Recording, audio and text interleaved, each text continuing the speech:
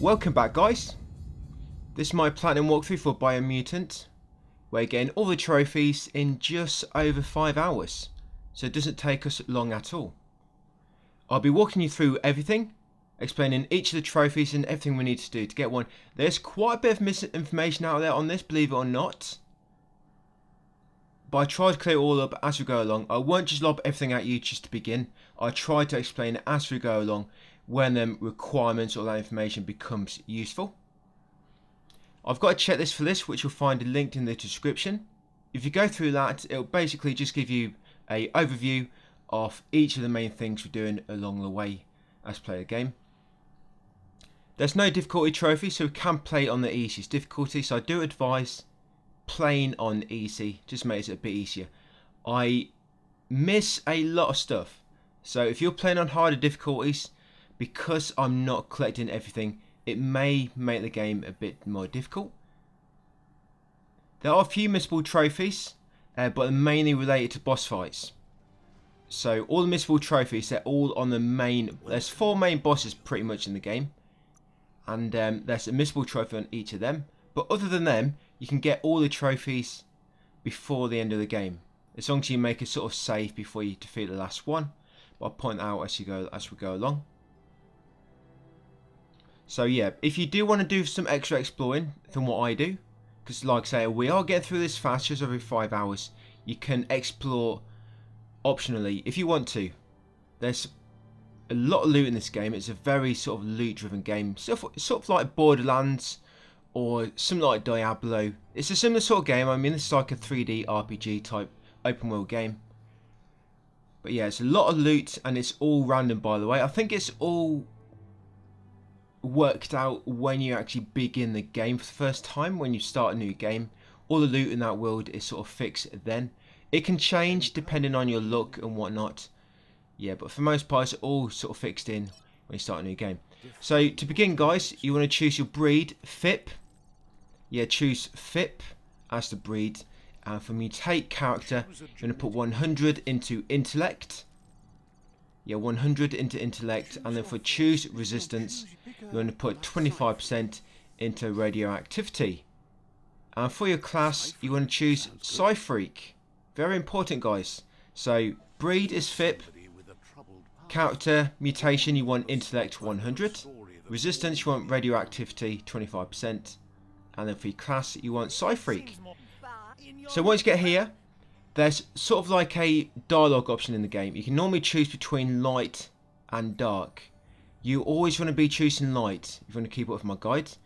Dark may change a few things in terms of dialogue and such. I've not completely tested with what dark, you know, what it can change in the game. Just because I always go with light. Just always go with light. There's also some upgrades which we need, which are connected to light path anyway. And we want to try and unlock them upgrades as soon as, because one of them's very overpowered. But basically, if you want to make sure you always choose the light option, just always choose the options on the right. You'll see me, for the most part, I'm always choosing the options on the right. And when we get them choice for light and dark, it's not every single dialogue option which will actually lead to that. It's only specific ones. So some of them you can change if you want, but if you want to play it safe, just always choose the option on the right, guys. I won't always be talking. If we're just sort of going from A to B at a certain time, there's nothing of great importance to explain. I'll sort of go quiet, just let the game play, turn up the volume, and you just see what I'm doing on the way there. And then when there's something important, I'll come back and explain it to you guys. This first part is more like a sort of prologue. There's nothing of great importance. The game will just walk you through combat, collecting items, looting stuff, leveling up. You'll get a sort of crowbar that lets you unlock certain doors. What I'll say about leveling up, by the way, there's a trophy for getting 100 in 2 attributes at the same time. Now, if you're leveling up every single time you level up, like each time you level up, because it's like an RPG, you can choose what to put that level into. But because there's a trophy for getting 2 attributes to 100 at the same time, what we want to do to prevent grinding at the end of the game, because I'm trying to do this quick, we're going to actually not level up until about level 10. and because then we can just level up, put everything into 1, get it to 100, and then load that game back up. Basically save the game before you put it all into one attribute, do it, get the trophy, load it back up, and then we start leveling up and get that trophy out of the way nice and early without worrying about it. So all I'm going to say is when it comes to leveling up, guys, when you see like level 2 appear on screen or level 3 because you leveled up, do not go into your inventory and do not actually upgrade anything. Because if you go into your inventory, it automatically puts into like a upgrade option and you can't back out of it until you've upgraded. So once you leveled up, guys, do not level up until I advise to. And if you go into the menu by mistake and it forces you into it, just reload an earlier save. This is very important, guys. Like I say, if you do go into it by mistake, it'll force you into it. So if that happens, just reload an early save. And yeah, like I say, for the most part, it's just a prologue, guys, getting you through the basics. So all I say, get through this, guys. I'll come back if I need to mention anything of importance, and I'll see you near the end of the prologue. With it, evolution has its ways. When it comes to enemy loot, guys, when you've killed any enemies, you can loot them. Yeah, just check the bodies. They don't always have loot on them, but you do want to check because they normally drop healing items. And these healing items do come in very useful for the first few hours until you get a specific skill which sort of heals you as you attack enemies. Yeah, until we get that, we need to sort of heal ourselves. So loot any enemies. If you see any sort of sparklies drop from them, just run into them to grab them because that's a trophy for getting 10 of each material. And that will just give you some of the material when you grab them sparklies.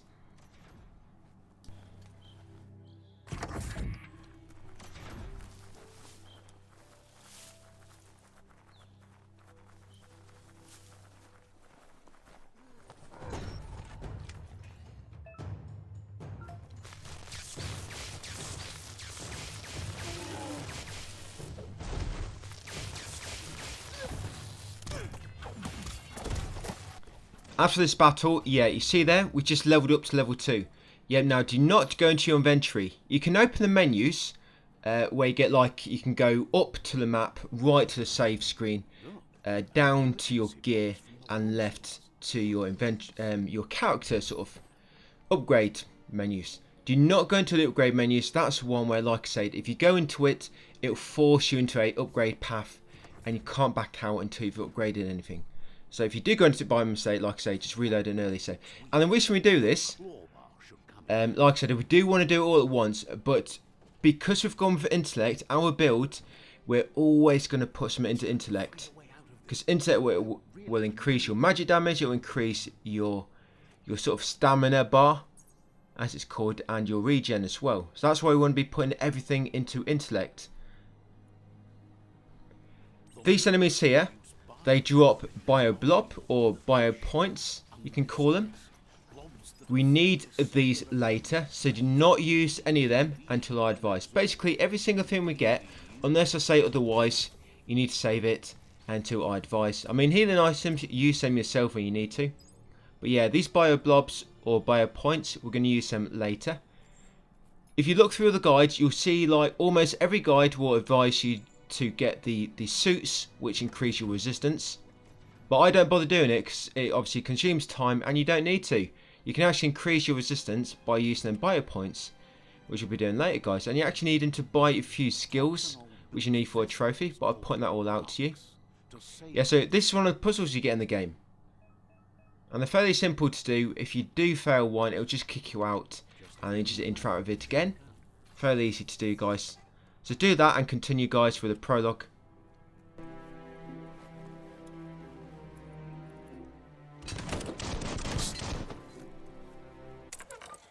It's going to take a bit of puzzling to short-circuit the door. Hey.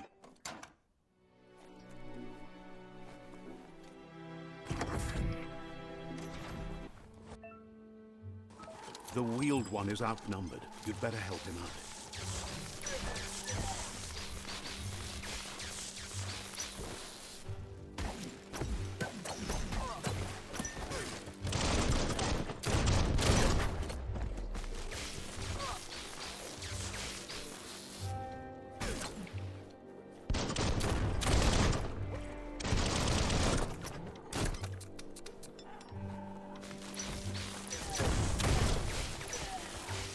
That's the last of them. Let's talk to the wheeled one before backup arrives.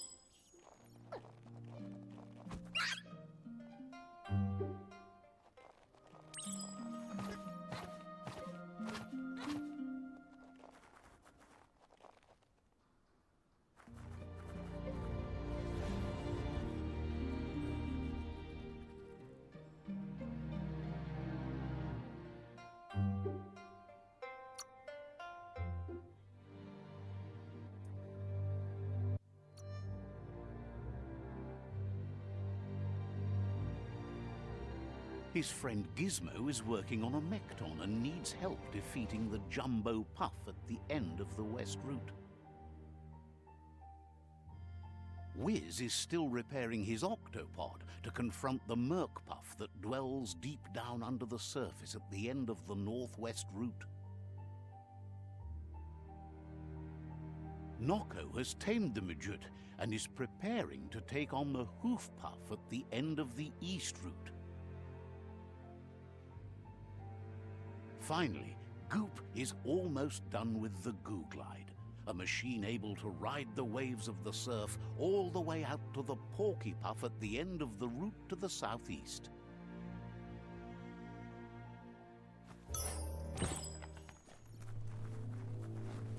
You're getting the hang of it.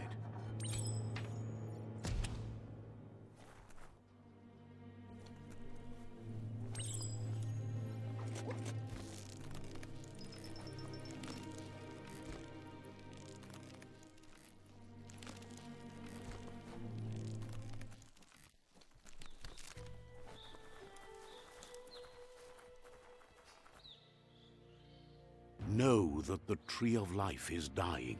Its days are numbered. Without help, it can't endure the environmental change and assault from the World Eaters.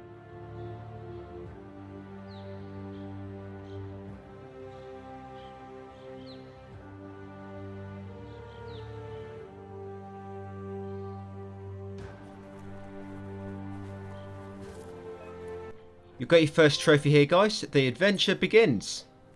And just down this hill you'll find a signpost. These signposts are like your fast travel points. They become active once you come within about 30 steps. And the game just tried to tell you that you have to interact with it to make it active. You don't have to interact with them. It's quite funny what you do. I guess for the first time when you do interact with one. If you just want to do that, find out what you do. Basically marking your territory, I guess. But yeah, you don't have to interact with them to make and become active. Just go over in about 30 steps. But yeah, if you see any of them, I've actually got all of them listed in my checklist. The signposts which we do go by to actually unlock, like I say, fast travel points. And you can fast travel from anywhere in the game. You don't have to go to a certain area to be able to fast travel. Thank God. So carry on a bit more, guys. You'll find another dialogue choice here. So light and dark. Again, just always choose the option on the right. We're going to go with dark. And it's actually a trophy for getting 20 conscience dialogue choices. But it's not. It doesn't actually mean just 20, just any 20 like a lot of guides will tell you. They have to be specific ones. Like, I think sometimes if it's from a mission, it'll count from like a main character. If it's from helping somebody, like a hopeless soul, that counts as different type. If it's from rescuing somebody for your arc later, that counts as two different ones. Yeah, so the conscious dialogue, as long as you follow me, guys, you will get all 20. But if you look at my checklist, you'll see exactly which ones count as conscious dialogue. The trackers in this game, by the way, they're actually pretty good. If you go on the PS5 trophy list, almost every trophy has a really good tracking system. Each time you actually progress towards that trophy, if it's like accumulated trophy, like you need 20 of this or 10 of that, it'll progress a little bit. So it actually works really well. So you want to keep an eye on your progress, guys. Just go on your trophies and it'll show you exactly how well you're doing. Yeah, so we are actually going to level up one time. So you want to level up into agility. Make sure you only can level up once. So agility, and then go into unarmed combat and upgrade this unspeakable hand skill. This is the only time we're going to upgrade until we get to about level 10. And then you want to come into mutations, psi power, and you want to purchase the blaze skill. Very important. It's because this makes us move faster. Yep, and you also want to go into upgrade resistance and anti-radiation plus 10%, but only one. Yeah, so you just level up once, guys, putting it into agility. You're purchasing the blaze skill. It doesn't, when it comes to that one food, doesn't really matter what you put into. I think I'll put into unspeakable hand. Yep, and then you want to put plus 10% into anti-radiation. And that's all you want to do, guys. Nothing else at all. Now, from now on, when we level up, we're not going to be upgrading anything. Just all you want to do now is build up all them upgrade points from leveling up. And like I said, we'll do it all. When we get to about level 10, we'll just do it all at once. Okay, so we're just going to make our way to our first tribe. So just follow my lead, guys. And we should get there pretty soon. Look at it now. It's a war zone.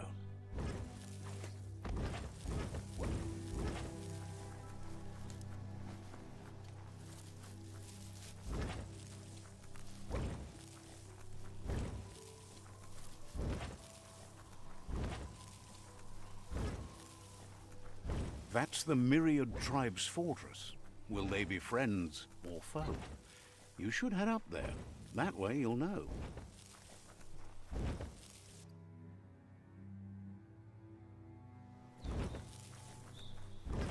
It's a beaten path to that door. If you go there, you'd better make an entrance.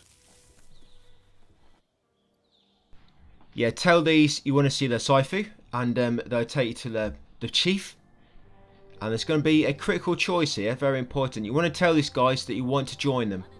At the start of the game, there's basically two different tribes you can join. One's the sort of light tribe who wants to do the good things in the world, and the other one's like the bad tribe. They want to do the opposite. We go for this one first. And for purposes of this guide, you want to go to this one anyway. If you go to the one, it might mess things up. So yeah, come to this one. Like I say, we need to increase our light as soon as possible to get the overpowered skill. And it's actually an upgrade we need connected to light anyway for a trophy. Yes, come to these guys, get through this few cutscenes, and yeah, choose to join them. Now what I do once I've joined these, you have to get back outside, and the quickest way is to just go into map and warp, fast travel basically to this outpost where we are, to this fortress, and that'll spawn you just outside. Yeah, so choose to join the Myriad. He wants you to focus.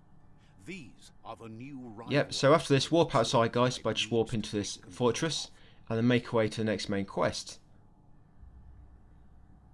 Yeah, any enemies you pass along the way, there's a trophy for reaching level 25. He says you'll regret, and if you do the minimum required for platinum, like I'm doing here, and you kill only the enemies which you have to, you'll not reach level 25. But if you kill any enemies which you pass, you'll reach level 25 just before you pop the platinum. So yeah, you'll probably end up with almost going into level 26. So yeah, just as you go along the game, guys, don't go out your way looking for enemies, but any enemies you pass along the way, as you follow my route, kill them. Enemies, they do scale to your level for the most part. I mean, depending on what area, sometimes the enemies are a bit higher level compared to some other areas, but for the most part they do scale to your level, so you'll still be getting quite a lot of XP no matter what enemies you kill. So any enemies you pass, kill them, guys, and then carry on. yeah, just carrying on to this quest at the moment, an alliance. We're going to the village. So yeah, make your way there, guys.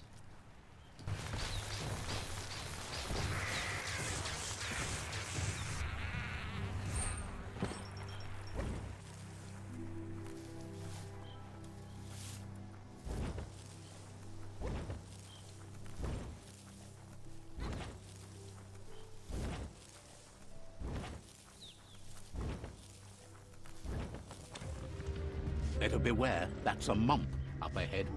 They were hit hard by evolution, the wonky ones especially, deformed and unfurled.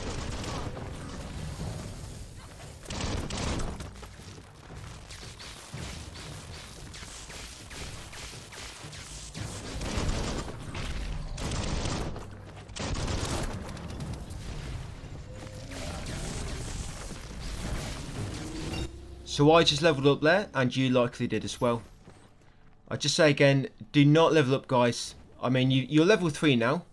Your character's level 3, but do not go into the upgrade menu and do not upgrade anything. We need to build up all them upgrade points so we can do it all at once later. Yeah, so you're going to enter your childhood now, and you're going to just lose a lot of your abilities. There's not much, you don't do much here as a childhood. This is probably the biggest bit you do while you're a child. It'll just explain a few things. And these characters you're meeting now, these are like some of the main characters in the game. There's a trophy for finding 16 side characters, by the way. But 16 specific characters which count, and I'll point all them out to you. A lot of guides, they're not sure which one, so they've just listed 23 random characters, which I think it is. But no, it's got to be a specific 16, and I will point out each 16. And if, like I say, if you do want to make sure you have actually done a trophy properly, just go in your trophy list and check that your progress has increased towards it. So here we're grabbing this loot, and it's gonna basically show you how to craft things now. The game is. Now, if you don't upgrade a good weapon here, if you don't craft a good weapon, it's gonna take you longer to kill these enemies coming up. And this weapon you're crafting now is only for the small childhood sequence. Once you go back to your fully grown self, you'll lose this weapon you're crafting. But yeah, all I'll say is try to craft. Look something which costs the most. You see the green leaves and you see the number at the side. That's basically how much it will sell for. But if you just go for something which has the biggest amount of green leaves, you know that it's probably going to be the best one. And you want to try go for something which sells for a lot, and it's got the highest amount of damage. There you go. That one's got 402 to 677. And then handle the same thing again. The one which sells for the most, basically just to increase the damage number. And then once you fight in these 3 bullies in a minute, you'll kill them quicker. A lot of this is story. You'll find out you'll not be able to properly kill some of the enemies, and it forces you into like a cutscene. It's meant to happen. It's meant to happen. So get through this, guys, and I'll see you when you're back as an adult.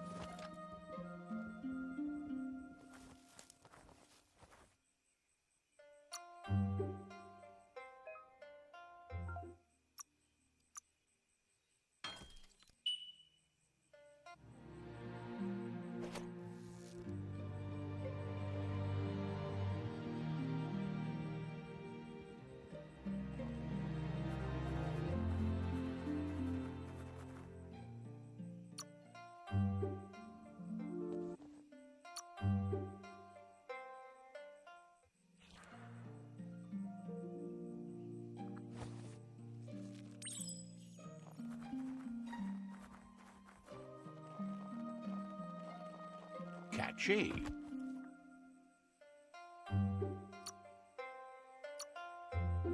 Rest, and you'll find strength for tomorrow.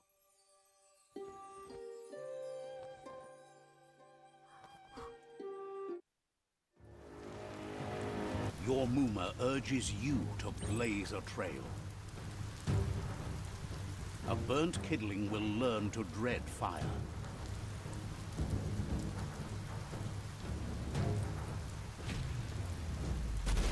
That's just adding fuel to the flames.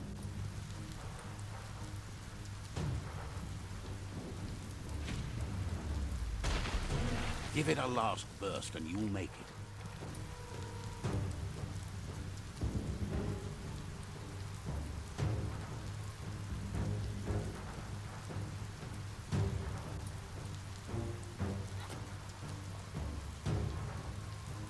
Here it comes, the past coming to haunt the present.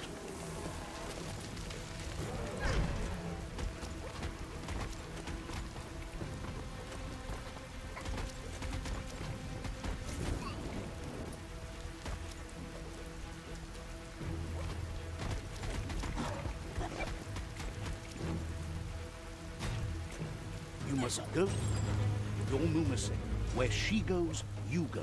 Blood is thicker than water. You're in deep surf. Don't make waves. The surf goes where it will.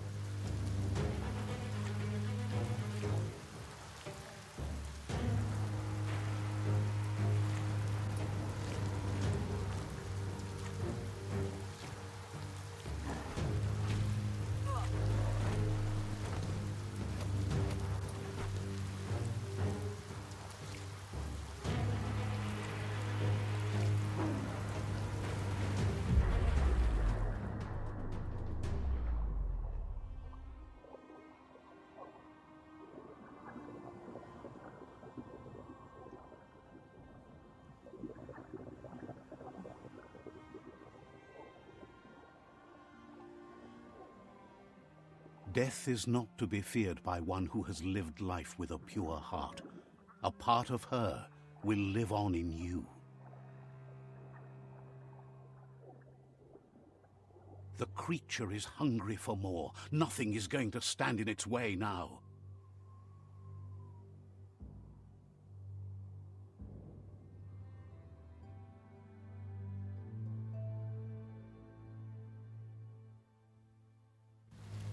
If a sacrifice is made for someone else, it's not lost, but passed on to the next. Life must go on. Real sacrifice comes from love and necessity when all other options are exhausted. The ultimate test of conscience is the willingness to give up anything to save what you truly care about.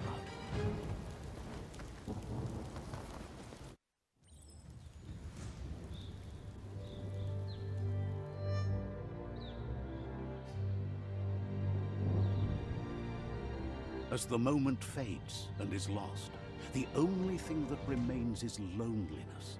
It doesn't mean you'll forget your past. It simply means you need to move on.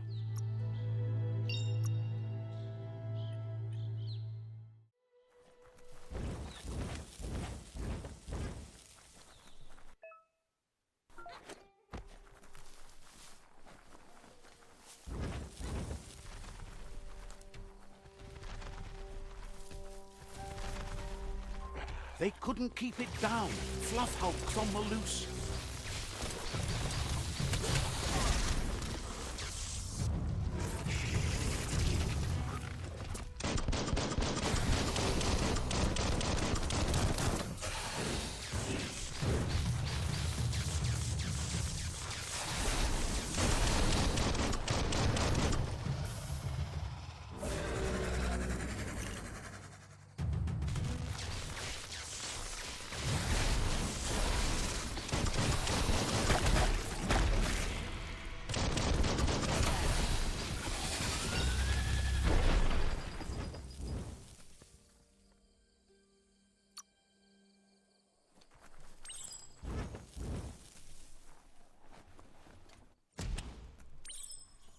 Look, an emergent. Wow, Bet that nut makes a tight fist. Right, now we've got a clonk fist. Yeah, you can use this to destroy some weak walls, which sort of have mesh in them and the yellow. But with this, you can actually do Wung Fu now and start working towards that trophy. We could have done so already if, well, perhaps if we had been upgrading, but because we haven't been doing so, we've waited until we got this, the Clonk Fist. Yeah, there's a trophy for killing 50 enemies with Super Wung Fu, and it's a bit of a nuisance, so we're going to start working on this right from the get-go, right from the beginning. And the way you do it, you have to build up Super Wung Fu, you have to use a Wung Fu ability 3 times in a row, but you have to alternate it each time. So you see just there, middle of the screen, you saw like a, yeah, there's 3 icons of your character, 3 white icons, and once each one becomes solid and 3, that makes Super Wung Fu available. And then they press L1 and R1 to use it. But what you want to do, once it's active, you want to try to trigger it first, then once it's ready to be used, bring all the enemies' HP down to just a little bit, like so, and then trigger it, and then quickly kill them all with the R2 attack while in Super Wung Fu. Some Wung Fu attacks, Super Wung Fu, sorry, are better than others, but the R2 attack works well because you'll jump and it sort of locks onto the enemy, and it'll kill a lot of them very quickly. But yeah, you got to alternate your Wung Fu, so you want to use the square, and then triangle. That would be a Wung Fu attack.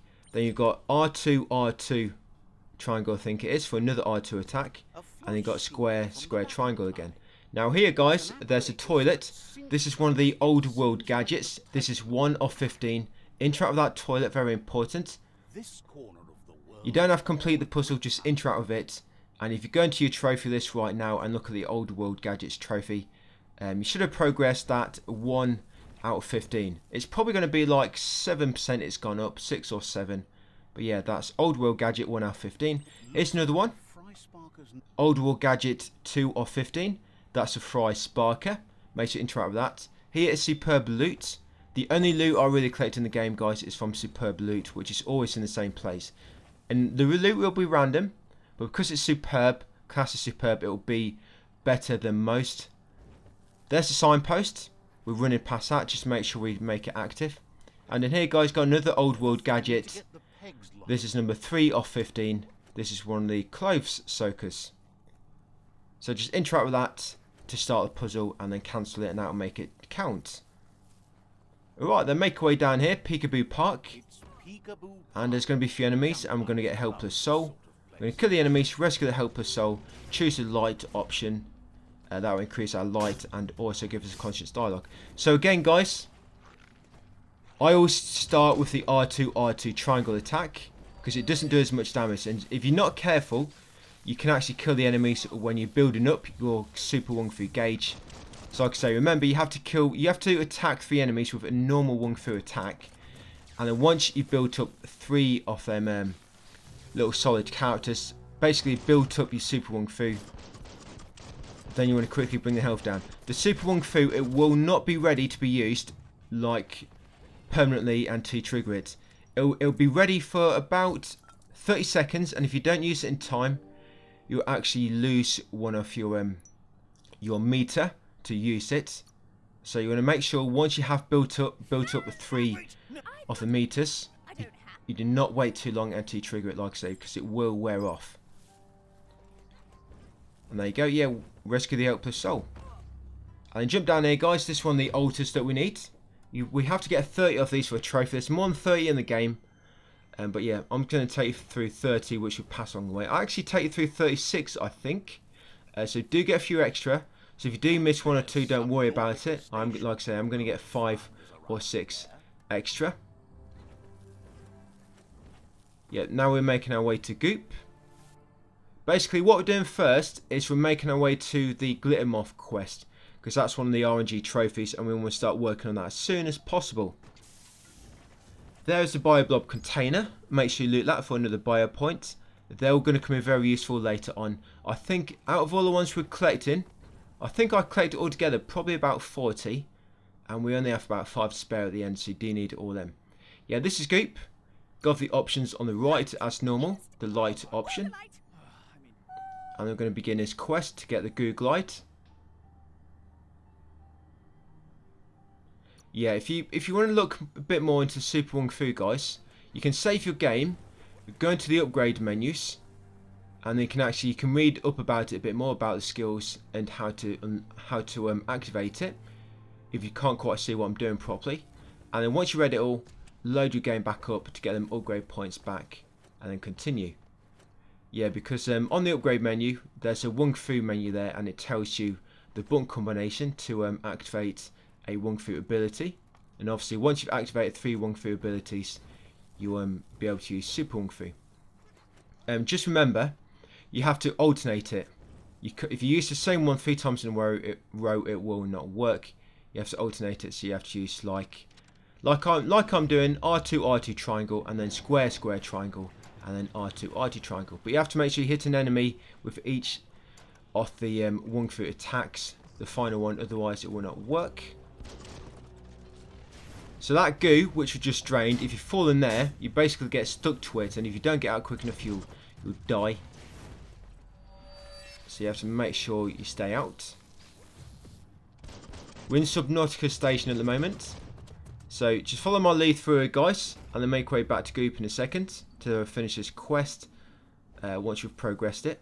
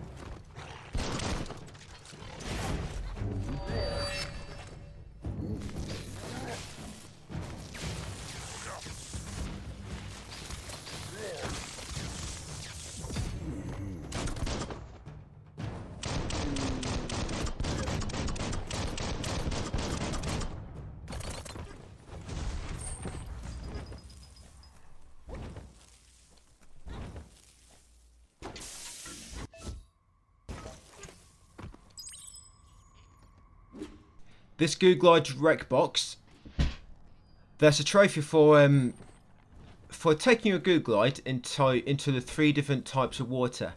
But to enter each type, to enter clear water, you just use the default engine, doesn't matter. But to enter the green water, the poison water, you have to have a level 2.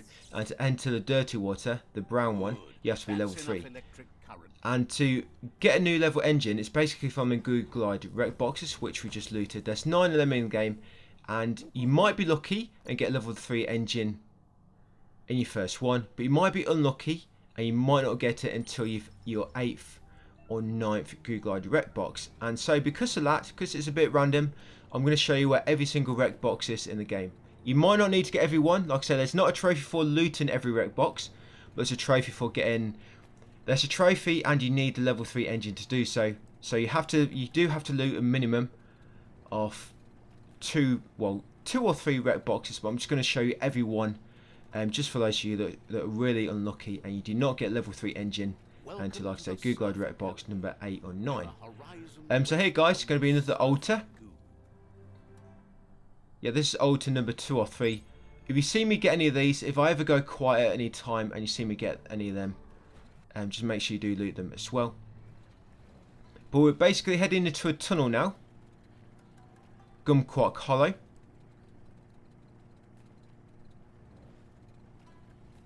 Yep, and then when we get in there, there's a lot of trophies for capturing 20 of different little animals. Here guys is a signpost. Just go close enough to make that signpost discovered. There you go. I'm just checking on the map. See a little yellow dot. And they're basically making our way over there to Gulp. Yeah, to this Gumquack quest. This here is the Sinky Dink. Yeah, let's get a quest from him, guys. Gulp, go for light. And then carry on a little bit more.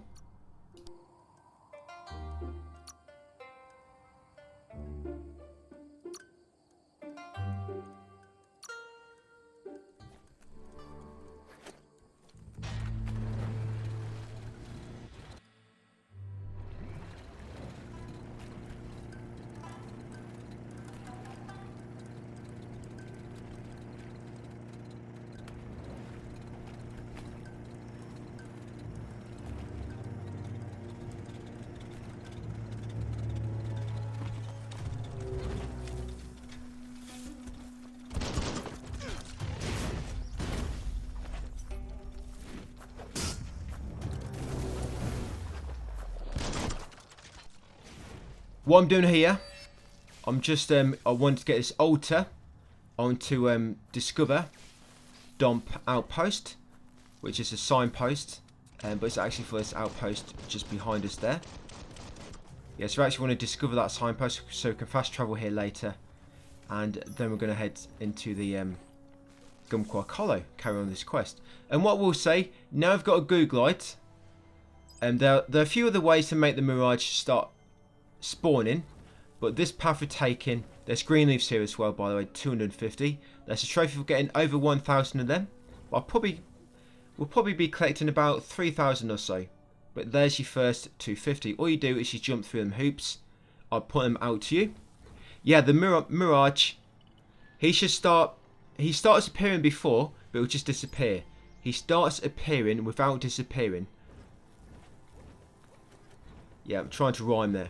Yep, once you've sort of obtained the Google Light or the MK Ton, or a few other ways, but this route we're taking, this is what makes him start appearing to begin with. Now, if you do see him, you want to go and talk to him. And what I do, I'd show you here now what he looks like if you ever see him.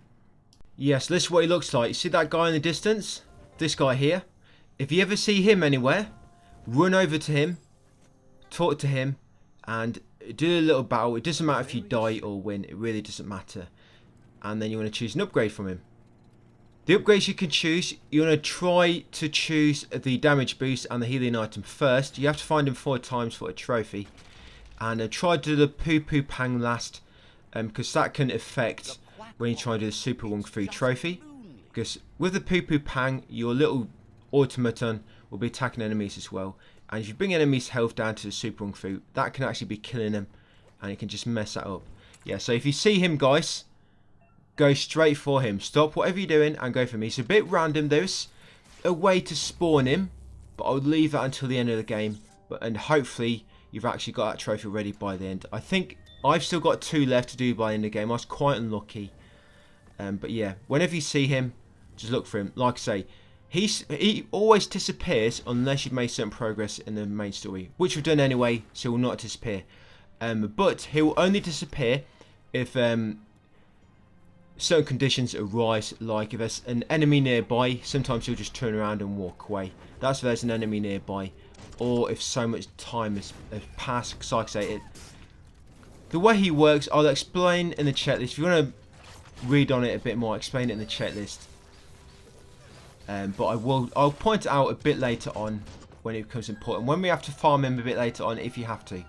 But just do everything else and just basically keep an eye out for him. That's all you need to do. And once you get here, guys, there's going to be all these ducks. You're going to capture every single one, every duck. That's 6. There's a trophy for collecting 20 of them. Now, they take 60 minutes to respawn. Literally 60 minutes in-game time. So make a save. Check whatever time you're on. I'm on 42 minutes.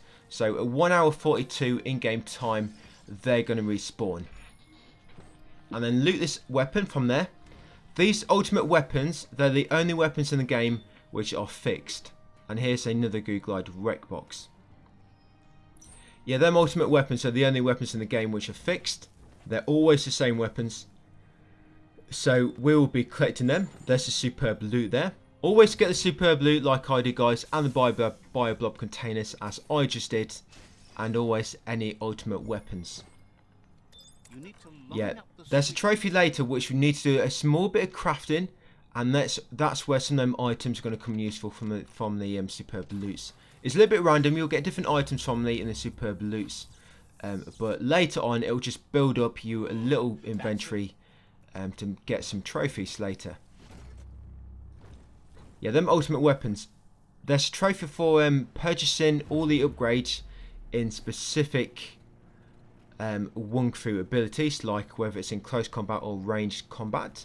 But you can't actually purchase a ability in a specific type of damage until you've actually unlocked a weapon which deals that damage. Yeah, that's what a lot of guys don't tell you. So this is why we're getting these ultimate weapons, just to save us having to do crafting, which is based on random. We're getting fixed weapons. So here's another altar, guys, and you probably just saw me capture a bird. If you see any birds like that, go and capture them. It doesn't matter too much because later on there's a good farm spot for them. It doesn't take long at all. But if you do just see any nearby on your travels, yeah, just go and capture them. Which got that altar. That's altar number 4 of 30, I think it was. No, sorry, 5 of 30 altar. Yeah, 5 of 30.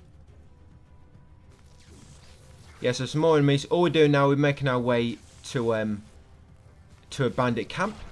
The bandit camps, there's a trophy for killing 25 bandits, but it's only the enemies within inside the bandit camps that count. Yeah, it's only the enemies within inside the bandit camps that count. So that's why we're actually doing them. But you did get some good loot in there. You'll get a helpless soul in the bandit camps. You'll get some superb loot. And you also get a skill point codex.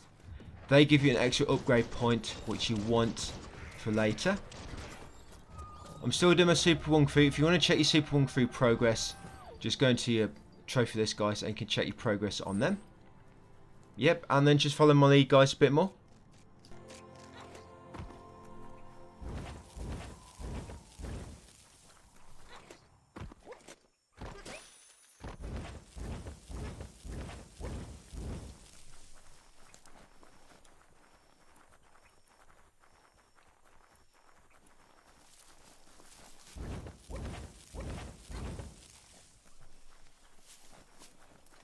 That's Fruggo's joint.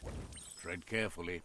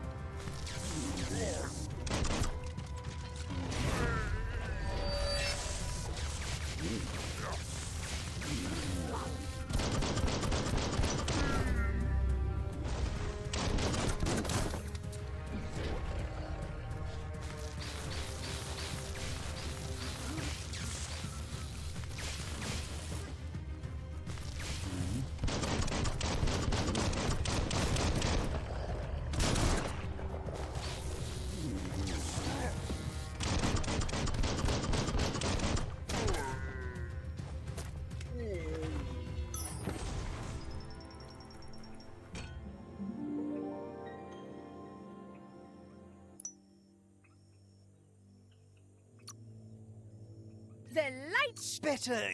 Right. You're the worst.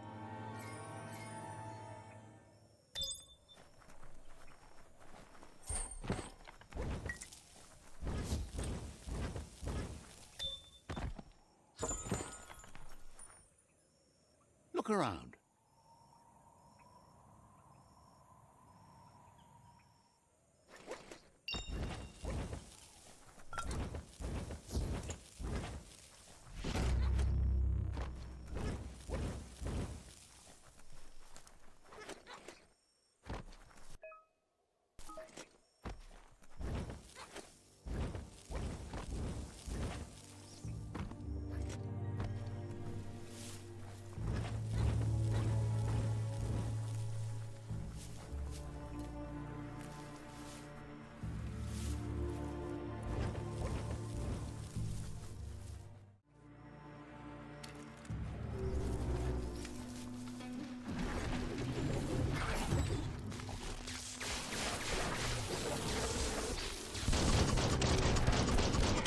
Be very careful with these guys. There's 3 massive enemies, and these guys can kill you really quick if you're not careful. All I say with these, try not to worry about your super run through these guys. Just try to kill them all as soon as you can.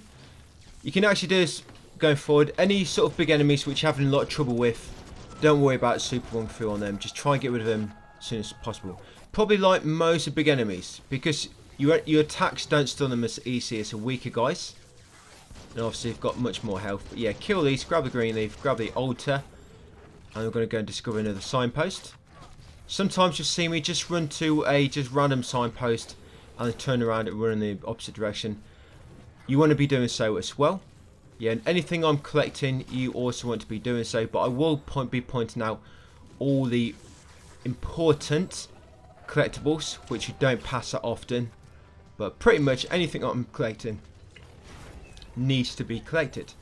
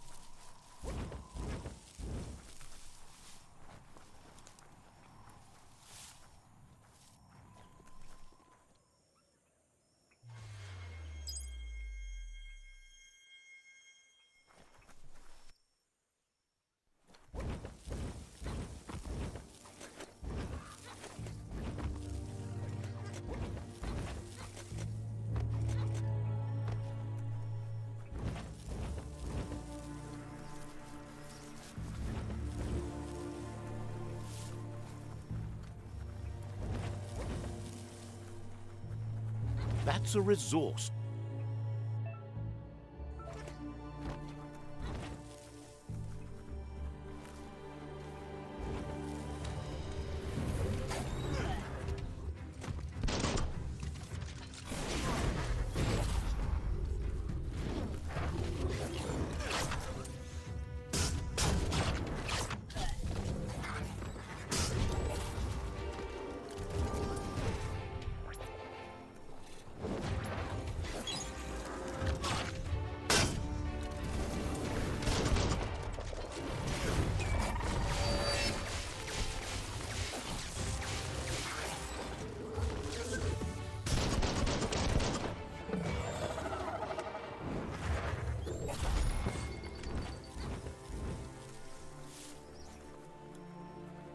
There's a signpost down here, very important. You want to unlock this signpost because we're going to be warping back here later, and the next one's actually quite far away.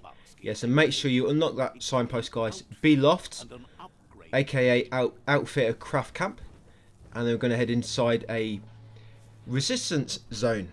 Now these zones, if you don't have the right resistance, you'll build up like a resistance gauge, and once it hits 100%, your health will deplete very, very quickly.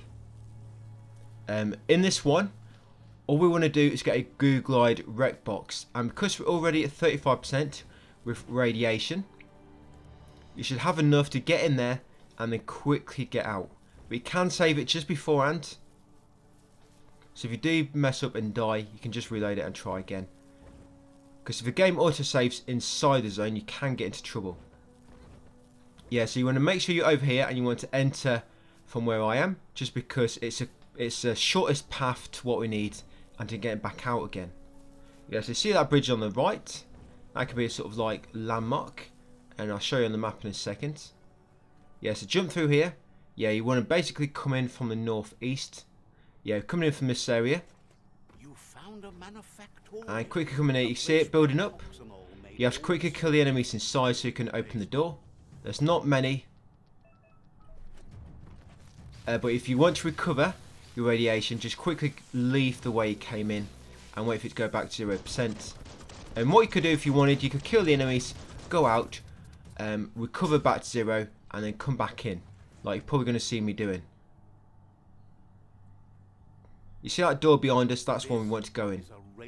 So yeah, you see it's on 0%. But if you go straight back in, it does take a moment for it to go back down to 0. You know, it sort of go down gradually. But it's on 40, that should be enough. Yeah, quickly come in here, open this door, get the Googlide rec box, and then get back out. Yeah, this should be Googlide rec box number 3 of 9. Yep, and then just carry on a bit more, guys, following my lead. Shortly, we're going to be going over that bridge.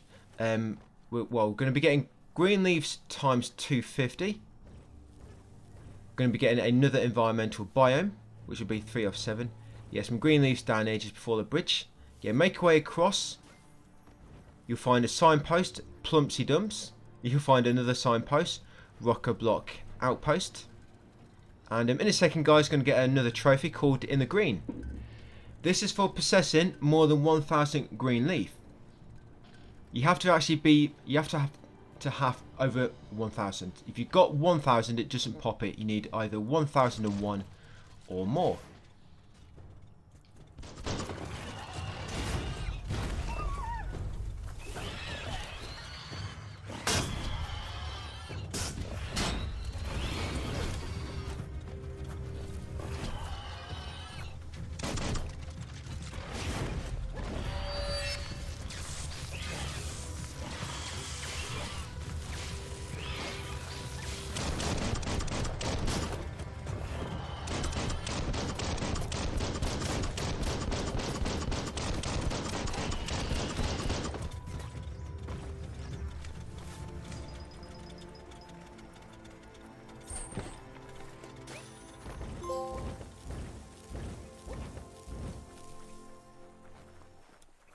This place looks like a real monster magnet.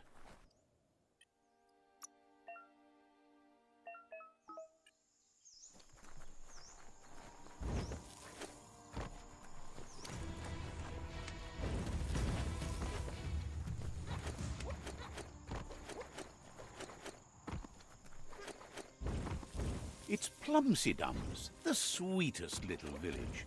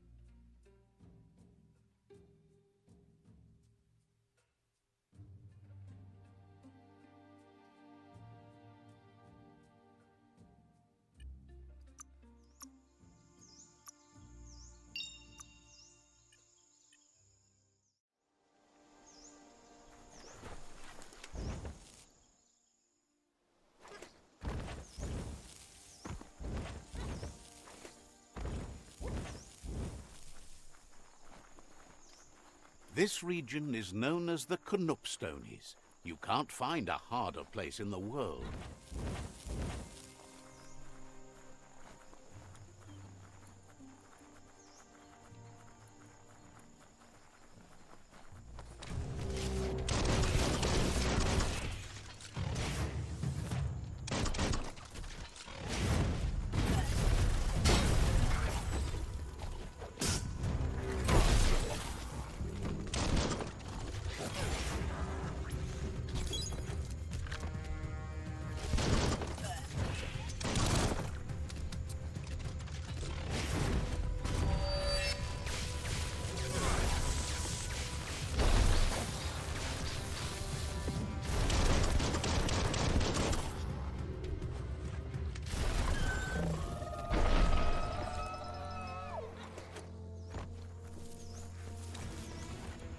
That's an old home, or what's left of it.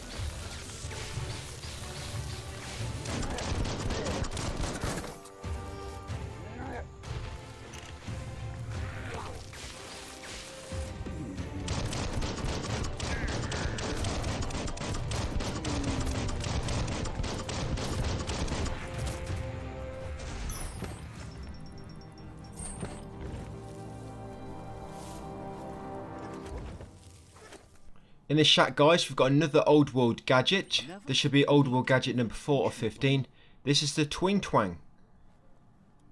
Yeah, Twing Twang Twang. So yeah, make sure you just interact with that and then quit the puzzle, and that will make it count. Like I say, that's 4 or 15, so progress should reflect that. Basically, like, if you divide the 100% into 15, be basically 4 of that. So yeah, I think it's about 6.5% each one. So that should be on about 23% now or so, your old world gadgets trophy tracker.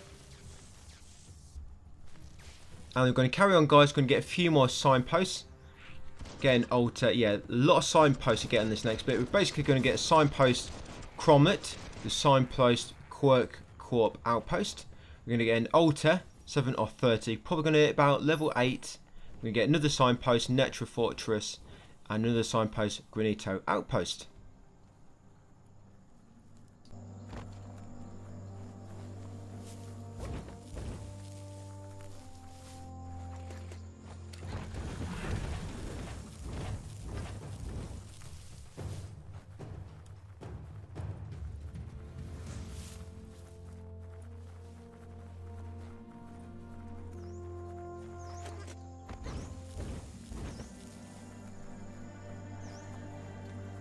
You made it to Cromlet.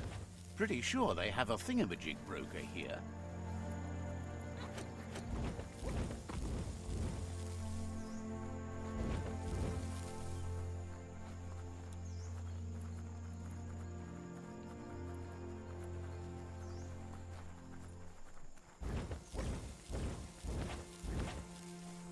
You found a crossway.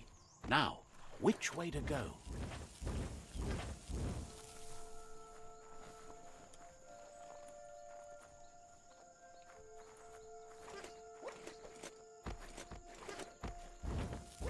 The Quirk Quarp outpost.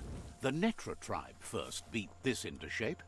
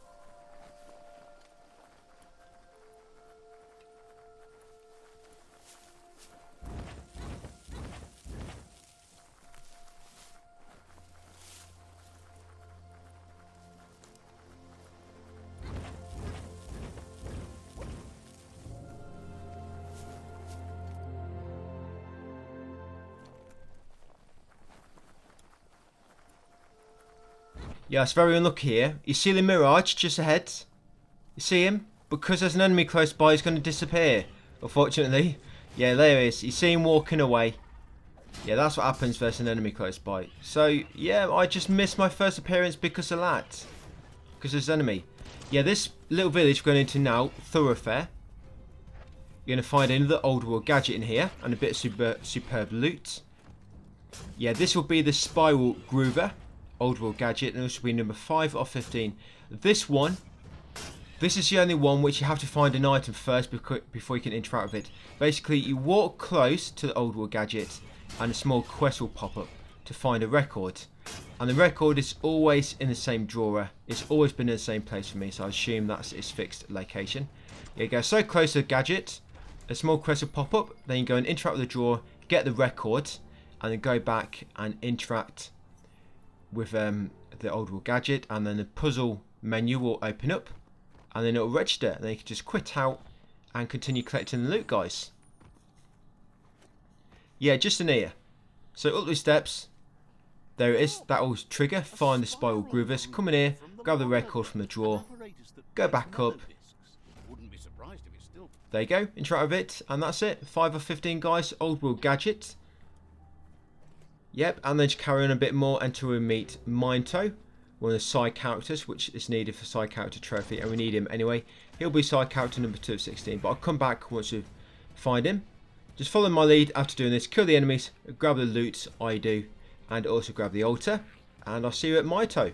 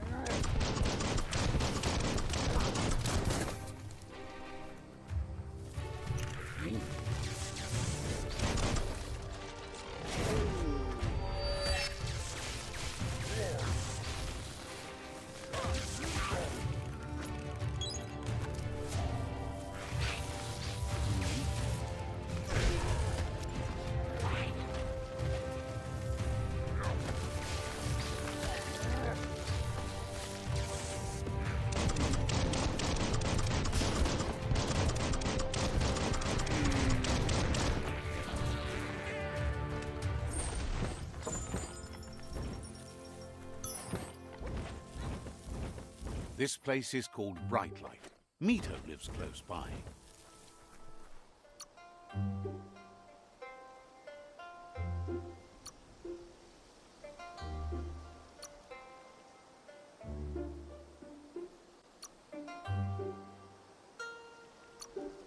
Yeah, this is one of the side characters. Yeah, just talk to him, choose the light option. This will be one of the conscious dialogues. That should be number 5 of 20, I think. Yep, then we're going to head to Noko. Noko's actually one of the main quest guys, so he doesn't actually count as a side character, despite what the guides tell you. Yeah, basically you're going to get his quest from him, and you're going to basically be doing, we're going to be doing Noko's quest line now. Kill any enemies you pass along the way.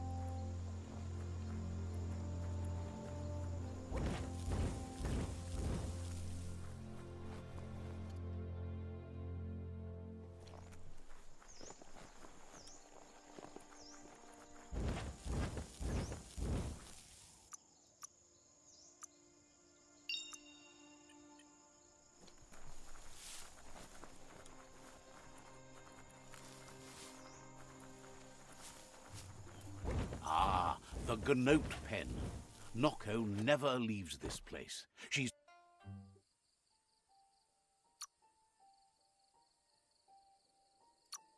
Run, Dark, run! It's... You only... No.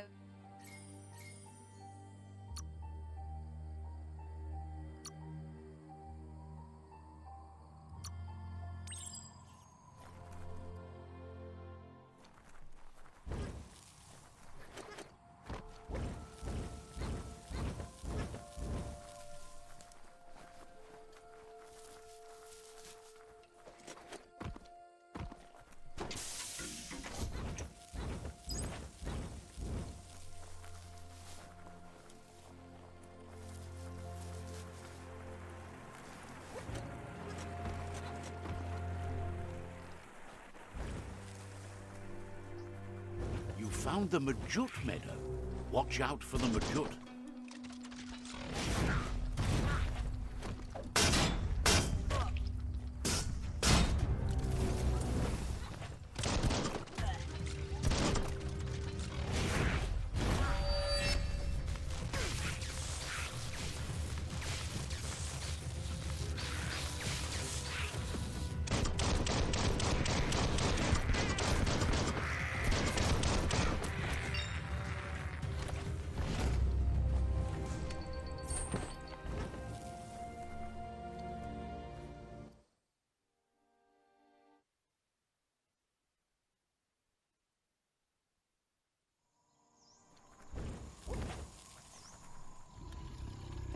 Yeah, you don't have to come back on foot. Once you find that mount, you can actually just walk back to him once the main quest tells you to.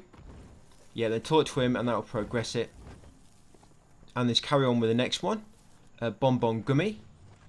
There'll be another ultra long here and some more enemies. We're on level 9, so we're getting close to having enough to get that trophy for getting 2 attributes to 100. So then we can start probably leveling up for the first time. But wait until I do so. And I shouldn't be far off the trophy for killing 50 enemies with Super Wung Fu. Yeah, I don't think I'm far off doing that.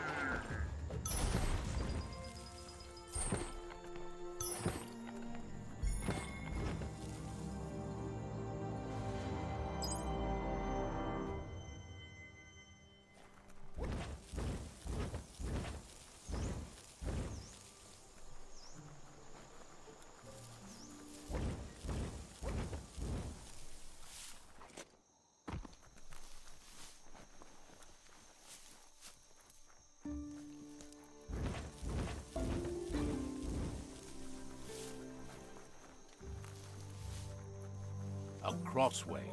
This means you have a choice to make. Which way? You got another old world gadget here. This will be old world gadget number 6 of 15. This is the Pling Plong booth. Just intro out of it. Yeah, good old British red phone box there.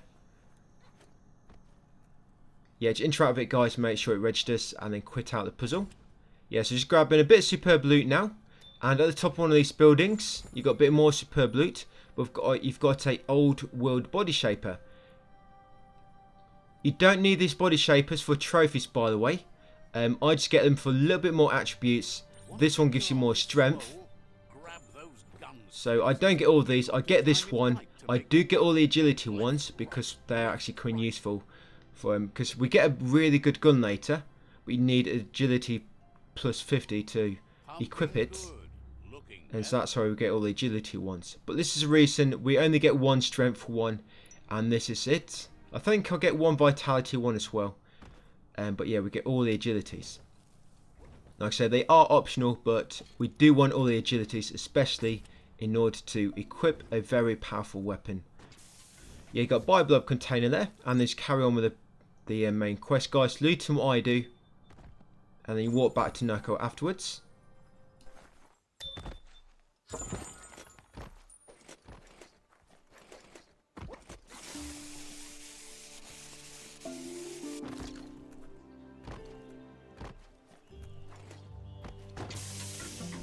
Cranks like these usually need to be wound to operate the dispenser.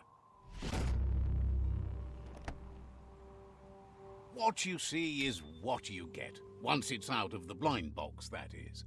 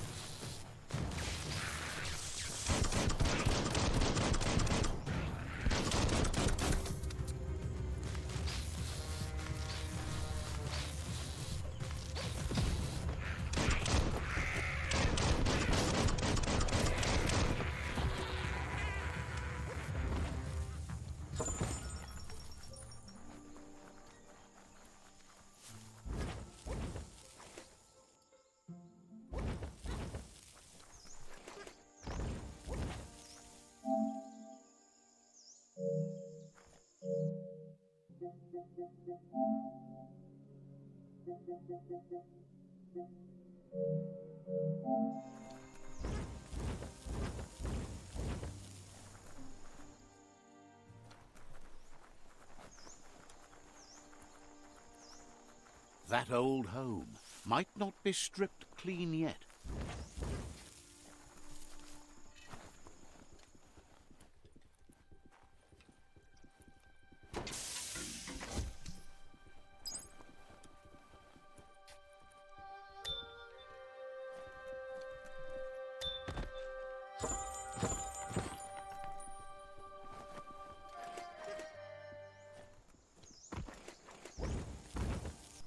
Yeah, we've got one of the agility body shapers coming up soon. It's called the run board. Once you find your first one, a quest will show up, showing you where the next one is. There's only 3 of these in the game. Yeah, isn't it? It's basically like a treadmill. Go get on it and run fast as you can.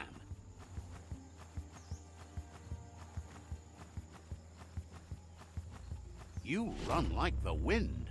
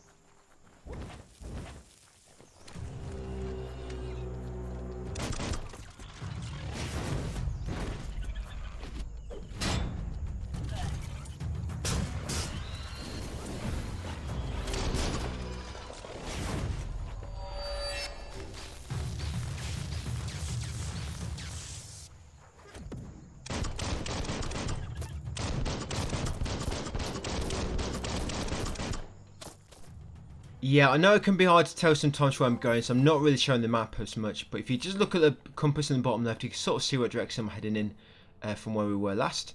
Yeah, so I just got a trophy finally, Wung Fu Master. So I don't have to worry about doing that anymore, so now I can just focus on killing enemies as quick as possible by any means necessary.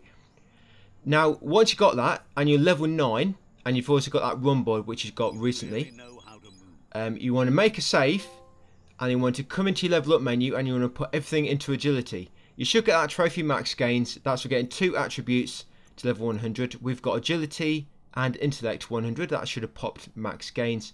Once you popped it, load that game back up, which you just made. Load that save back you just made in order to get them points back. And now put everything into intellect. Yeah, from now on, any time you level up, guys, put it into intellect. Nothing else. Yeah, always into intellect. And when it comes to your actual upgrade points, they're the points you use to buy Super Wung Fu or some of your perks. Do not spend them. There's a trophy later for unlocking all Wung Fu abilities at once.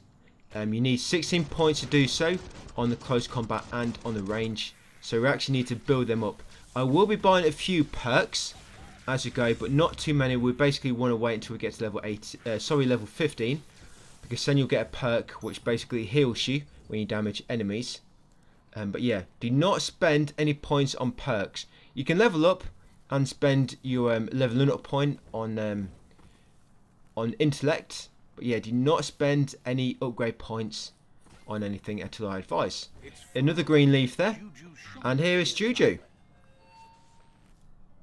Yep, Juju should be side character number 3 of 16. And this is actually another environmental biome, by the way, Yerp Fields. Yeah, talk to him. This will be count as another conscious dialogue. And we've got a signpost, and then we'll get another signpost shortly called Hoover, as we make our way to Smilo Shopperia.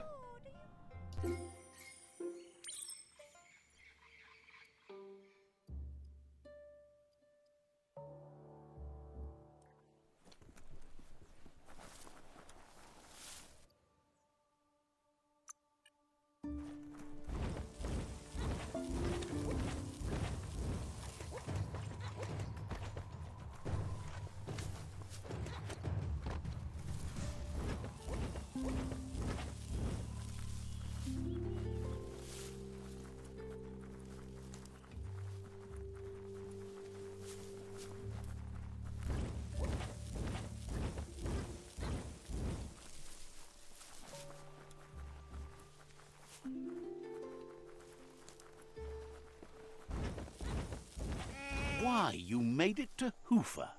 There's a living thing trader somewhere around here.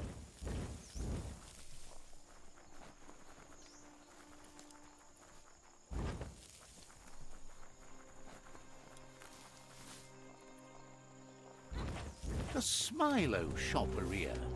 Guess shopping here put a smile on your face.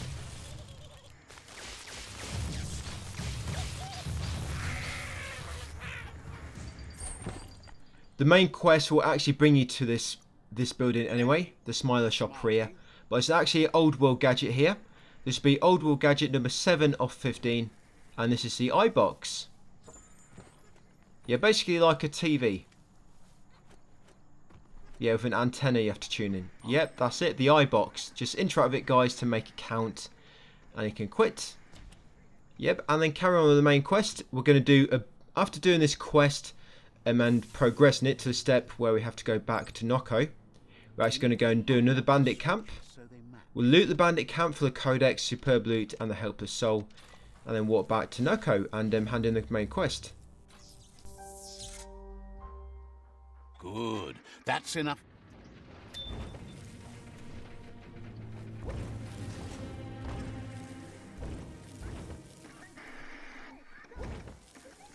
Now, you need to loosen the bolts without rattling the mechamojet.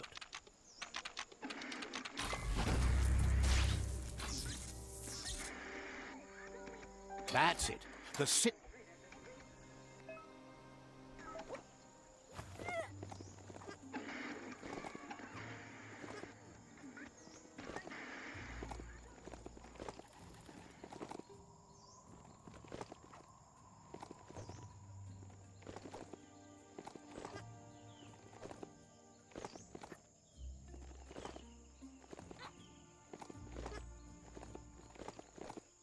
That's Duppy-Dup home ground.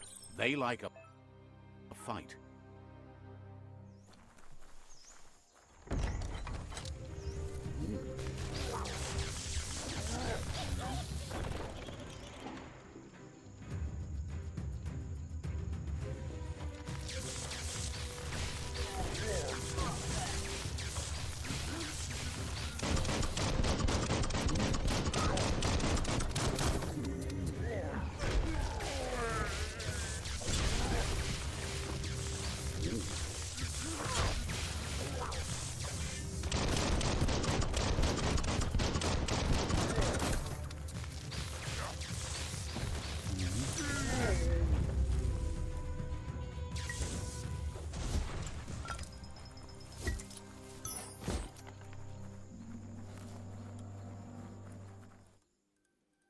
What's here?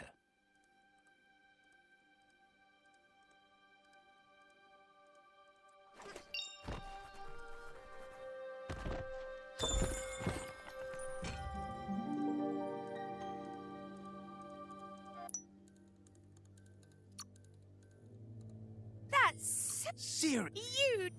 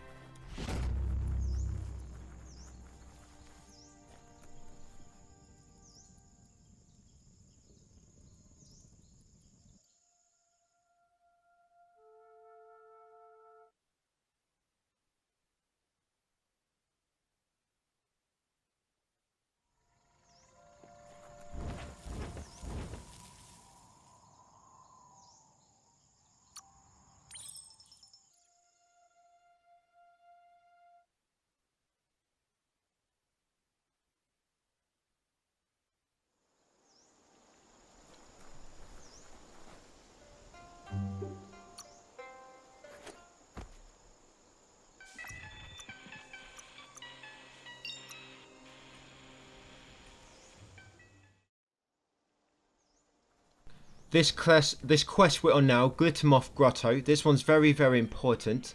It makes a new pet or critter start spawning, and this one's very RNG to make appear. There's a way to sort of make them appear, but it does require like a bit of time spent, because they won't normally respawn until like a minute or so has passed, and there's always like an RNG chance whether they spawn or not. I will explain all that at the end if you do need to farm any. But we'll be doing a quest shortly to make them start appearing in the first place. But first, guys, got another bandit camp here. Kill the bandits, loot the camp, and then make our way up into the grotto.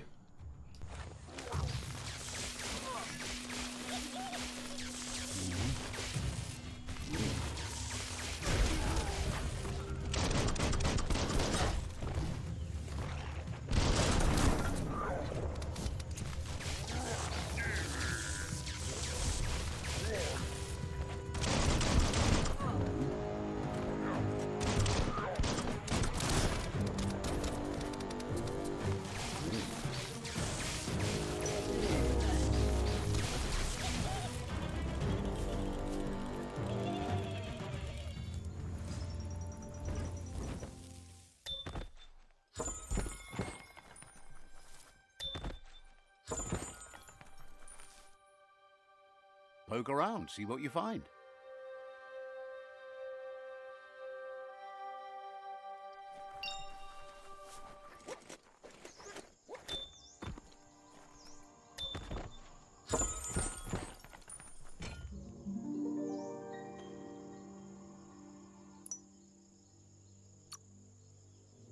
Love to the night. I am.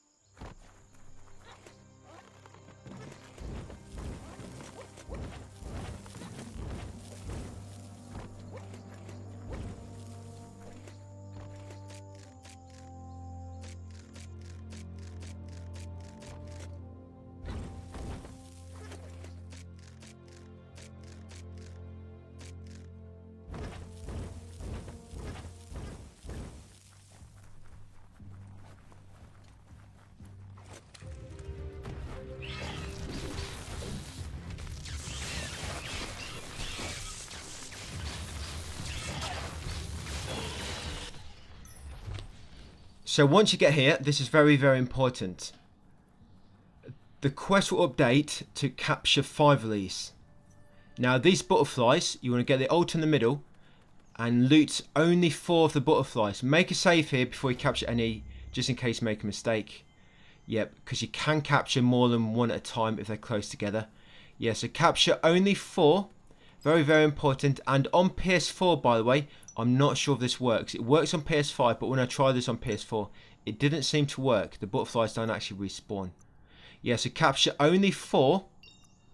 So the quest is on capture 4 of 5 at the moment, the progress. And you want to save your game and load it back up, and that'll make all 5 respawn. And then capture them all now, and that'll get you 9. So it really helps with this. It just gives you basically an extra 5. Well, an extra 4 for free. So capture 4, save and reload, and then capture the other 5 when they respawn. And that's what they look like, guys. So going forward, these butterflies are going to be respawning, sort of spawning in the game, but it's random. Just as you make your way along your travels, always keep an eye on your surroundings. It helps if you've got your field of view on max, just obviously give you more of a view if any spawn. Yeah, just keep heading forward. They only spawn at night time, by the way. So if it's ever night, sorry, they only spawn at daytime. What I'm talking about. Yeah, they only spawn at daytime. So if it's ever night time on your travels, warp away to a signpost and then warp back to the one you're at. Because out of advanced time, the further away the signpost is that you warp to, the more time it advances. Or you can rest at a campsite if you find any, but they're not marked on the map. But you do get a campsite like a bandit camp if you're nearby to one. Yeah, but it's easy just to fast travel away and then back to where you are. And what I'm doing now, I'm just handing in these quests.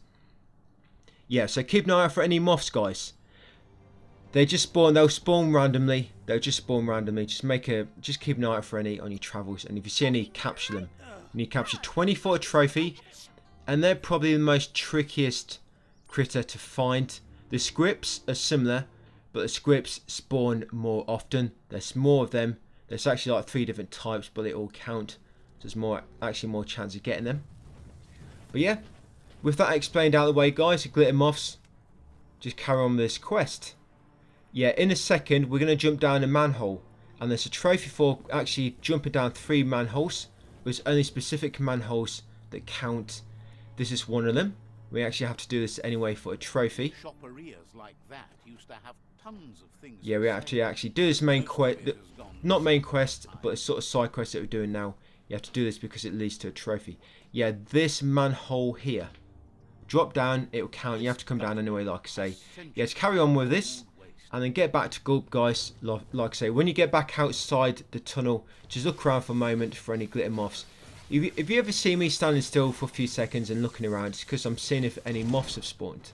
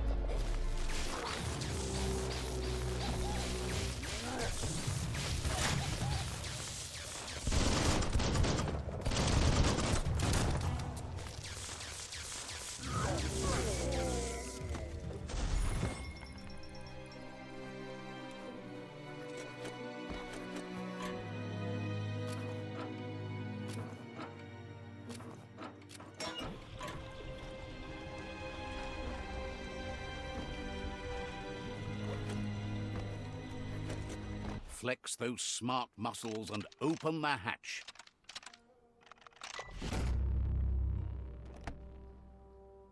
That should be enough glow juice for 2.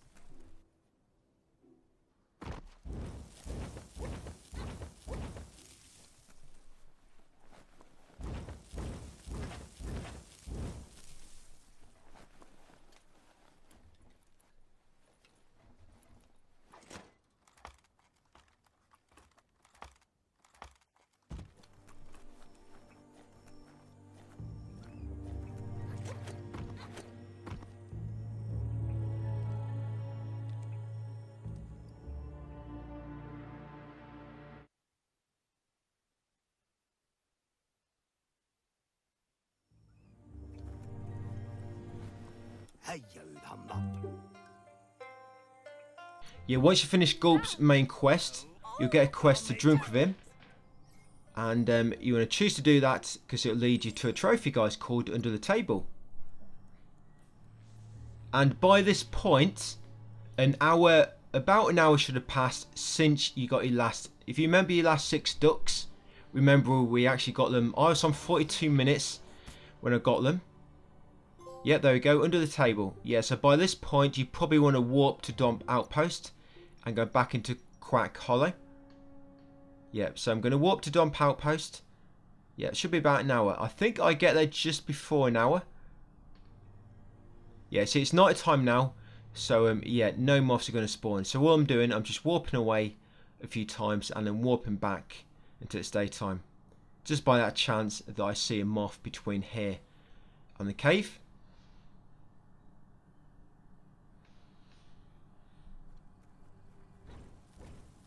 Yep, it's still night time, but yeah, I'm not going to bother warping away again. It's only a small distance between here and the sewer where the ducks are, so I'm probably not likely to see one anyway. Maybe I would have, but yeah, never mind. If you do want to save time, yeah, just always make sure it's daytime. Sometimes, like this, I just don't bother. So I just can't be bothered with the warping around and stuff. Yeah, if it's only for a short time. Yeah, so all I want to do now, I just want to save and see where I am. Was that 1 hour 44? I think it was. Yeah, but if you've already passed the time and the ducks are not there, if it's already been an hour, if you save your game and reload it, that will respawn them. The ducks, as long as the 60 minutes has passed, the ducks respawn. If you, I think it's if you head over 150 steps away, or if you save and reload. So yeah, there's no ducks here at the moment, but 60 minutes has passed. So I'm going to kill this enemy, then I'm going to save and reload, and then ducks should have respawned. If you get here at like the end of the game, and this is the only trophy you need, what you would have to do is you'd have to just stand here idle for an hour, and then once an hour has passed, you would have to save and reload to get the ducks to spawn. And then you'd have to wait 60 minutes again, save, load for the ducks to spawn, and then just keep doing that way. Yeah, you see them respawn, there will be 6.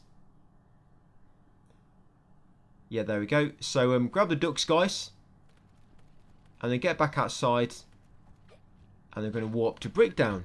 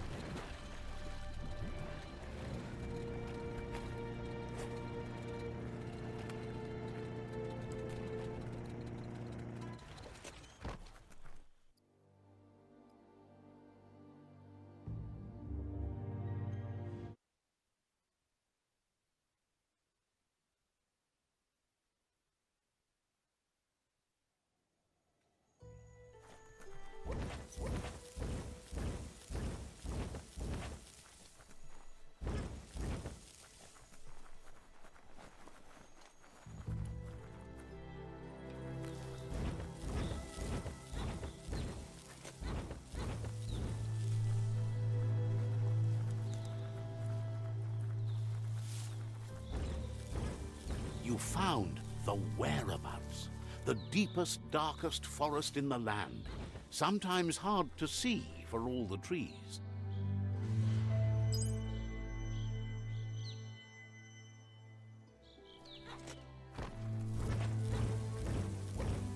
It's the Chug Yard.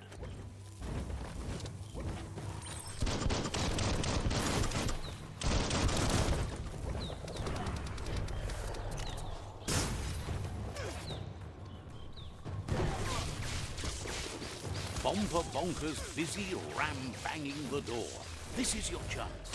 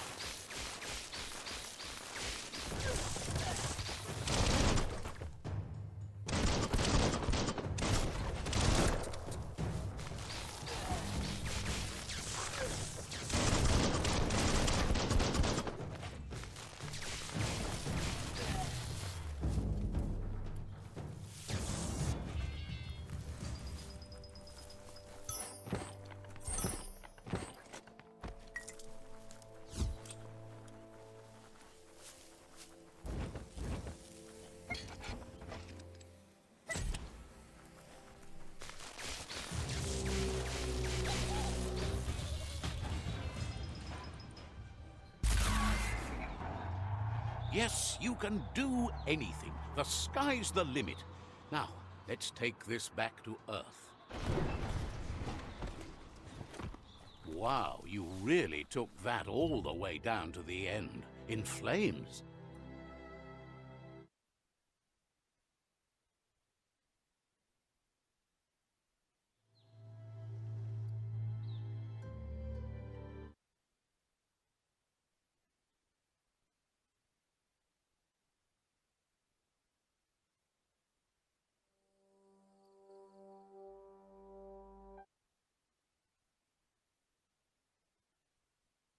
The chugger chugger.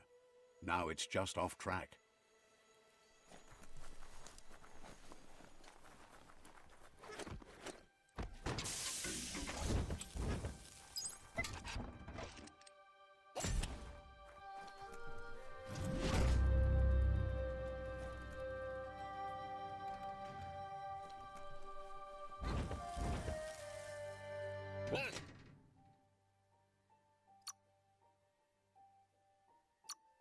Where's that? What? What's that? Hi. Hello?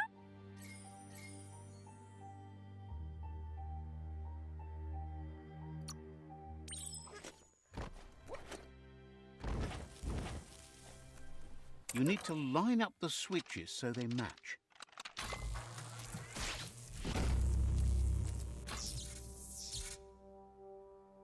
Good. That...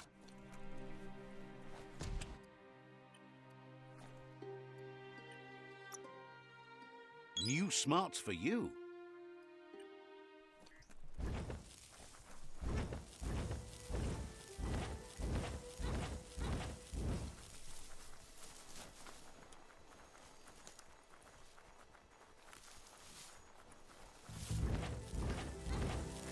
That's a Jackney tribe outpost.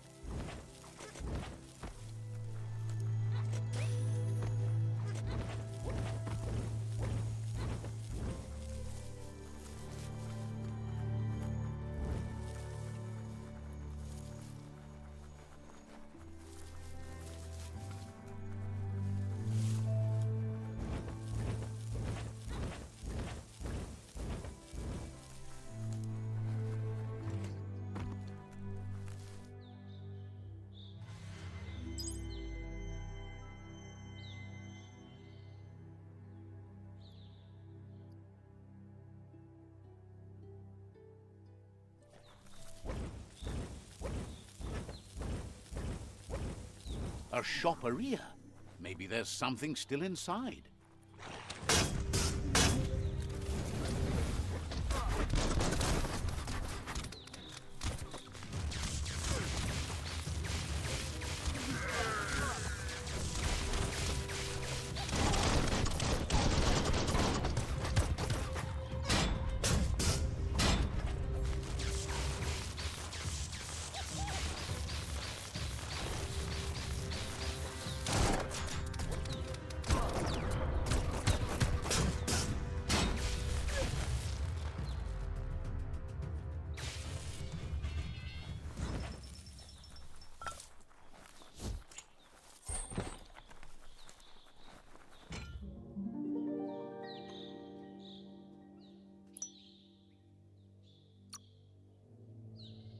We've got another old world gadget coming up.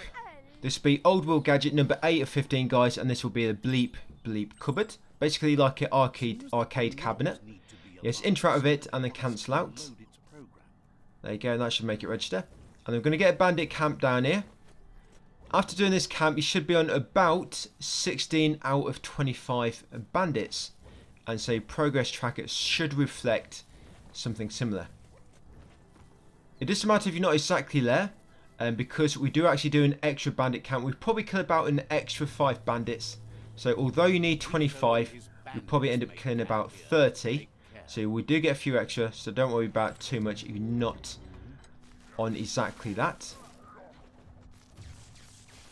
But we're also going to be unlocking a new skill in a minute. Yeah, once you have light 30, over 30, once your light is over 30 and you have over 16 side points, you can buy a key spark, which is basically easy mode, especially once you get the perk later, which makes it so you actually recover health when you damage an enemy with magic, or aka power damage. Yeah, the game calls magic power damage. That's what they call it. So yeah, kill these guys, loot the area guys, and then carry on to the next bit.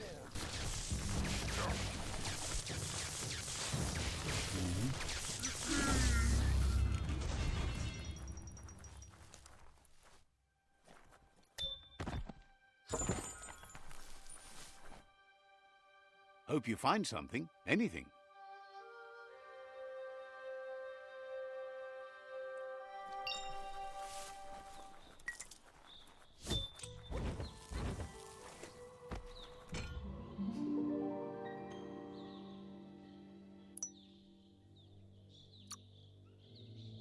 It's like... Now that... You know, I'm... I don't... Yeah, so now we've got enough, we're going to go and buy the Key Spark ability. Go into mutations, go into side powers, and you'll be able to buy it. Yeah, we've got 33 lights.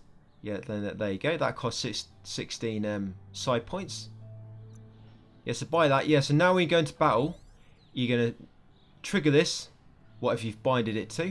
And then while it's triggered, you're just going to lob your normal Key Spark at them. You can use both at the same time. If you get hit while Key Spark is active, it will automatically deactivate.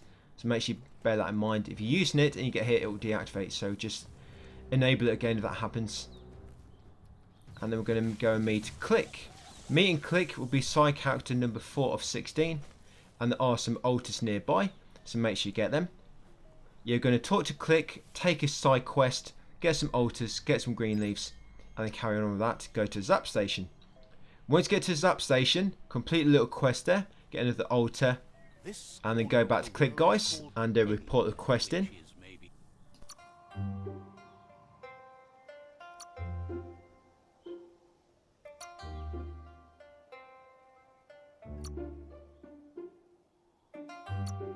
Hard to find... That's not... The prey... Of course.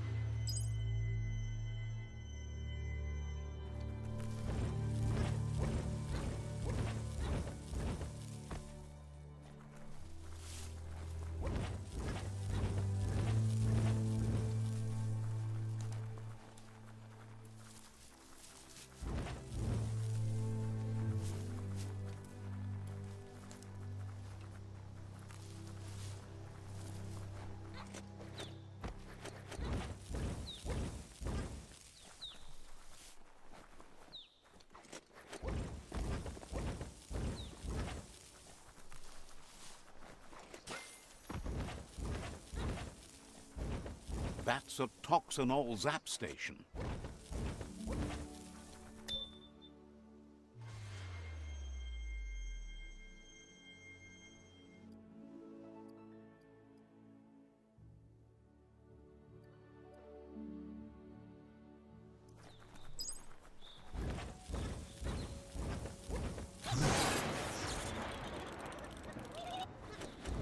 Just flip the switch of the generator to produce superheated glowy air and get on it when the lightning falls.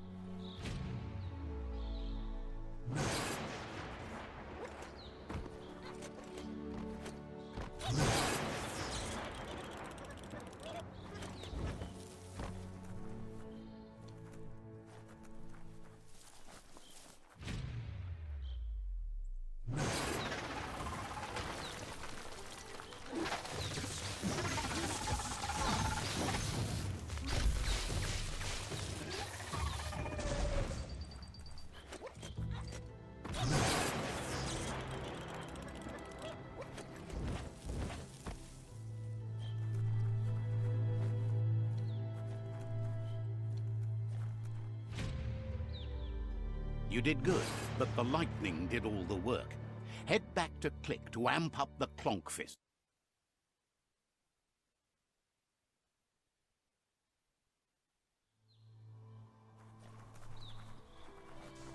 Bet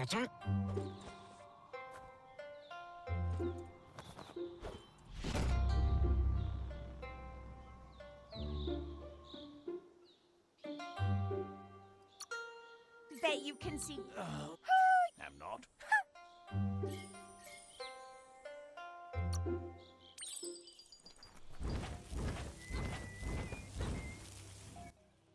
Yeah, what we're doing now, we're heading to an outpost. We're going to start doing the outpost now. You've got to do 6 in total. There is more, but you have to do 6 for a trophy. And you have to sort of win every outpost, every region and tribe as well for a trophy. But luckily, once you've done 6 outposts and 2 forts, the game will ask you if you want to subdue the remaining tribes or if you want to still go and try to conquer them in normal combat. So we choose to subdue them just to save doing more than the 2. But yeah, the game just asks you. So yeah, you can do them all, or you can just do 2 forts, 6 outposts, and then you can skip the rest, luckily.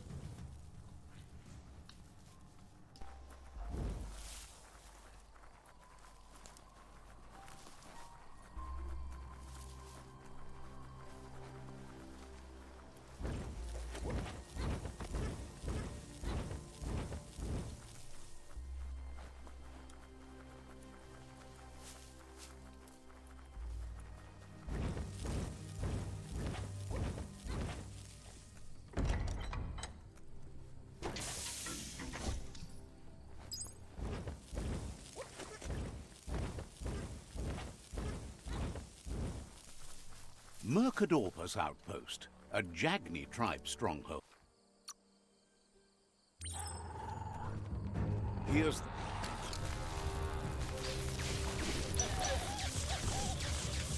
That's a bomb lobber. That hit the spot, wrecked it.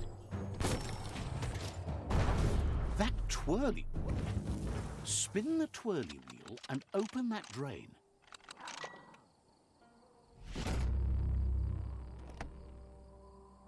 Everything's... Got nothing to lose. That cage is whole...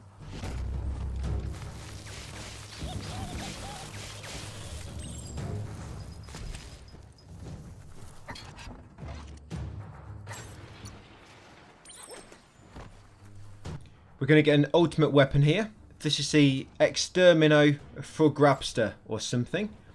But doing this outpost, you actually get a tribe weapon, the Myriad Boomerang. And there's a trophy for killing enemies with 3 tribe weapons. You've only got to kill 1 enemy, but it's got to be with 3 different tribe weapons. We'll get the Boomerang tribe weapon. We'll get the Jagni Staff tribe weapon. And we also get one called the Grappler, I think it's called, or the Grabbler, it might be called. Yeah, so once got the Myriad Boomerang after this, just try to kill an enemy with it, just any time later on. Just kill an enemy with the Boomerang, and they can go back to using magic. But once you've done this outpost, you will capture it. There's almost all outposts have an altar in it somewhere. These ones, the altar is always near the entrance, but later on the altars are sometimes in the middle of the outpost. So win it, get the weapon, tribe weapon, get the altar, and then carry on to meet the next character, guys, which will be Pebble. And then after that, we'll be doing another another outpost. But remember, always look out for glitter moths. Always look out for them little butterflies fluttering about in the sky. Yeah, if you see any, capture them, and then carry on with your travels.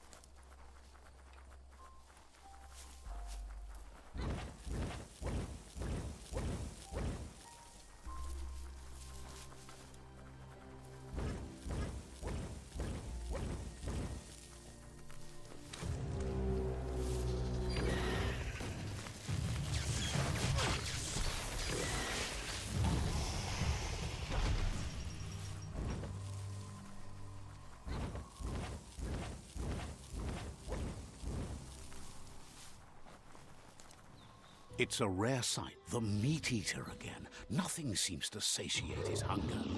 The note is done for unless you intervene.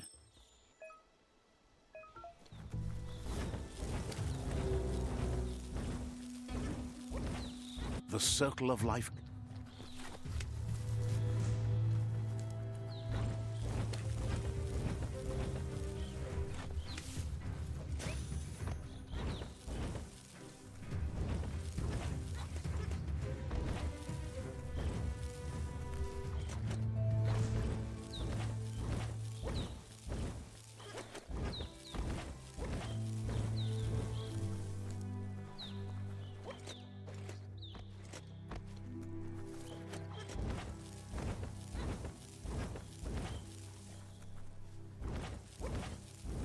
The Scanaptrut outpost. The Jagni tribe first nested here long ago. Yeah, Pebble should be in this cave. This is side character number 5 of 16. Just talk with him, go for the light option, and just carry on getting this altar and the green leaves, which I'll do in a second. And then we'll go and do the next outpost. Snaptrut outpost. I think I'll get a butterfly in a second as well. Everything's I mean, just you're. only because.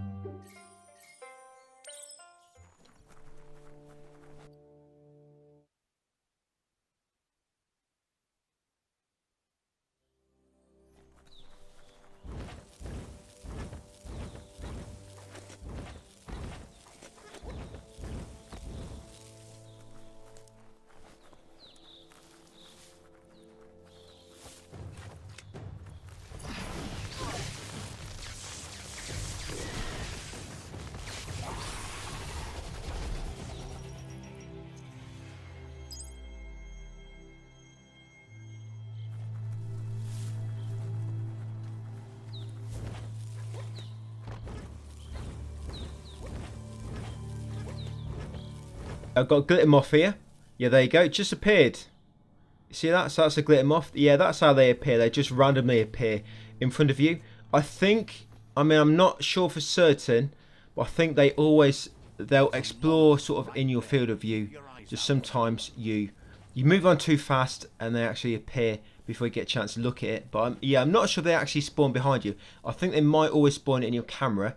It just sometimes you move so fast, by time they're triggered to spawn and they actually spawn in, you've actually moved the camera around and you can't actually see them.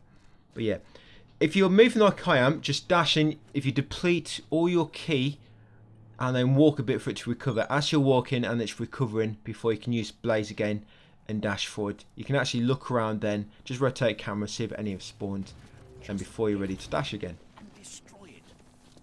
Yeah, so this one, all these outposts you have to capture them differently. This one you have to destroy all the nests in this cave to capture it.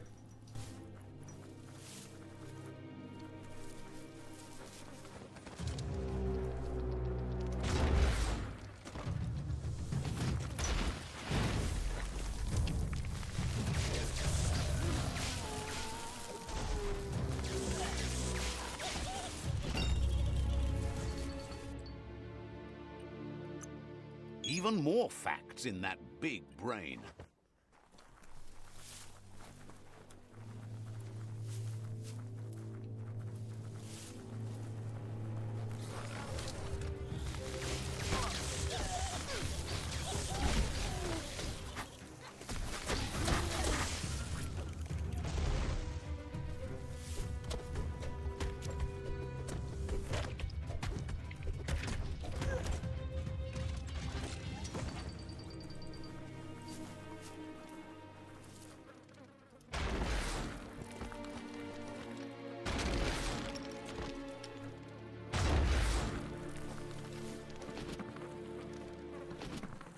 Nice work. No more moth's nest. There go the moth. The outpost below.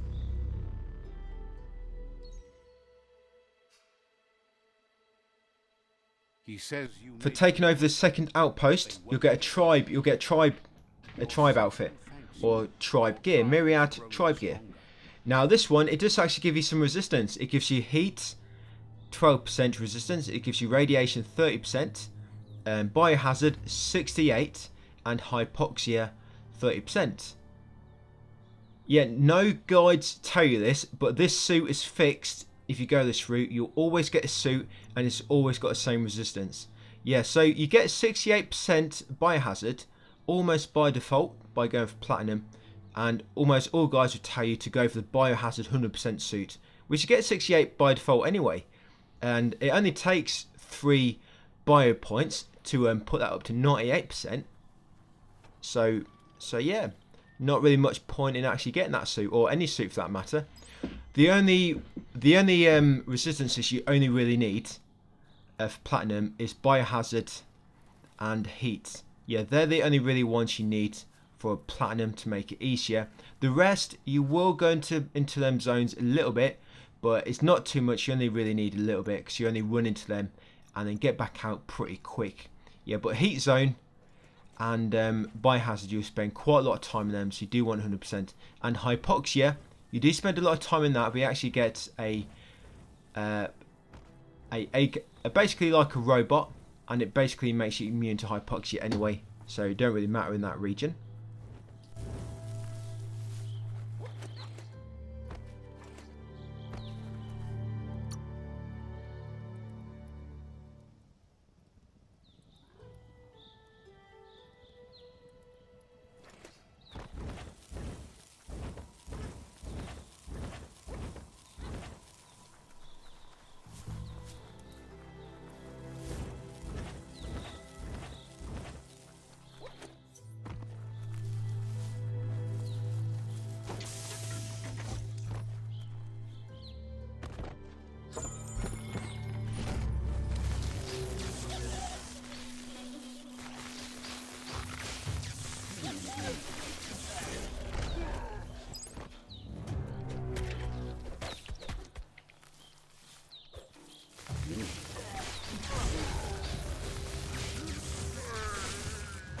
Electrified trophy, that's for killing, I think it's 20 enemies with their key spark ability.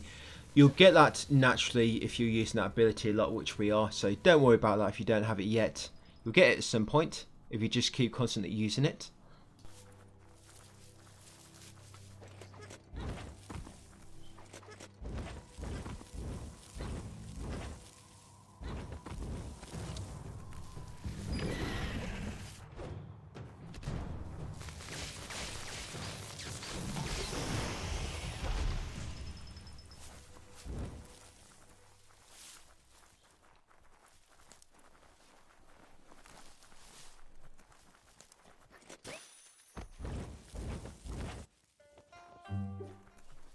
The Bullybul glade is beautiful. Watch out for Jumble.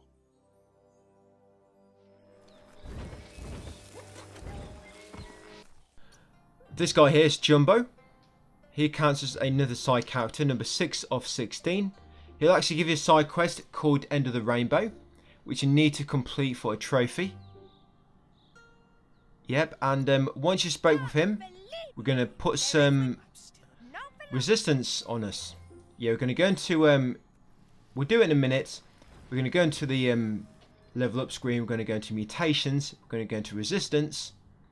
And we're going to put 3. We're going to put basically anti-cold up by 30%. And put anti-heat up to 30%.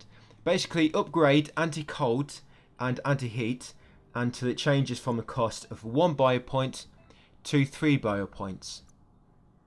Yeah, so basically just put 3 into each. That will cost you 6 bio points. Do not spend any more than what I do, because we do need our bio points for later. Yeah, just put 3 into each, heat and cold. And if you go into your inventory, if you change up some of your armor, your add-ons, you actually see each of your armor pieces. They each have like a resistance type and percent. You can actually use them to increase your resistance a little bit if you want to. Yeah, just go into your armor, your add-ons, and just change it around a bit. Yeah, all you need to make sure is when we go into an area, you've got resistance up to that. It's not like you need it all the time. Like we're going into heat right now. That's why we just put our heat up by 30%. Your heat should be on 42% at the moment. It's 12% by default for tribe gear. And if you haven't equipped any other gear, it should now be on 42 with that 30% which is bought. Yeah, so all you want to do is drop down this manhole, drop down the bottom, let go of the ladder so you place your foot on the ground and then climb back up and quickly get out. Yeah, that's manhole number 2 or 3. If you remember, we need to get 3 manholes for a trophy. That's number 2. We'll get the third one a little bit later. This area is And then carry on, we're going to get another old world body shaper soon. This will be another one which will give you agility plus 10. This should be a run board. Yeah, we basically need to get to agility plus 50 for a weapon later. Very, very strong weapon. But you have to be level 18 to use it anyway, so we won't be able to use it just yet. Yep, here we go, another run board. So get this, guys, then I'm going to do another bandit camp. Yeah, do the bandit camp. That should put us on 20 out of 25 bandits once you kill them all. Get a loot in the bandit camp. You'll get a helpless soul, 2 superb loots there, and a skill point codex. And they're going to go over to Gone Forevermore, which is where this side quest is taking us at the moment. Click, Graves and Bones. Yeah, that's the side quest currently following.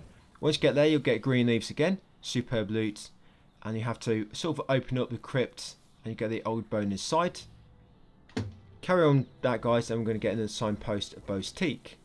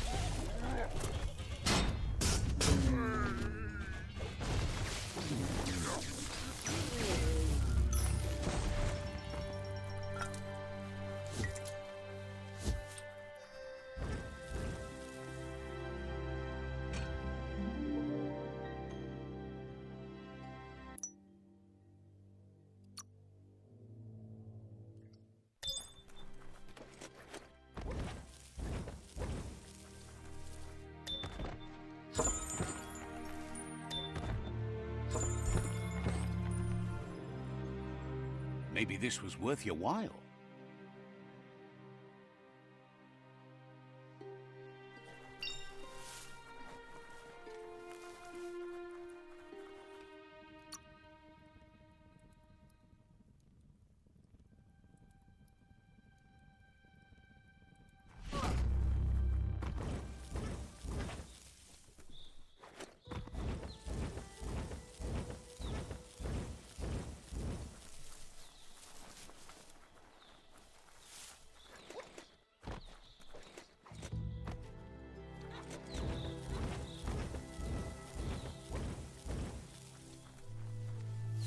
That's Gone Forevermore, the place they plant dead folks.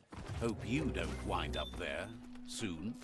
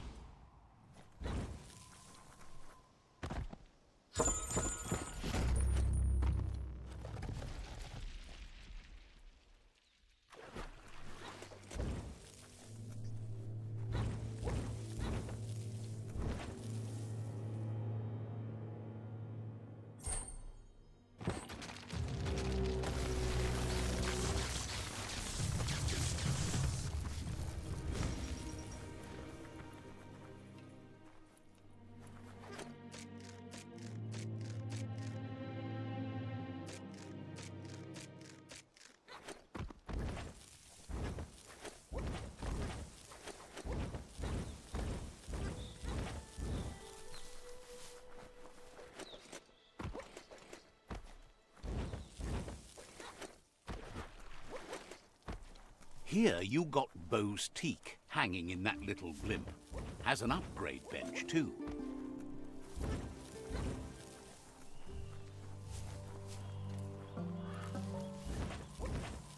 Smell that? It's the Glurp paddock. Chubser must be nearby. Yeah, this is Chubser. He's another side character that counts. That's 7 of 16. Yeah, and very soon we're going to be heading to another biome. It should be biome number 5 of 7 for Knackery Leaves. There's actually 8 biomes, I think, but only 7 of them count towards a trophy for finding every biome. I think it's the Mushroom Mire. I think that's one which doesn't count. But trophy guys will just say they all count, which I don't. It's only 7. Yeah, I think it's Mushroom Spire which don't count. Yeah, so we're going to be going to the cold region now. So you want to equip your mount, and then just follow this track, and it'll take you where you need to go. Attack current resistance, you're only just going to get near the end when it's almost at 100%. And that's if you don't equip any extra gear. That's if you've only got the 30%, which we actually increased not so long ago. Yeah, that trophy radio, that's for riding a mount for 5 minutes or longer. You'll get that just by staying on your mount for over 5 minutes. Fairly easy to do. Yep, and just get through the end. There we go. Yeah, 99% I think. And that's without any add-ons. You've likely got add-ons which will increase your cold. Just want to make that a bit easier. But yeah, get through here, guys. Let's follow my lead a bit more. Going to get into the altar. This should be altar number 19 of 30. I've not said for a while in terms of altars and where we are. But yeah, this should be number 19 of 30. We're going to get a signpost, diddling do, and we're going to head up to the watchtower and find Nova.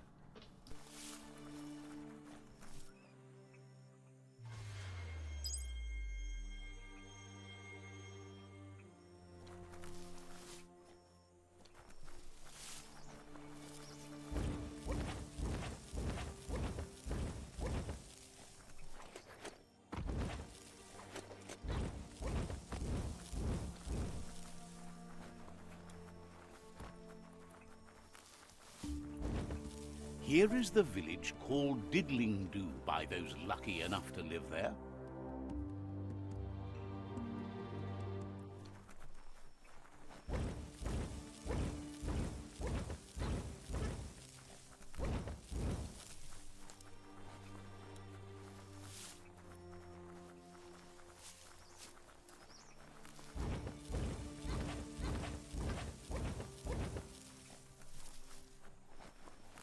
Stumbled on the watchout. You should be able to find Nova up there next to the cloud somewhere.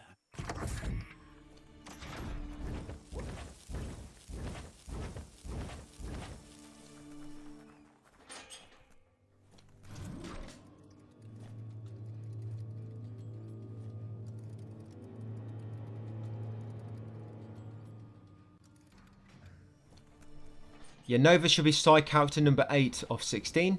And you want to talk with him anyway, because he's going to also give you a side quest. Twinkle Twarting, or something it's called. Basically, that's going to lead you to a side quest, which will pop you a trophy. It's very quick to do, very, very quick to do.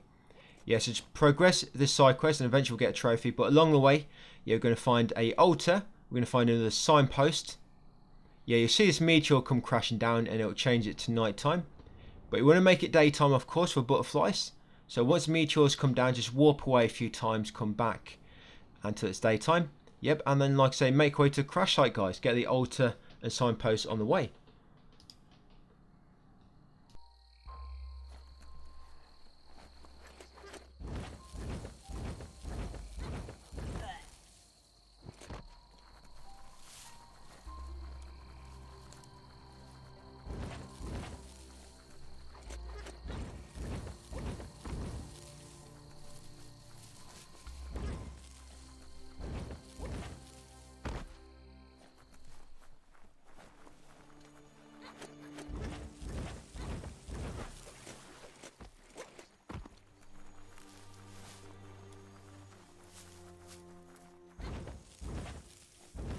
Ready to punch out? Crackers here has an upgrade bench up in that little blimp.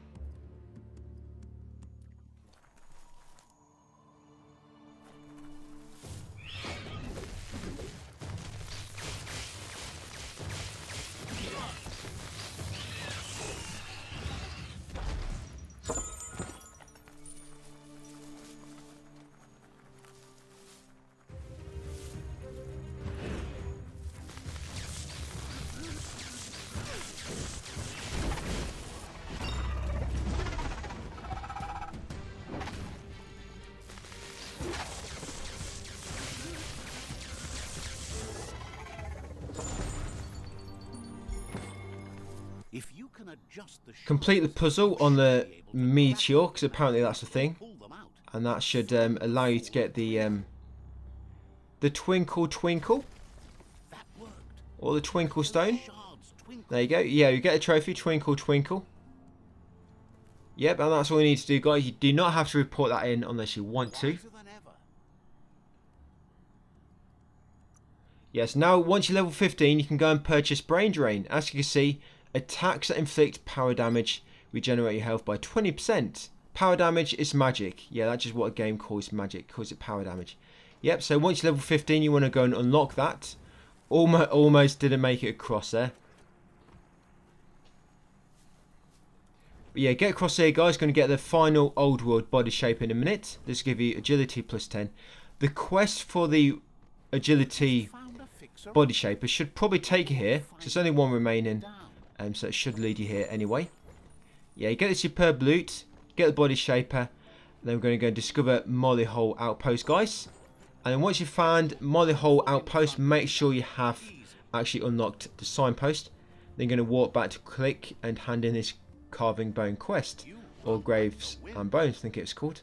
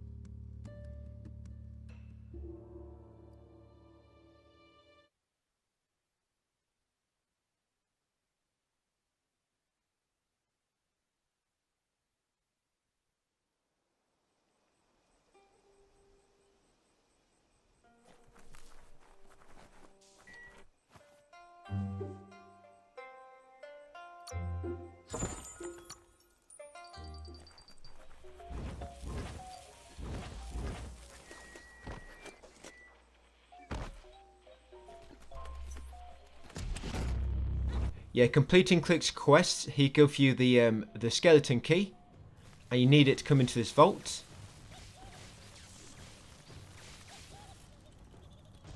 Well, you have to complete this quest first. Yep, you come into this vault here.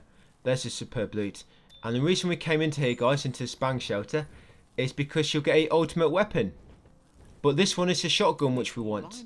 Yeah, this is the only shotgun which is fixed. Well, what I know of, which is fixed to appear. If you do not get this one, then you'd have to craft one. I think everything else, you actually find what weapon you need, story related. Except for a crush weapon and a crush combat weapon and a shotgun range weapon are the only weapons you have to find yourself. All the other weapon types come naturally throughout the story. Basically going for platinum if you're doing it the way I'm doing it. Yeah, so that's your shotgun, guys. So now you should be able to unlock... Oh, look, there's a Mirage. Yeah, now you should be able to unlock Wung Fu for shotguns. But we're not doing it now. I'm just getting us ready for later, basically.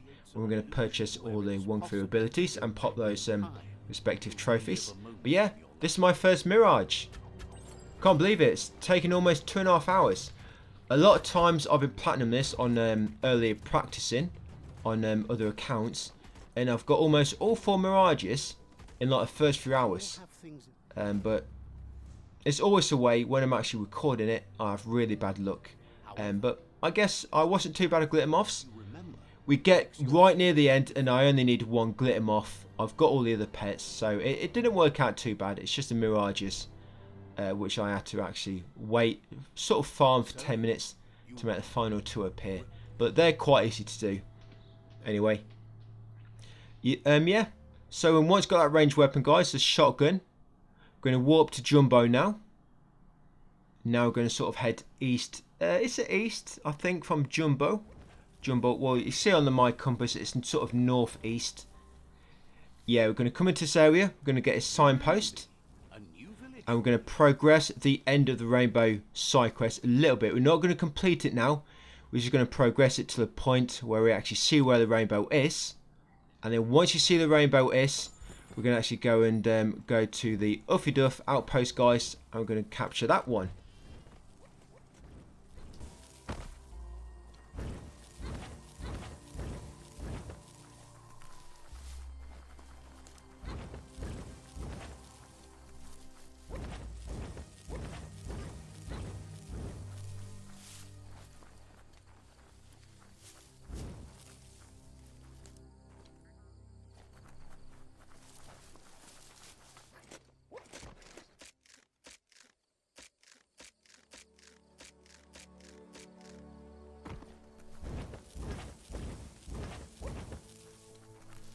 Yeah, so make sure you come here, guys, where side quest takes you, the end of the rainbow side quest, and you should see the rainbow. There it is.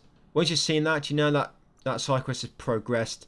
It will actually be finishing it later, which you want to get it up to that point. Yeah, now, like I say, we're going to go and capture another outpost.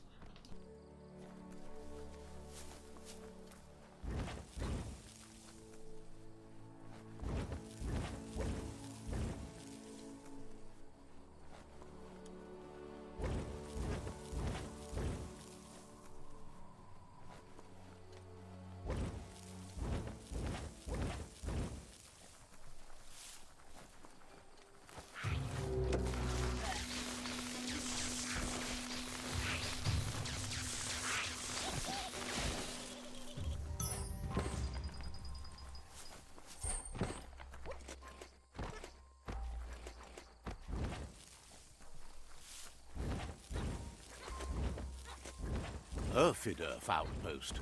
The Jagni tribe claimed this forever. There's the tyrant who runs. It's their last line of defense. Once their guardian falls, they'll surrender.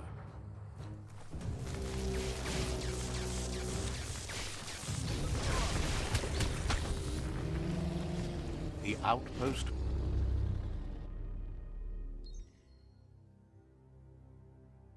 He says you made them weaker, but they won't give up. Your Sifu thanks you. Your tribe is growing stronger.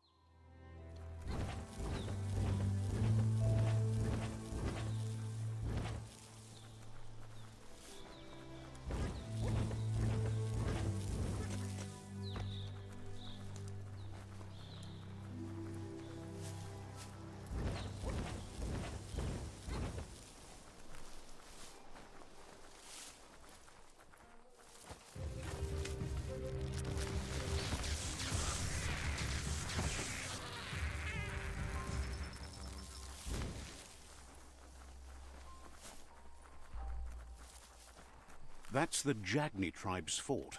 Their friendship can be a blessing or a curse. It's up to you.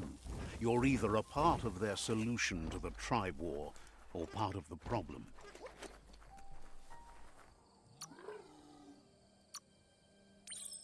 Yeah, what we're doing now is we're basically going to capture the fort. You have to capture all the outposts first. I think it's just 3 outposts of that tribe before you actually get a chance to go and capture the fort. And the fort, obviously, as you can imagine, it takes a little bit longer, but still pretty quick to do. Yeah, so we're going to capture that now. The rivals fort, Jagni Fortress.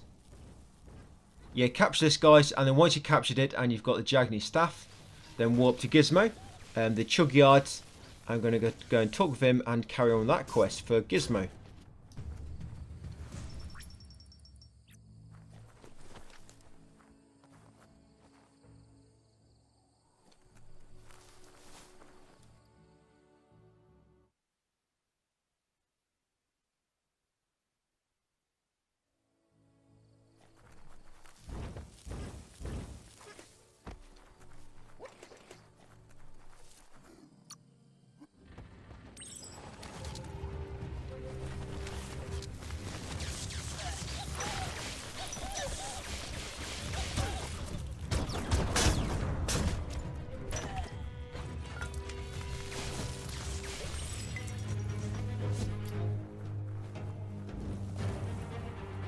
That's a fire starter. The dry grass looks like it would ignite easily.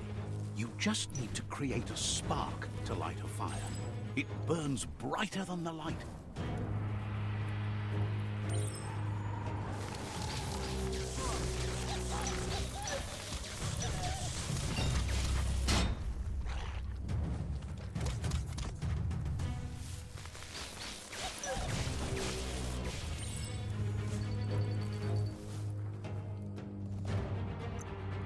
You get it.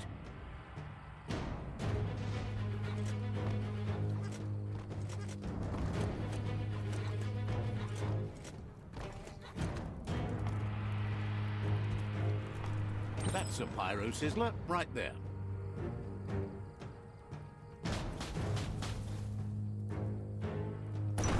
Just get to work on it. Make it frizzle.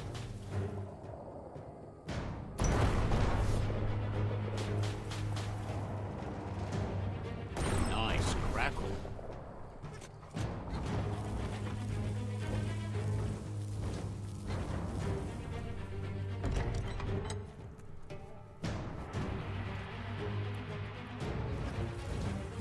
The battering? Bet you just need to knock and it'll open up. That's bonkers.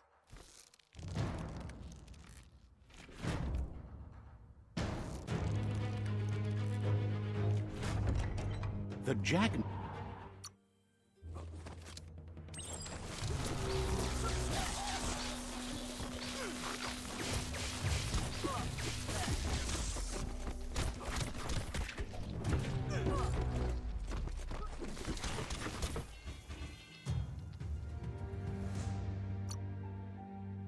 Side by... He wants you to focus. These are the new rival outposts your tribe needs to take control of.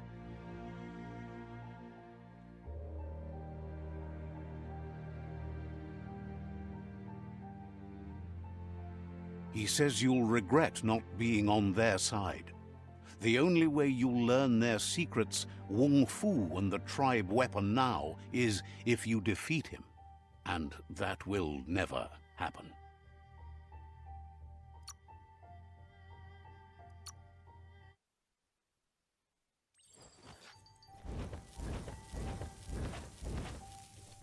It's the Jagni stuff.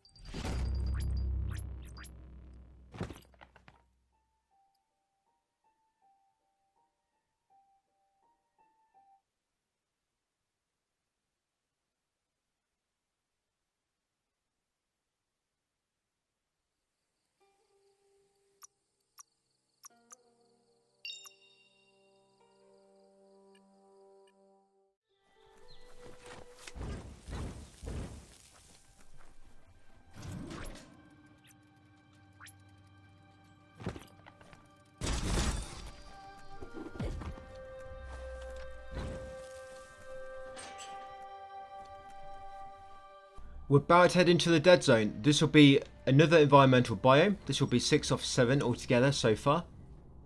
Yeah, so this is hypoxia damage, which it does.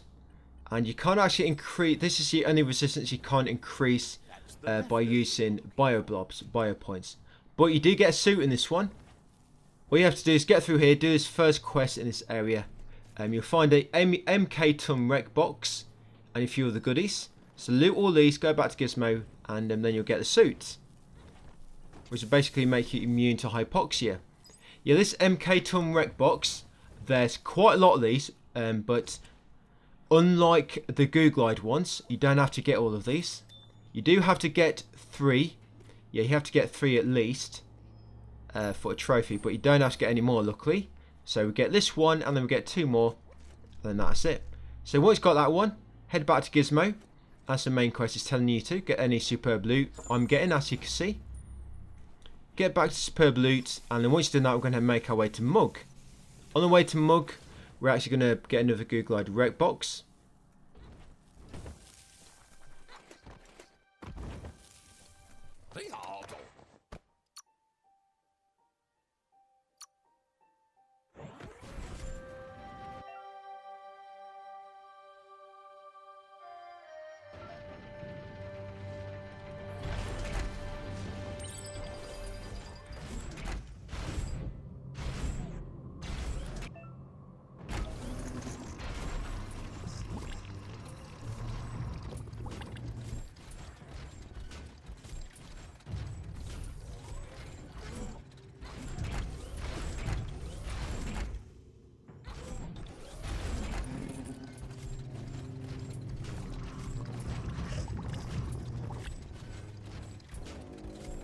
Might want to hold your breath before you head any further. You're about to witness the breathtaking vistas of what's known as the Dead Zone.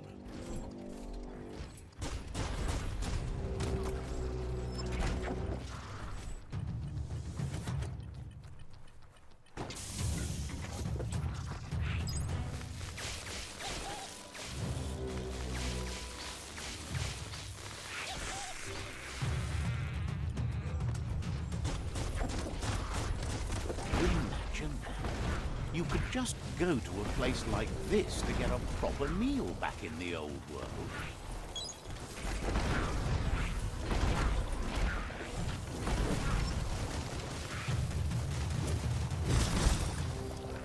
Yeah, I'm going to kill these enemies here. And then loot the MK Ton wreck box, which is close by. And then get superb loot from inside the small building. And there's actually, there's a bio blob as well, which I got not so long ago. Yeah, so you can kill him inside your MK Ton. You can use your weapon in that your ranged weapon, or you can sort of stamp on them or slap them by pressing square. Or you can do what I'm doing, just jump out, kill him, and then get back in. That trophy I just got, knockout, that's for dealing over 1,000 damage, and you can do it with the Jagni staff, but it's a little bit more tricky. Basically, you have to wait until you get a critical. And basically just hope that you did enough damage that a critical puts you just over 1,000. I think I got 1,015 damage, so it's just over. But you can't do it with magic, unfortunately. Yeah, power damage does not pop the trophy, but ranged weapons and melee weapons will. So what you can do, if you can't get it with your melee weapons, just wait until later, guys. You'll get it. It's much easier. With a ranged weapon will be used much later, the really powerful one. You'll be doing over 1,000 a lot with that one when it criticals, and you'll basically be doing criticals for like 1,200 or so. So yeah, so you can try do it for the staff like I just did, or just wait until later, and you're probably going to get it naturally, just while we're using the ranged weapon. Yeah, this is Moog. Yeah, Moog should be side character number 9 of 16. Yep, and once you spoke to him, guys, and updated the quest, we're going to head now into the script hole up. So follow me in there, and I'll come back once you meet the scripts.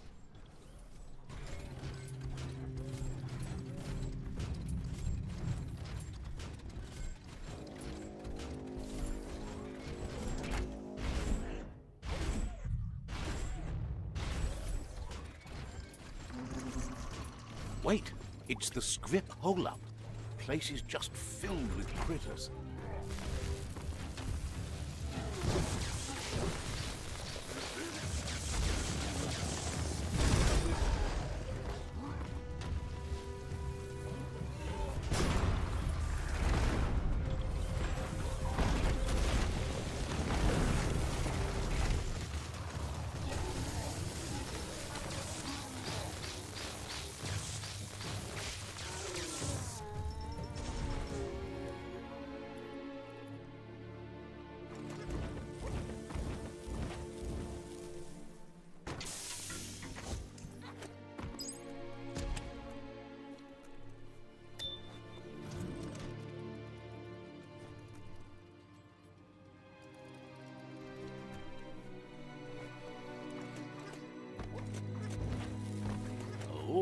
Idea.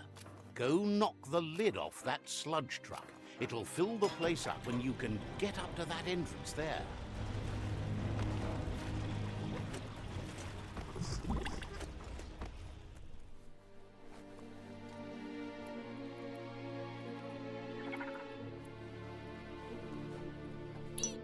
This is very important, similar to what we did with the glitter moths earlier. You only want to capture 4. Do not capture 5. Capture 4 and then save your game and reload it, and then the rest of them will gradually respawn. They don't all respawn straight away like glitter moths. So grab 4, guys, save, reload, and then just run around for about a minute. Do not stand idle, because the little animals, they don't respawn if you're standing idle. You actually have to be moving about for it to work. Yep, and they won't spawn all at once. They'll spawn one by one, and you'll know when one spawned because you hear like a little squeak. And this noise they make, by the way, on your travels from now on, you want to listen for this noise, because if you hear this noise, that means one of these has spawned nearby. And we need to capture 20 of these for a trophy. Right now we're going to capture 10, or 10 or 11 luckily, with this little trick. Yeah, but on your travels going forward, guys, unfortunately the glitter moths don't make a noise. It'd be better if they did. It'd be easy to find them. But if you ever hear this noise and one of these has spawned, you know that there's a chance a glitter moth has spawned nearby as well. Yeah, if you ever see one pet, there's a good chance another animal has spawned as well. So grab the pet that's spawned and then look around to see if any other animals spawned next to it. But yeah, you're going to wait for 6 to spawn now. Either 6 or 7 will spawn. So grab 4, save, reload, and wait for 6 or more to spawn, and then start grabbing them all. Make sure you grab them one at a time, because sometimes when you grab more than one at a time, it only counts as one. Yeah, and once you grabbed over 5, you'll get a chance to pet the creature or to kill it. You always want to choose to pet the creature, because then you'll actually get increase in light. And then grab this ultimate weapon, guys.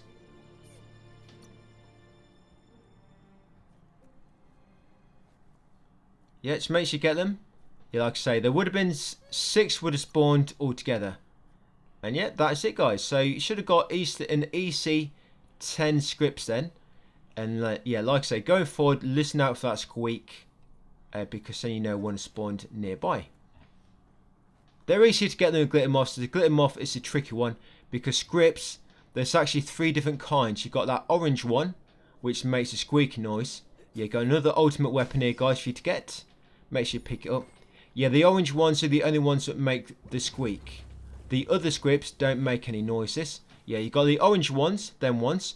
You get like a fat puffball type thing. And you've sort of got like a skinny, sort of tiny trower type looking one as well. Basically, anything with 4 legs, they count as scripts towards your trophy. Pippies, they're the birds, which as you can imagine they've got wings. And the glitter moths are the butterflies, which only appear in daytime. They're the things we need to capture, but the ones you need to account for yourself are scripts and the glitter moths. The pippies are actually easy to farm later, and all the others are. It's only the scripts and the pippies, scripts and the glitter moths, which you need to be looking out for, guys, on your travels. And of course, the mirage, whenever you see him. Yep, alright, so we've done that. We're warping back here, going to talk to Gizmo.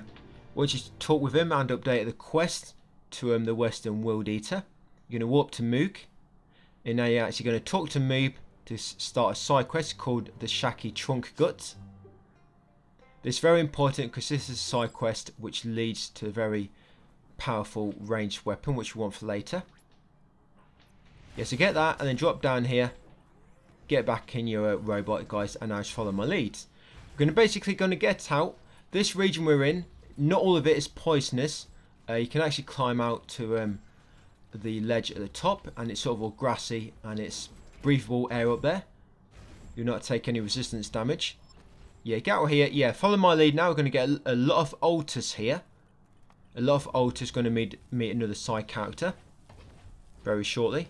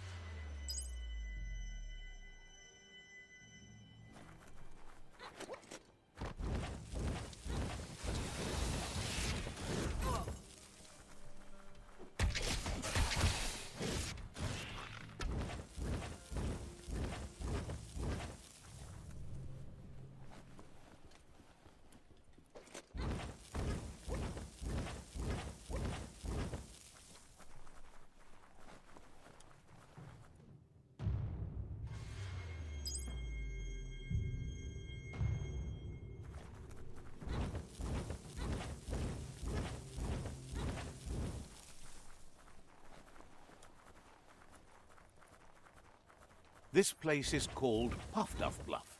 Boom bangs around here.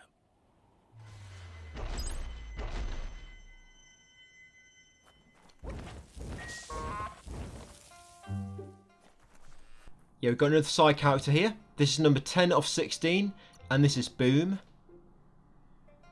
Yes, we're going to talk for him, and then going to follow my lead again. We're going to get a few more altus. We're going to discover the Ankati Fortress. You actually have to discover all the fortresses for a trophy. Although, you can automatically capture the last few by choosing to subdue. Yeah, you can find butterflies here, as you can see I just did. Yeah, and there's the script. Like I say, most of the time, there'll always be a few animals which will spawn. Sometimes only one will spawn, but normally if you can see one, look around, you might see another.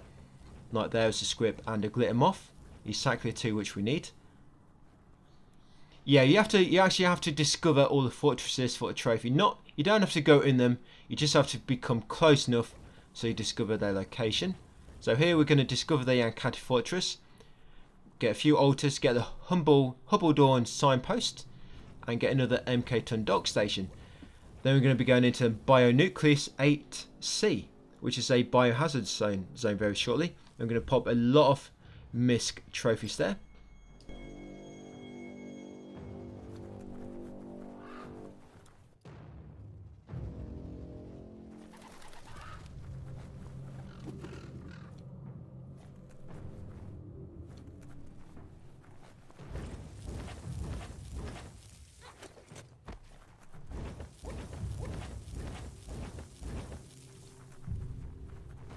The Ankati Fortress. Breathe slowly if you can.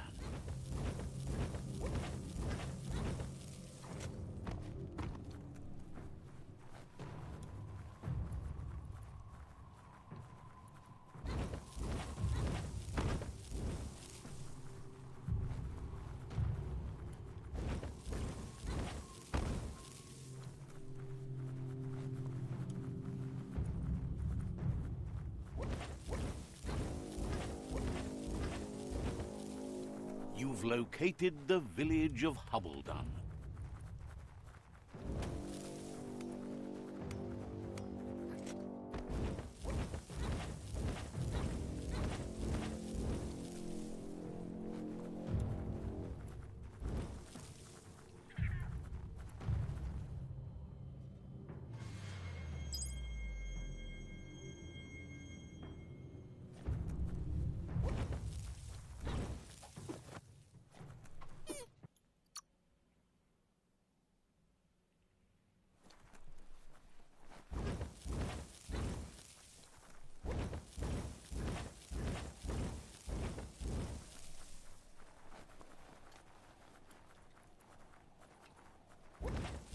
Yeah, what you want to do now, guys, is save your game just in case you make any mistakes here, because this is a very nice spot to get this trophy, which can be tricky otherwise. Yeah, save your game, and then you want to buy Levitate in Mutations and Side Powers. Yeah, buy Levitate. Yeah, basically it lets you levitate in the air, but this is quite good for crossing areas with Blaze, because then you don't fall. Yeah, and then you also want to go into Mutations, Biogenetics. You're going to buy the Mucus Bubble for 10 bio points, and the Fungi for 4 bio points. Yeah, buy them too. Yeah, the reason we saved is because once you've got the trophy connected to the Mucus Bubble and the Fungi, you can reload the save if you want and get all the bio points back. It's completely optional. I don't bother, but that's up to you. And then you also want to put 3 bio points into Anti-Biohazard. Basically, put the biohazard up 30% up to 98%. If you've got the Myriad Tribe gear equipped, you'll already be at 68. And then purchasing plus 10% times 3 will put you at 98%, which is more than enough, more than that's what you need. Yeah, so it's a trophy for bouncing on the fungi 50 times. So all you want to do is just spam loads once in the same place. And that should count, yeah, for bouncing on a few at a time. There you go, you get a trophy, guys. Sproing. You do not need the fungi anymore. Yeah, so I'm just going to put my blaze back on the bottom.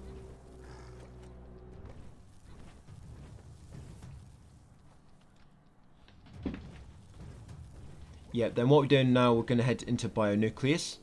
Yeah, in Bionucleus, there's going to be 9 enemies at the top. 9 of them green scorpion type enemies that when you kill them, they give you a bio point. Yeah, we're gonna. You see this goo here? See that black goo? There's a trophy for killing 5 enemies in that goo. And this is how we're going to do it. There's also a trophy for attaching 25 enemies to the mucus bubble. So we're going to sort of get a few combat related trophies out of the way now. Yeah, so I just saved my game. Yeah, this is where we are. Yeah, 98% will give you plenty of resistance. So you don't need to go. You don't need to spend a few more just to get to 100. It's a waste of time. You could just change your add-on anyway in your armor to get that extra 2% if you wanted. Yeah, so roll into these guys with a bubble, and then you want to jump into the goo, but make sure you don't jump too far in, otherwise you will not be able to get out quick enough. Yeah, just jump in near the edge, take the enemies in there, and then they should die. You got to kill 5 enemies in the goo for a trophy. That's 3. Like I say, there's 9 of them type enemies outside it altogether. And then you got a few more here. Yeah, these ones, we're not going to take these into goo because the goo is too far away. What you're going to do, you're going to get them all stuck to the goo. And then you're going to use the goo again to make it burst. And you just want to keep getting them stuck to the goo now. Get them stuck, use it to burst it. Spam it again, and just keep doing that, guys. Yeah, you got to do it 25 times for a trophy. It does use your key energy, so you might have to wait for it to recharge at some point.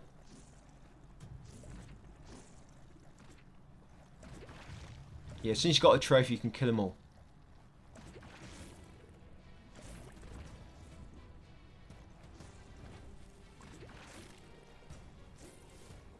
Yeah, you can do this with any enemy.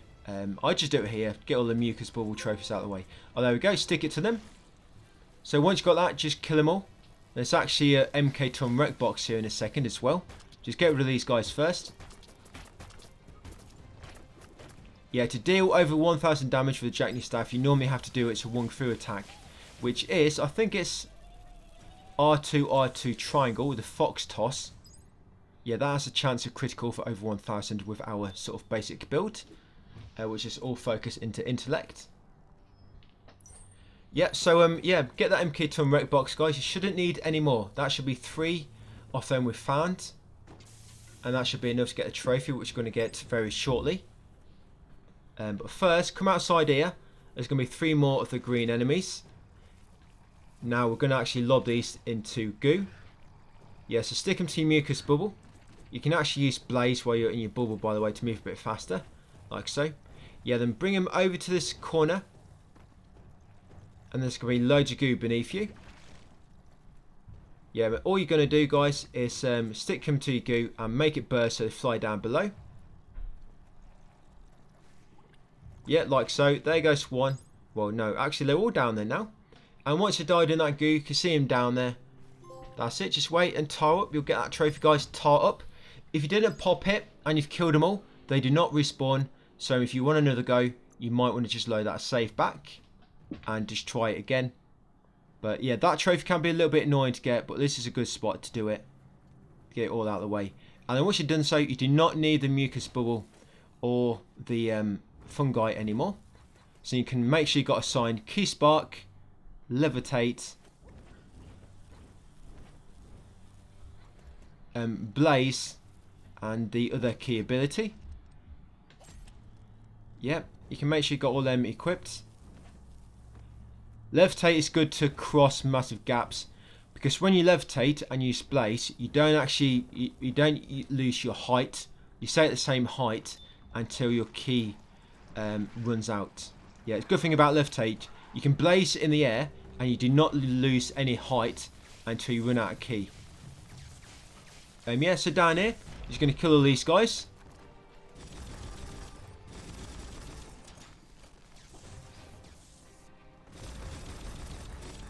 Yeah, I'll try to get rid of the big guy first.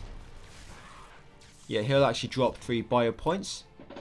You have to come down here because there's in these bio plants, you kill this boss at the bottom, and you can actually interact with a green pool, and it lets you change your character. Basically, just your mutations, like your looks, your cosmetics. So all we're going to do, once you kill them all, you're going to save your game. Yeah, we're doing this just so we get the bio point back. So it just costs 1 bio point.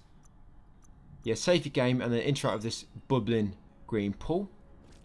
And then, yeah, just change the look of your character, guys, and you'll get a trophy. There you go, DNA overload.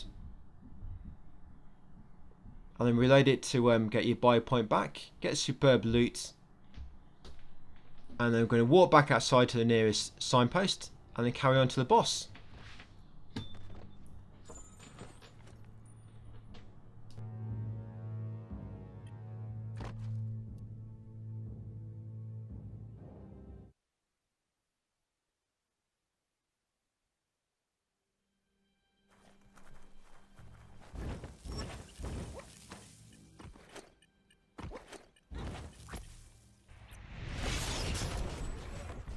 Once you get back in your MK ton, now you've got 3 rec boxes. You want to press down to open up your inventory for its equipment, and then just basically change to 5 different items, and that should pop that trophy, guys. Hammer time.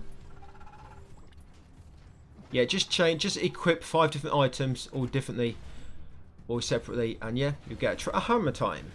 And let's carry on, guys, to the boss.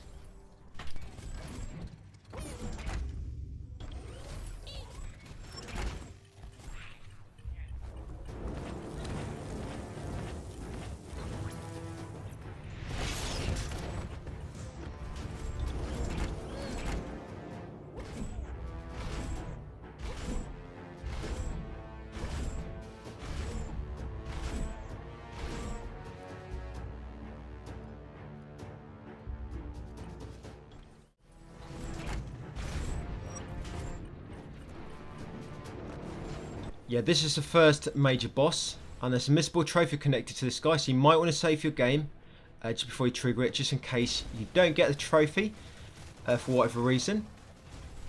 But yeah, just kill him normally in your robot, and the way you get this missable trophy is eventually you have to feed your. Eventually you'll get the option to feed your scripts to him as a kind of attack, basically like it's to distract him.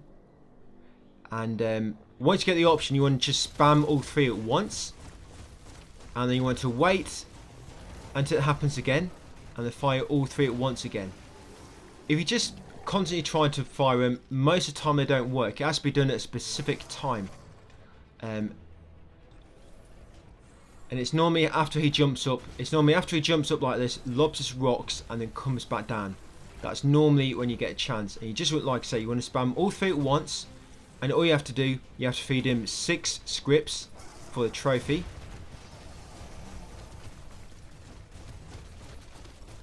Yeah, like so. Spam all 3 now.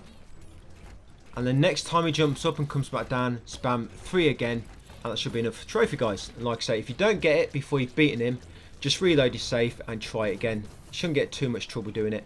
And it's also a trophy for surviving in your mech ton for 5 minutes in your robot. I don't actually get it now, so I just have to come back to this area after the boss and just run around in my mech ton for like another minute or so, I think it is, for the trophy.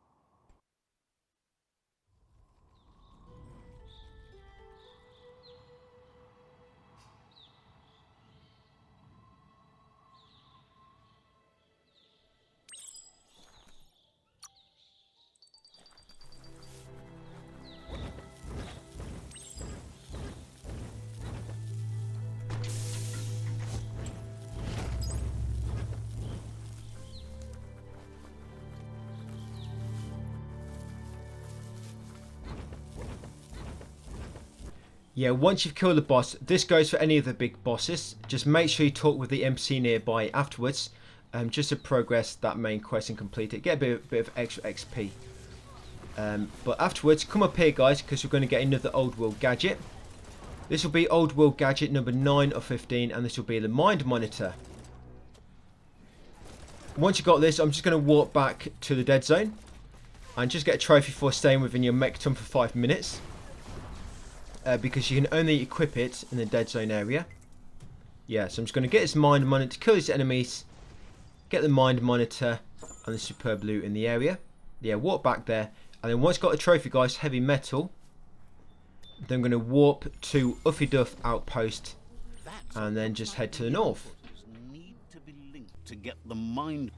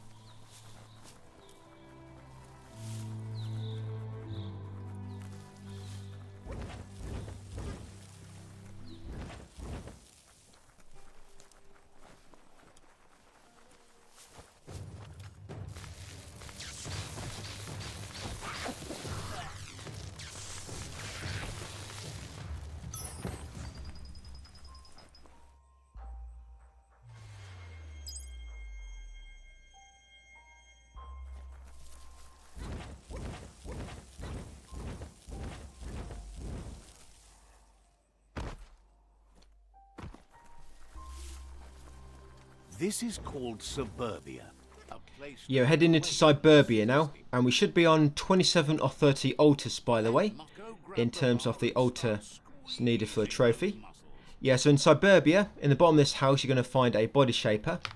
This is a weight bench, basically gets you vitality plus 10. I don't do any more body shapers, that's it. I don't do any more. I just do that one because it's nearby. Yeah, and then once you've done that, you're going to come over here and there's going to be a little boss. This will be a Shaky Trunk Nut. Yeah, this guy. We actually got a side quest for this from Moog earlier. Yeah, when you kill this guy, he's going to give you some poo. Yeah, literally, drop some poo. And, yeah, don't worry, it's cold. Yeah, he drops some poo and he also gives you a key so you can access a vault. Yeah, this vault, it leads you to one of the best range weapons in the game that you can find. And it's fixed. It's the ultimate range weapon. It's a Sparkatron Hypix Cromp. This is one where you need to be level 18 to equip and agility 50. Yeah, so we're going to get that. And then we're going to get another old world gadget shortly after, guys.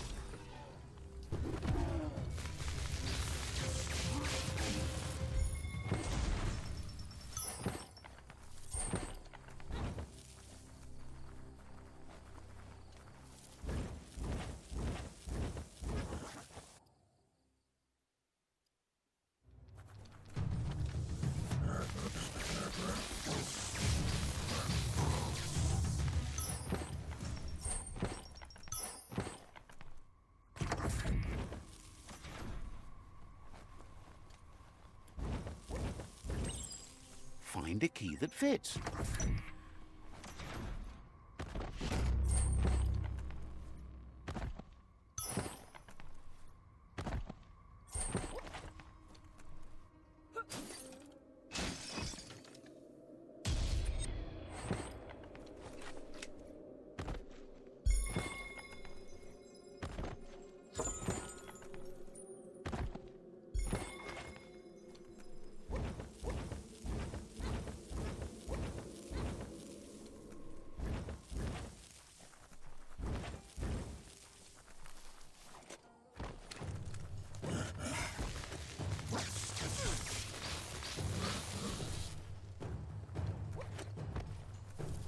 Not every day you see a ray lighter from the back in time, but here it is. It's an apparatus able to message lumen rays. Hope it still works.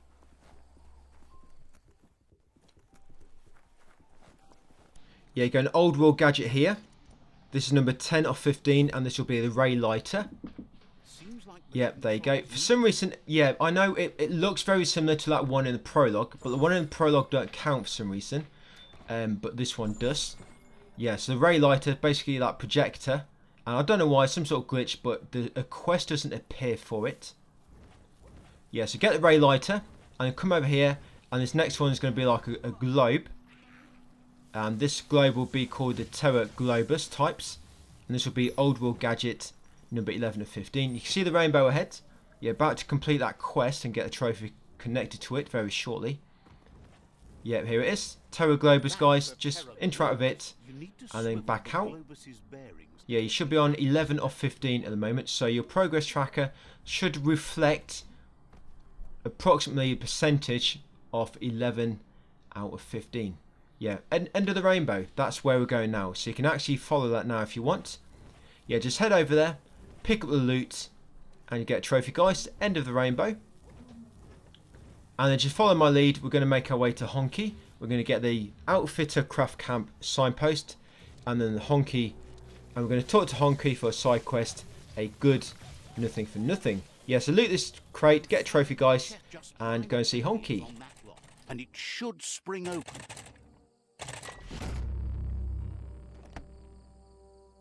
That's a colourful find.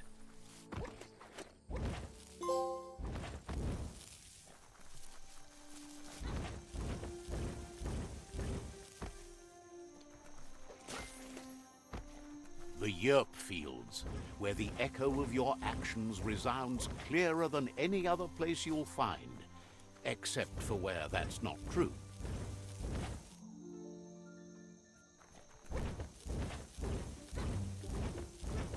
This is Dixie's goods. There's an outfitter and an upgrade bench dangling in that little blimp.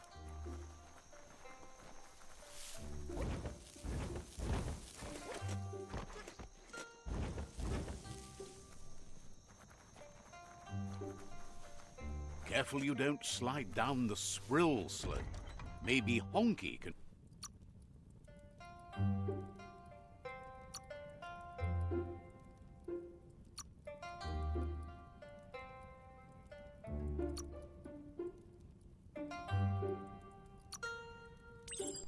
Yeah, Honky is going to basically lead you on to two quests. You want to do both of them. One's going to be called a good nothing for nothing, and the other one will be something unprofitable. Grab the loot along the way, which I'm getting. Obviously, keep an eye out for the Mirage or any glittermoths or scripts along the way.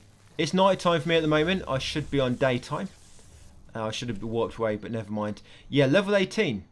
So once level 18, you can actually equip that ranged weapon. I spoke about that one we just got, the Sparkatron. Yep, that one there. And you'll easily do over 1,000 damage. If you just use that occasionally, you should easily get over 1,000 damage with that. Perhaps even on the boss, because there's a lot of bosses which we have to use that on.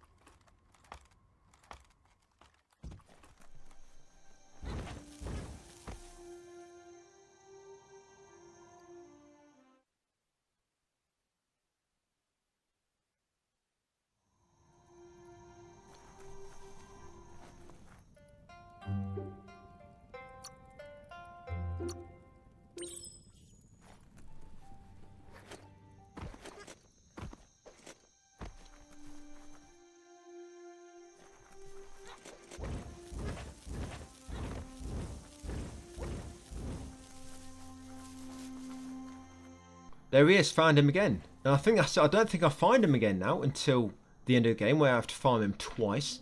Sometimes what you'll see doesn't feel real until it brings you back to that particular moment, like stepping into a time machine.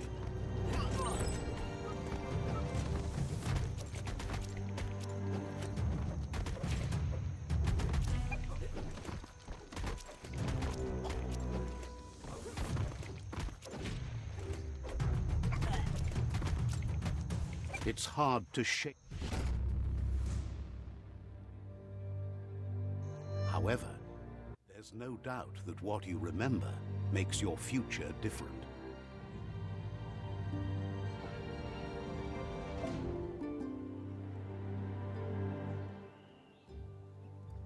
I was wondering when you...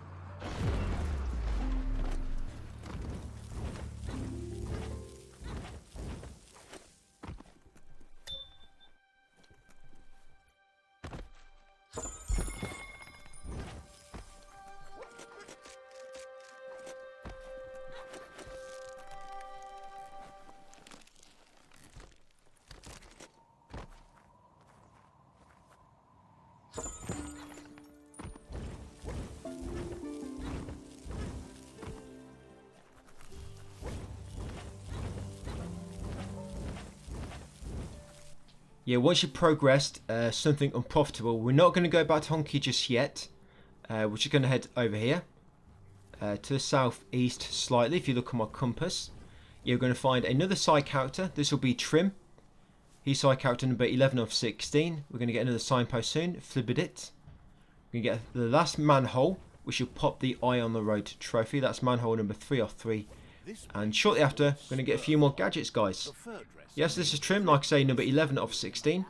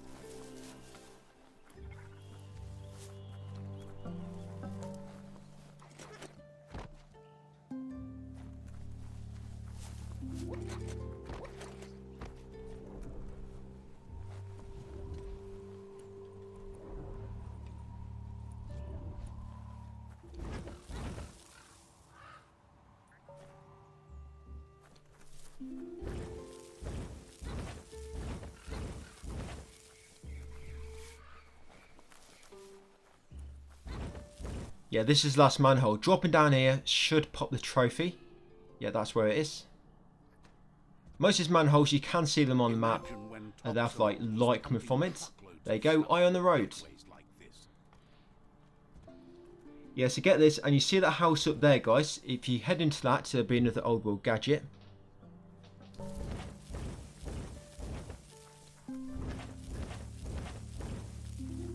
Why, there's a motor juice station.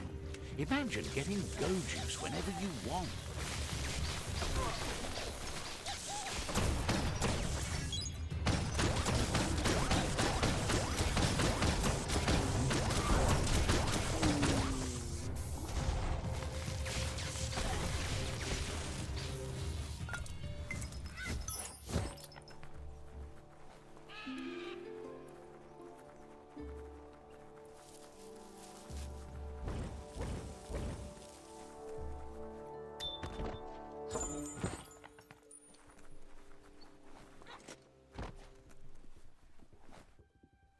Yeah, here we go. This is 12 of 15, the Stronk box. To be unturned in the right order if you want to crack the Stronk box open.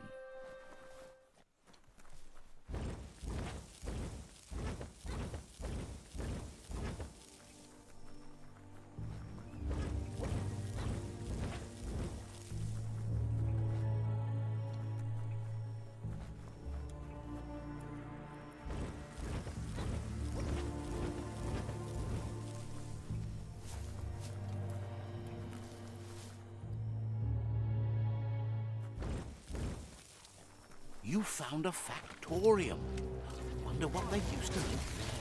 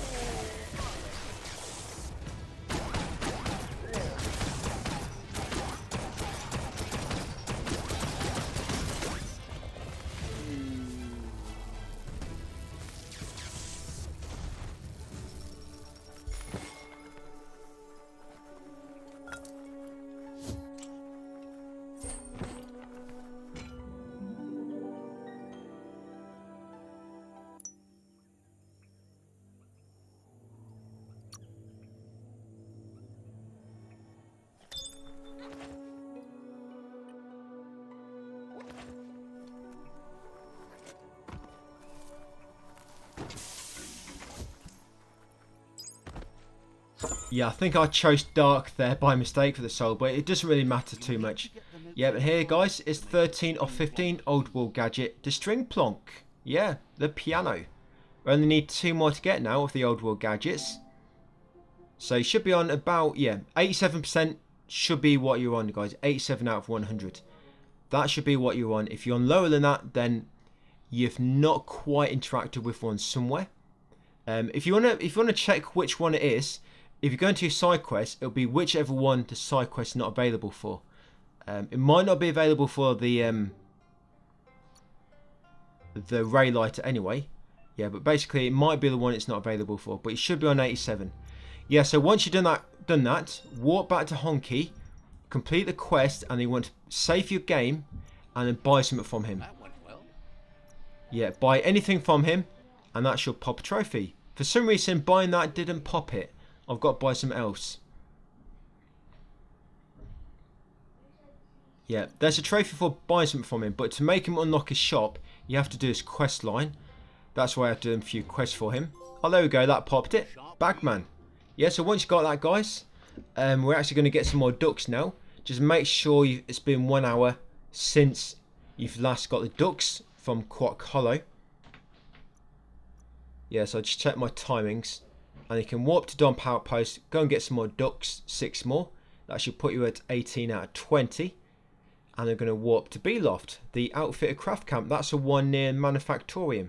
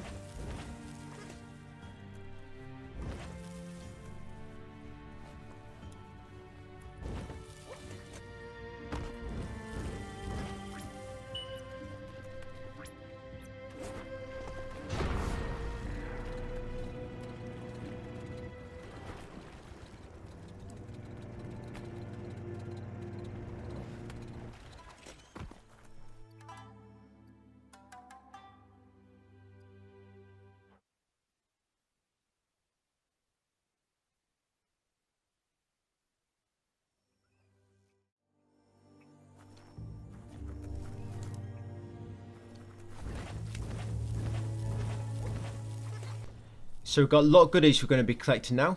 We're going to be going into Brickback 3G, going to be getting a Hopeless Soul, superb loot, another Google Eye Direct box, some more loot, going to be getting another Old World gadget, another Google Eye Direct box, doing a Bandit Camp, obviously getting the superb loot, skill point codex from there, doing an altar, meeting another side character, get some more Google Eye Direct boxes, and a few more, and then eventually doing the boss guys.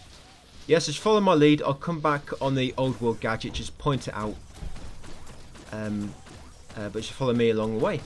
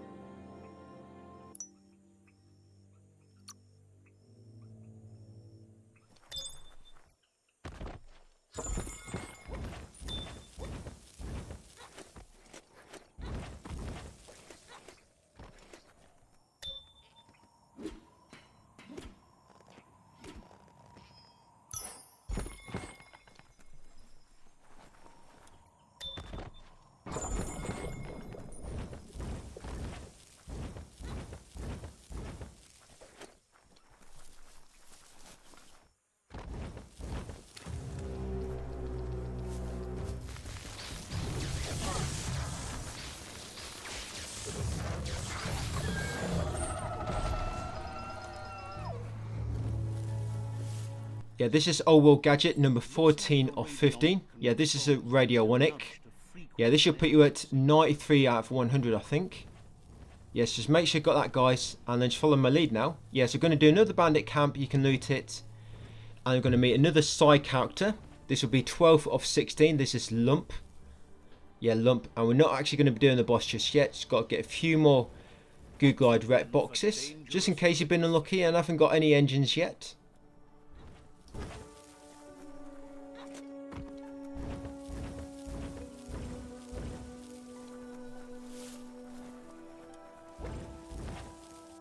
Yeah, just going to buy some upgrades now. This will actually come useful for this upcoming boss.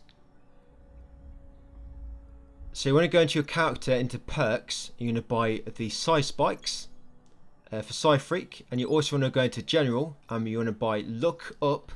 And you also want to buy Perfect Reload. Perfect Reload is really helpful because then you just...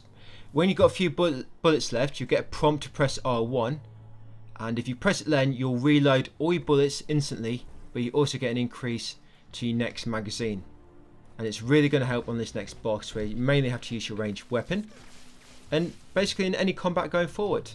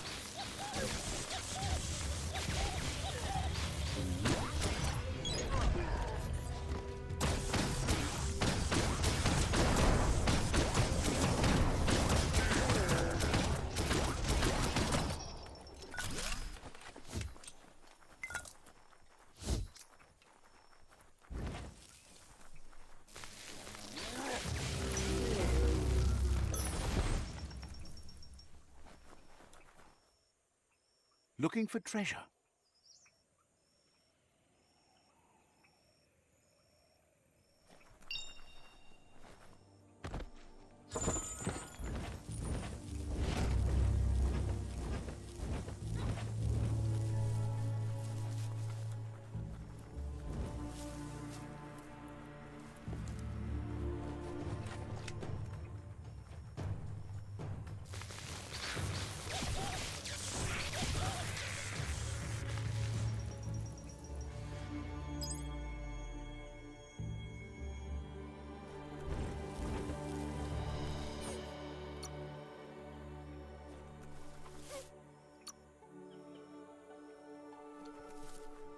Yeah, I get my trophy here for getting 20 scripts. Yeah, Zudu. Yeah, like I say, that was not too bad. It's a Glittermoth. It's a one you need to watch out for. Yeah, always look out for them butterflies. Scripts are more common than you think.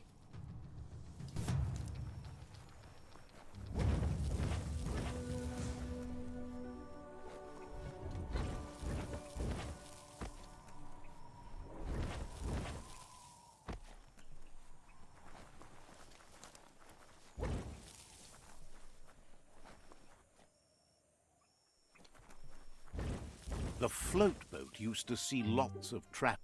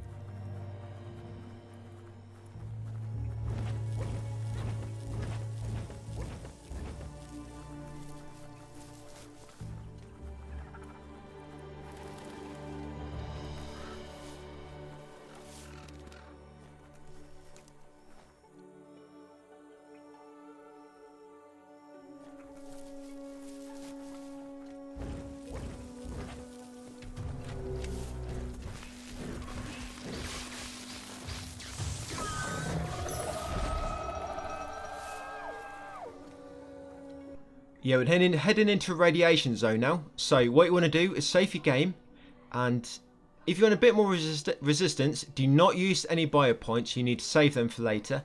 But you can change your armor if you want to. Courtesy of the toxinol. Yeah, because you can see it's going up quite fast, and you do have to head down quite deep into this bunker.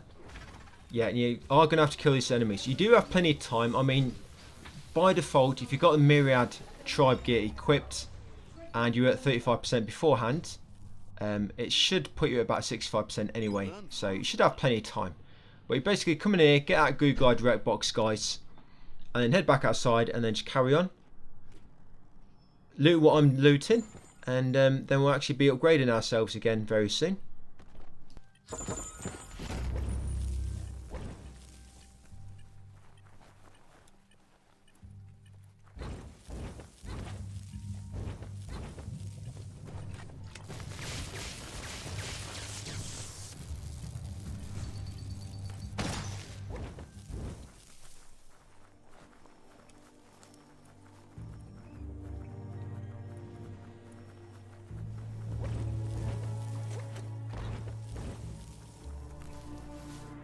The place looks rough, but it might still be worth exploring.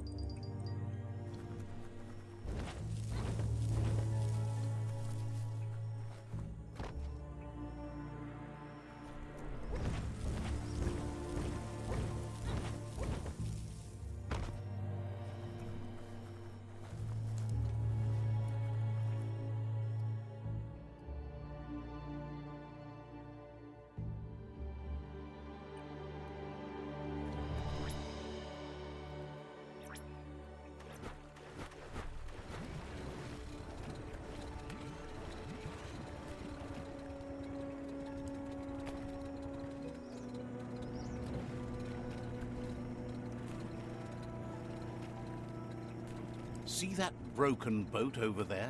Looks like it still floats.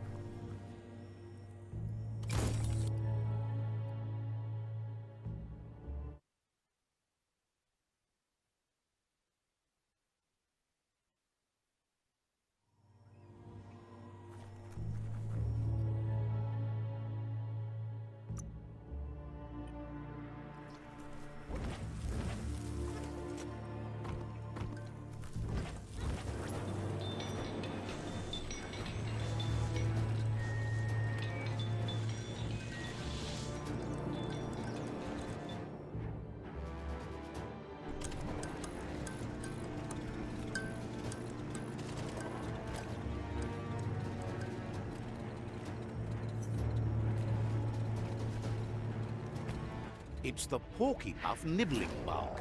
It took quite a liking to the crunchy stuff. Yeah, another missable trophy for this boss. Yeah, for this one you have to grab the mines floating around in the area, and you have to take them over to him and shoot them when they're near him, and you have to do that 3 times and damage him each time. A little bit annoying because when these waves hit you, it actually makes the mine become detached. But yeah, you've got to get him close enough to him and then shoot them. As long as you damage him, that should be enough for the trophy. And yeah, you only got to do it 3 times. Once you pop the trophy, guys, the trophy is called That's Mine. Once you popped it, you can just kill him normally. You want it. If you look on his ankle, he's got like 3 little massive pimples. There's weak points, then warts. Yeah, shoot them. They'll do more damage to him. But then once he dives underwater and his tail comes out, you just want to avoid that. And then eventually you'll be fighting him on land, and it's a lot easier because you can just use your magic to kill him on land.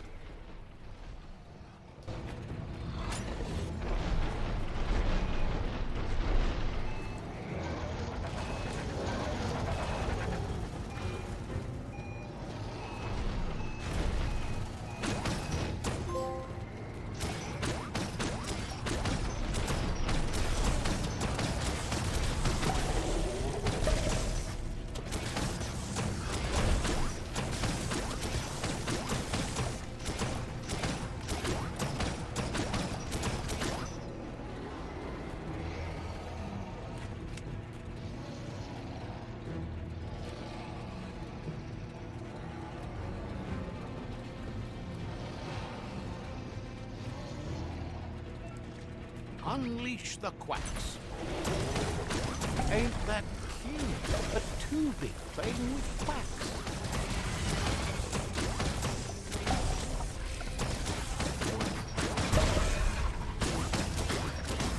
Can you feel it? It's the brisk wind of change. Don't let this opportunity slide.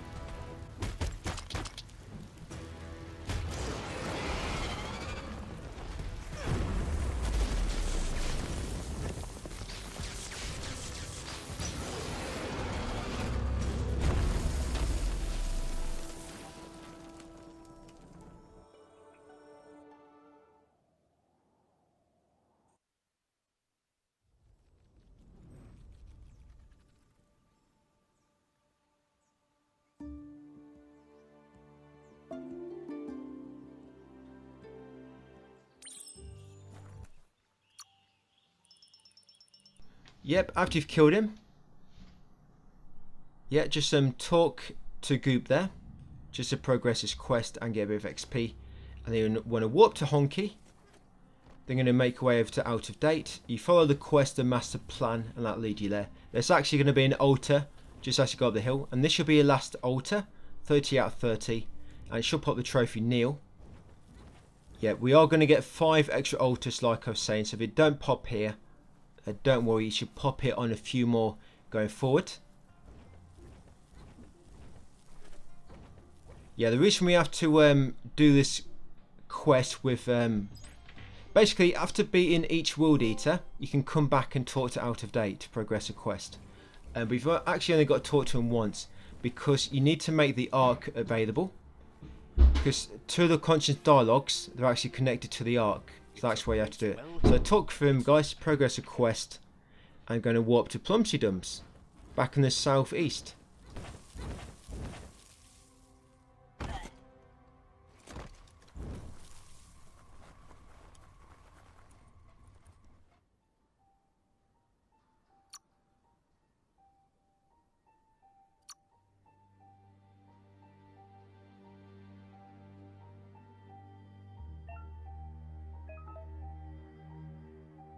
Loop-a-loop.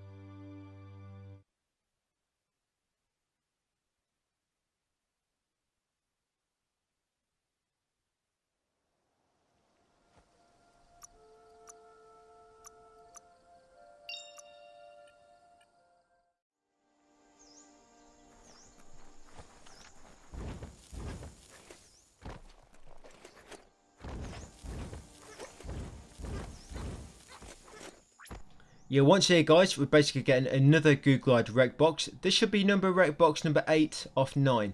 Yeah, and to pull this walls down, you have to pick this mount, the Mute, whatever its name is. Yeah, pick that mount, then go so close, and you'll get a prompt square to pull it down. Yeah, all we're doing now, we're going to take over all the outposts in this region. Yeah, it's going to take over all the outposts. We should have unlocked a warp point for each one much earlier in the guide. So you can just warp to one, do the outpost, and then warp to another. The altars in these outposts, by the way, they're near where you gain control after capturing it. Yeah, basically near the top in the middle. Yeah, so take over all these outposts, and then take over the fortress, guys. And once we start overtaking the fortress, I'll come back because we're going to find the last old world gadget just as we start taking over the fortress. That's a bomb lobber. That hit the spot, wrecked it.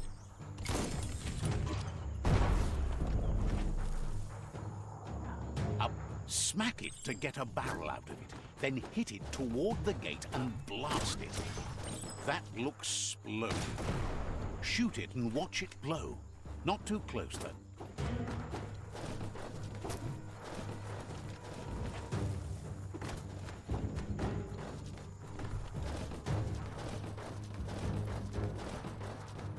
Kaboom! You're in. Keep going.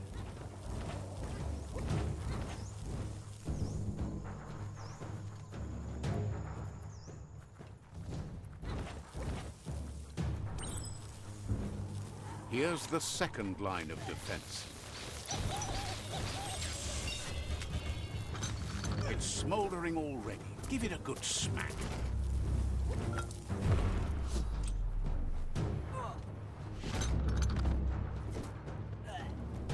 Give it a good smack.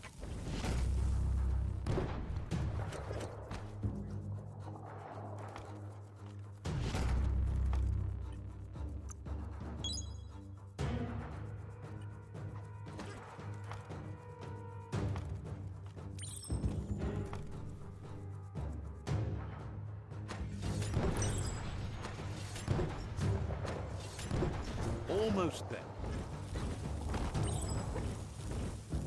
The outpost belongs to...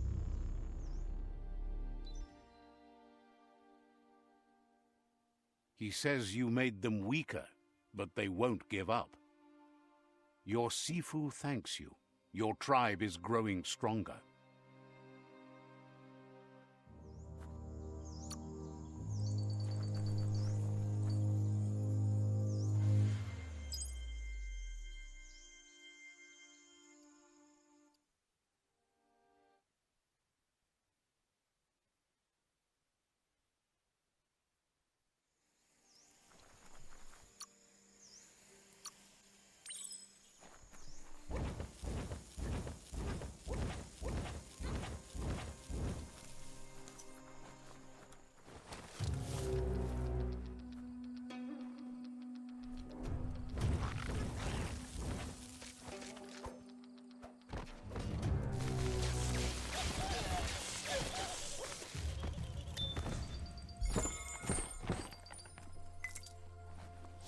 Get up there and get fixing.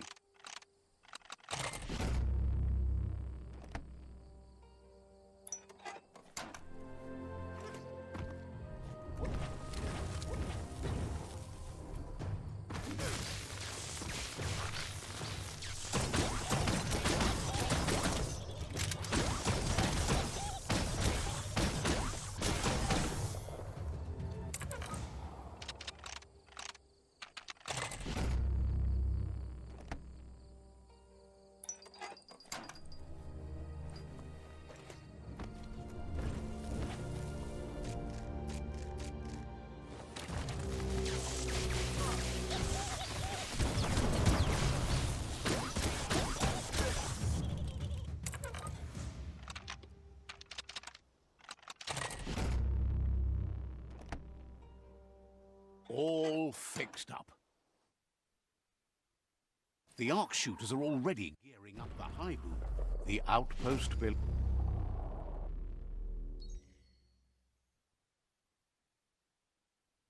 He says you made them weaker, but they won't give up. Your Sifu thanks you. Your tribe is growing stronger.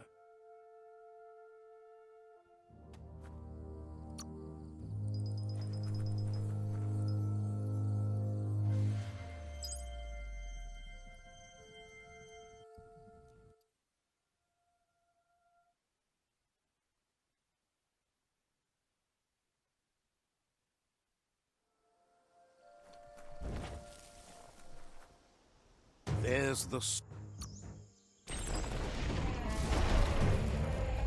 It's their last line of defense. Once their guardian falls, they'll surrender.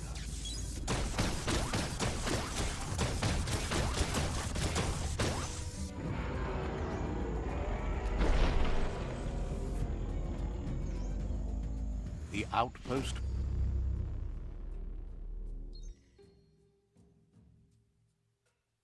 He says you made them weaker, but they won't give up. Your Sifu thanks you. Your tribe is growing stronger.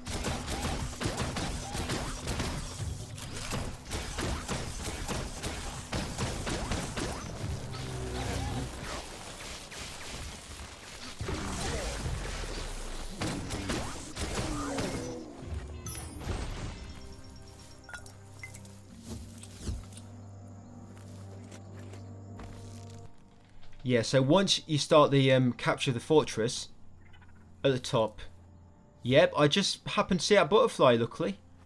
Yeah, you have to climb this tower. Yeah, and at the top there's actually going to be an old world gadget. You only come up here to get hard at, but you actually pass by this, and this will be the 15 of 15, and this is the ring dinger. And once you got this, that should pop trophy, guys. Old world gadgets. Discover all 15.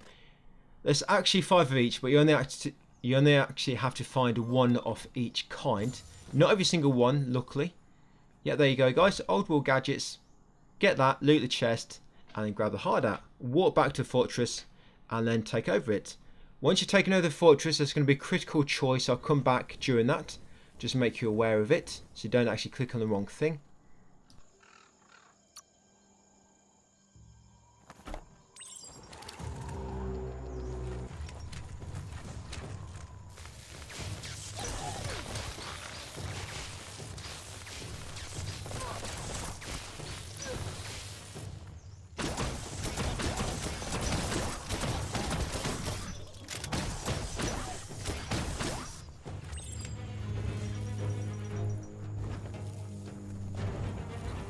That's a fire starter. The dry grass looks like it would ignite easily.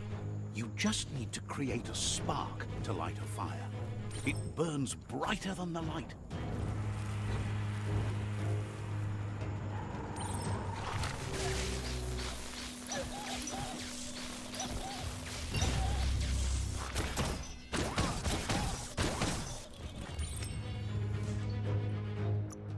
You learn faster now.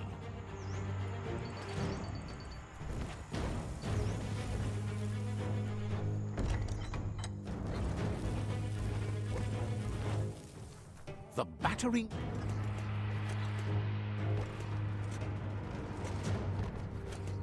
Bet you just need to knock and it'll open up. That's bonkers.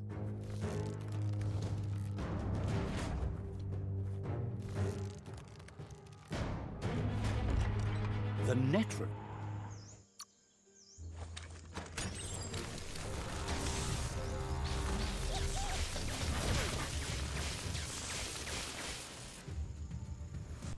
Yeah, so it's coming up. Very important when you're talking to the Myriad afterwards, after the battle. Go through the dialogue slowly, and once you get to this point, make your choice. You want to choose the one on the left. Happy to end this early. You don't want to choose to continue the crusade, because then you have to continue capturing the other outposts. This way, ending it early, you'll capture all of them right now automatically, and you'll pop the trophy for capturing every fortress, every tribe, which is the dragon. And you'll also get a tribe weapon, guys, tribe grappler. And now you've got 3 tribe weapons. All you've got to do is make sure you kill 3 enemies with each of the tribe weapons, and you'll pop the trophy. To kill enemies with the grappler, it's best to use one of the Wung Fu attacks. I think it's jump, and R2. I think that's one that does the most damage. It's good to use that on them.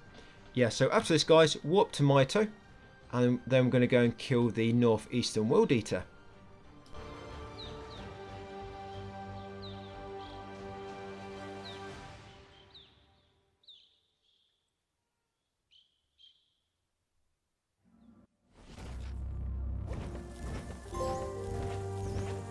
It's the Netra Claw.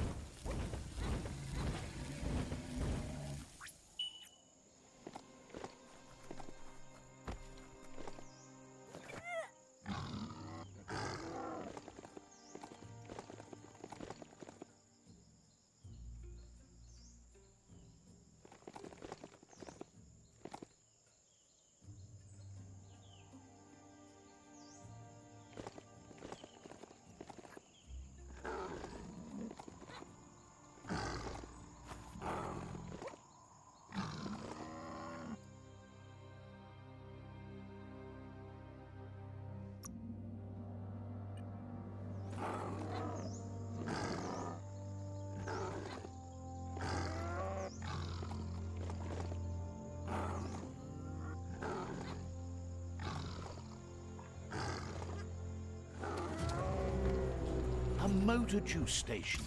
Guess they filled up motos with go juice here.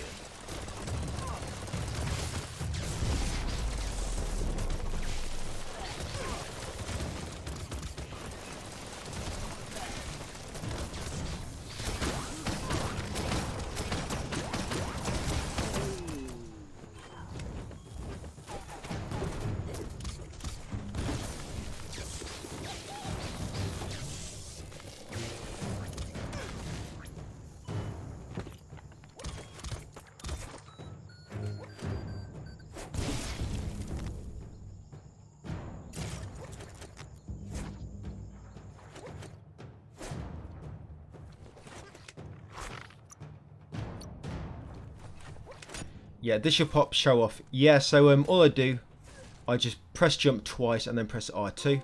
There you go, with the grappler, and that kills an enemy with that. Show off.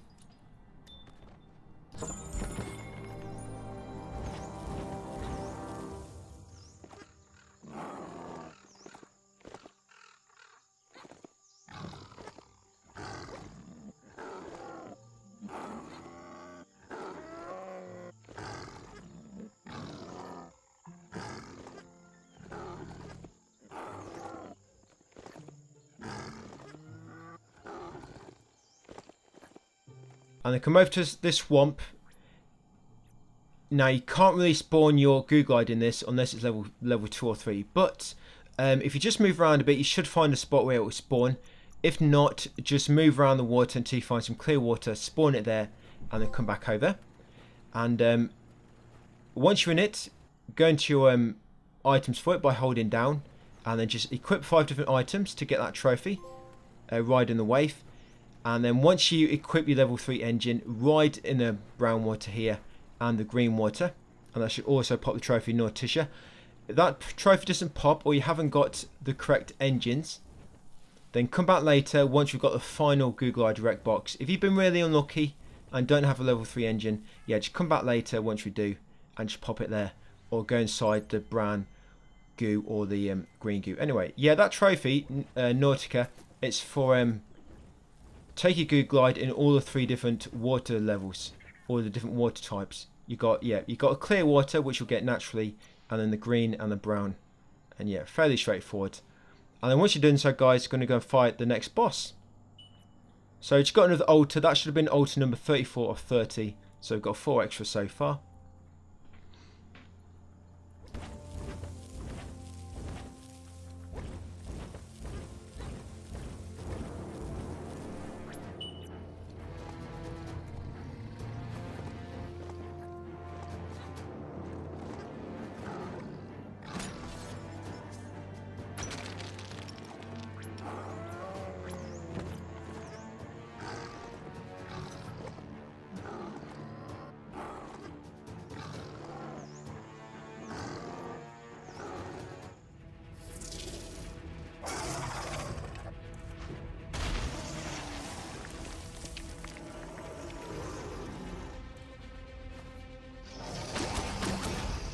Yeah, another missable trophy here. This one you have to pull all his teeth out, and to do so you need to shoot his weak points until he sort of staggers and opens his mouth. Yeah, you can stagger him by like tying up his legs or pulling down a lamp post. That doesn't allow you to pull his teeth out. You actually have to shoot his weak points. There you go. Yep, until he opens his mouth like so, and then just press square and you'll pull him out automatically. Yeah, so just say again, guys, you have to shoot his weak points. Staggering him by the lamppost or tying up his legs don't work. You have to stagger him by shooting his weak points on his ankles, and then just press square to grab a tooth. Just focus on doing that first, all 4, and then once you've done all 4, guys, and pop the trophy Gumshoe, then focus on killing him. And if you haven't done so already, get a trophy rodeo for riding a 0 to 500 meters. But if you're using your ranged weapon, the Sparkatron, you'll do quite a lot of damage to him. Just carefully don't kill him too fast.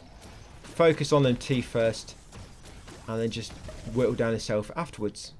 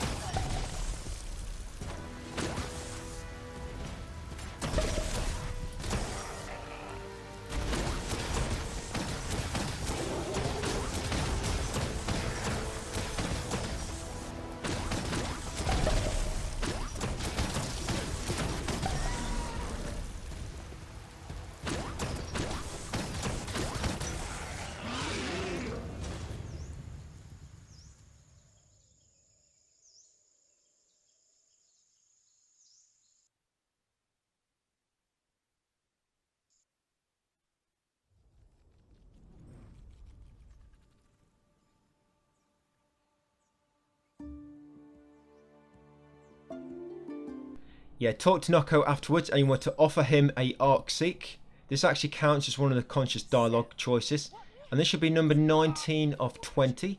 So this should put you at 95 out of 100 on the conscious dialogue if you look on the trophy tracker. Yeah, talk for him, and now what we're going to do is we're going to go and find another side character, Maya, 13 out of 16. Then we're going to get a signpost, H2O outpost, and go and get the final Google-eyed rec box in case you need it.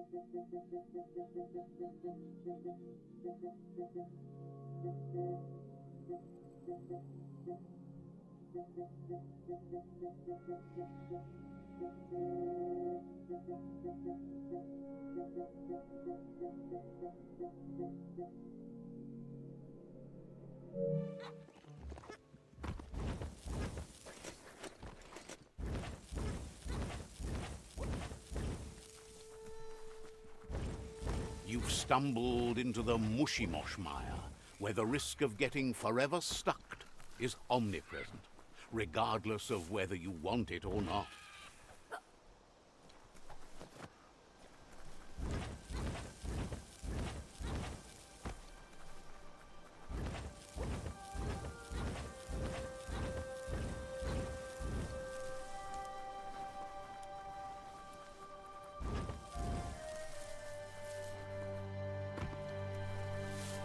The Hex Hut. Maya makes her home here.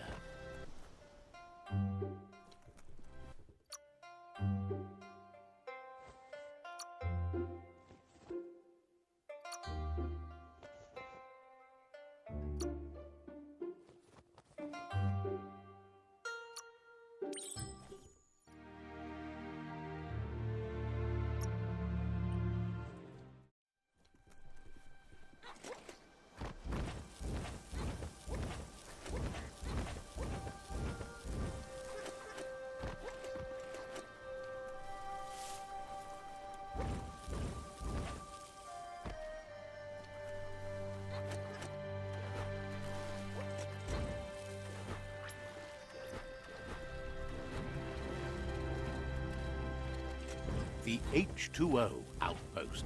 Hope you don't mind getting your feet wet.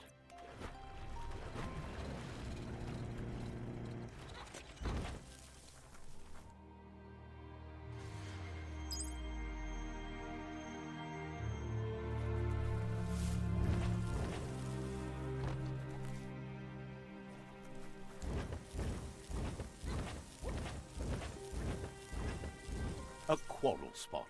First the company ruined it, and now the tribes scorched it.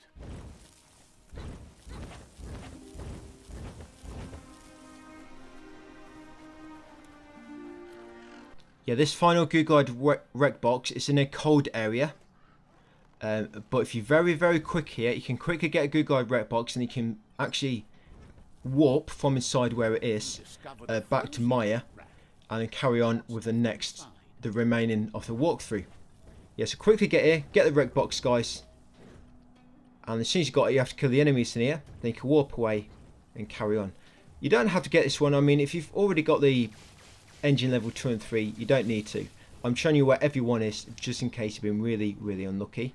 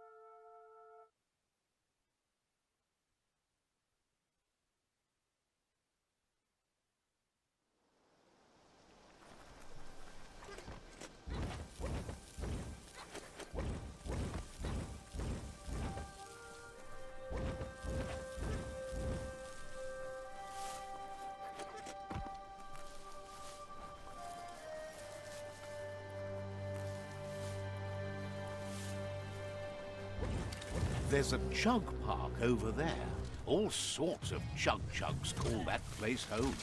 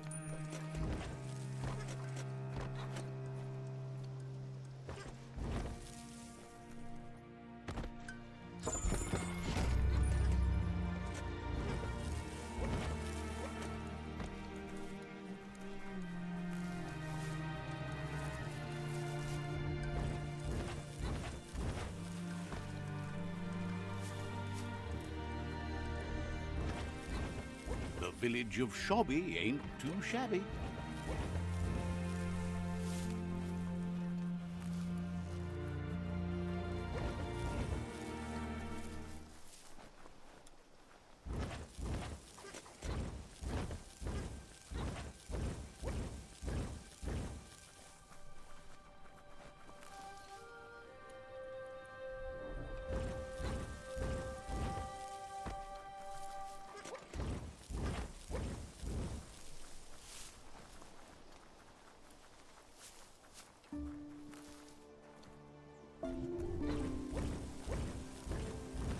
The Lotus Fortress.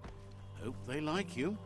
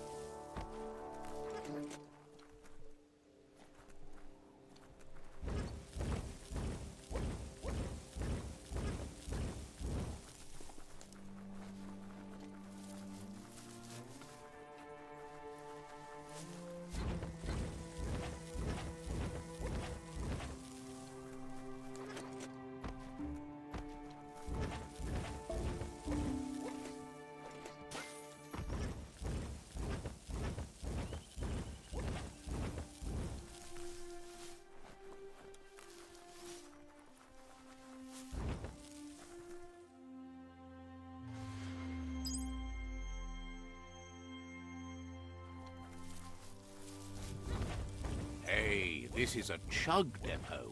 Might be able to catch a chugger here.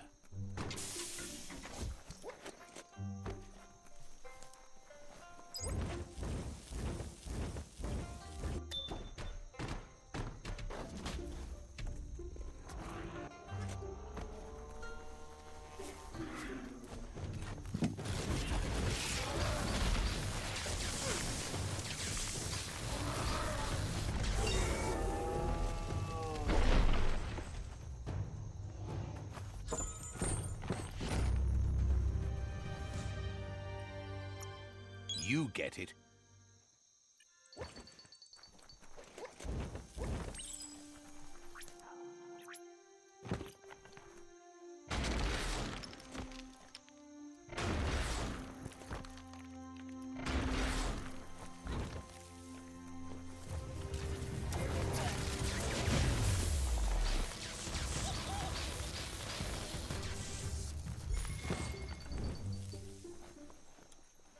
Maybe that key will match. Yeah, down here should find our final ultimate weapon which we need. This is a crush weapon, ultimate melee. With this we should be able to purchase all upgrade points now for everything. Yeah, so get this and then find the signpost MILF and then we'll save and do a lot of the upgrade trophies.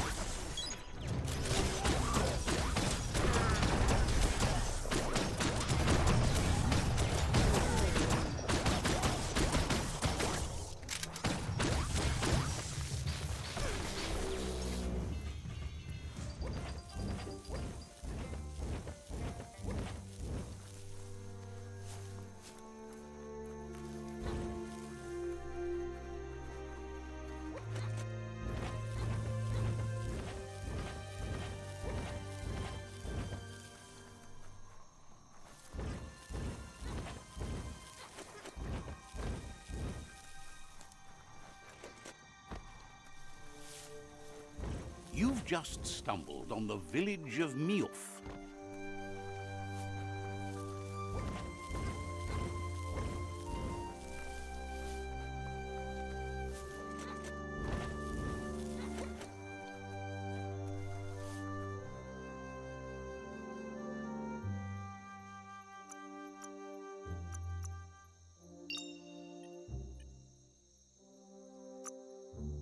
So we're going to do all the upgrades now, guys. You want to buy, it doesn't matter what you do, whether you do combat or ranged combat first. But going to Wung Fu, you know, you will need 16 upgrade points for this and 16 for the other. One of them you might only need 15, depending on what you picked at the start of the game. Yeah, so basically just buy all the Wung Fu abilities for either combat. If you do combat first, you'll get hack and slash for, melee weapons, for your melee weapons. Close combat, and then after you've done so, you're going to reload your save, the one you just made, and now we're going to do the same but with ranged combat. That should unlock the trophy Pew Pew, unlock all gun proficiency skills. If it's a weapon type or close combat type which you can't access Wung Fu abilities, it's because you don't have a weapon which falls under that attack category. It means you miss. You should have missed any ultimate weapons which we got. But if you did, you can just craft one. But once you've done so, go into crafting menu. And now you just want to scrap everything, guys. Well, first, what we'll do is you want to come onto Sparkatron Hypic Scrump. And you want to assign a top mod. If you look on the top left, you'll see the star rating. This is 6.5 stars by default. And you basically want to put on the top mod, which will put it to 7 stars. So just highlight a top mod until you see 7 stars, and then slot it and craft. And then once you've crafted it and it's turned into a 7-star rating weapon, you'll put that trophy, guys, Starstruck. And then after that, all you want to do is keep scrapping items in your inventory until you've got 10 of each crafting resource. You can see at the bottom left exactly how many of each you've got. Just keep scrapping them, guys, till you've got 10 of each. Once your trophy pops, elementary, load the game back up, and yep, now we're good to go. We've done all that. Now you can actually purchase some things which are going to keep. Yeah, so go into your perks, general, you know, purchase, plating, clip tech, toy tinkerer, adrenaline, technician, and gunsmith. And then go into perks, Psy-Freak, and we're going to purchase nocturnal and mind melt, basically everything in Psy-Freak. And then once you've done that, go into mutations, upgrade resistance, and then now you want to get anti-heat up to almost 100 if you can. If not, near 100 should be enough. Normally if you put it up plus 60%, I think you have, yeah, you should be on quite high anyway. Yes, put anti-heat up as much as you can, up to just before 100%, guys, and you should be good.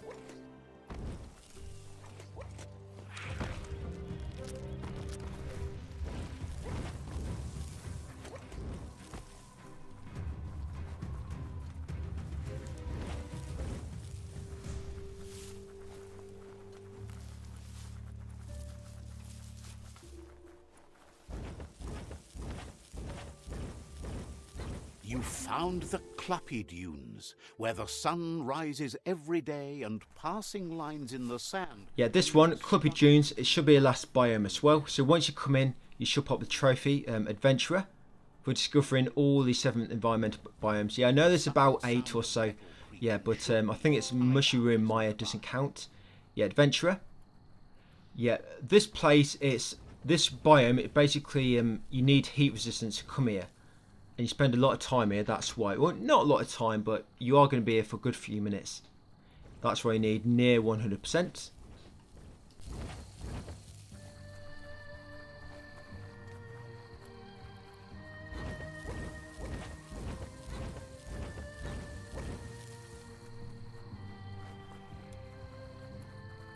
Heads up, that's the Blimp Station, home of the notorious Lobo.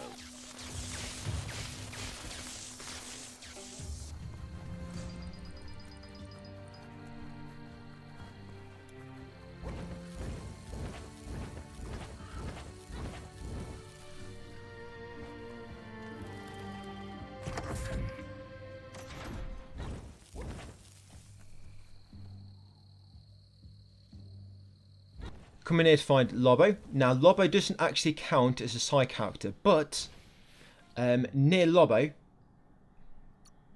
you know the Pippies, the birds, they actually respawn. 3 respawn beside her if you save and reload. Yeah, pretty good. Yep, and if you want to get a blimp, which allows you to fly around in Cluppy Dunes, you get a blimp. It lets you fly over the goop. You can get away. You can get over the way I'm going to show you. But if you want to get a blimp, you have to finish Lobo's quest line, and you'll get that. That's a new sort of mount, I guess.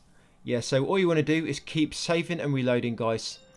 Getting the 3 Pippies. Try not to capture all 3 at once, because sometimes it only counts as 1. Yeah, so capture the 3, save, reload, capture 3, save, reload. And just keep doing that until you pop the trophy, guys. Flap, flap. Then once you pop the trophy, we're going to go and make way over the goop and make way to soul, but also going to do another fort. And if you haven't got the bandit trophy already, that should pop in that fort. There's 6 bandits in there.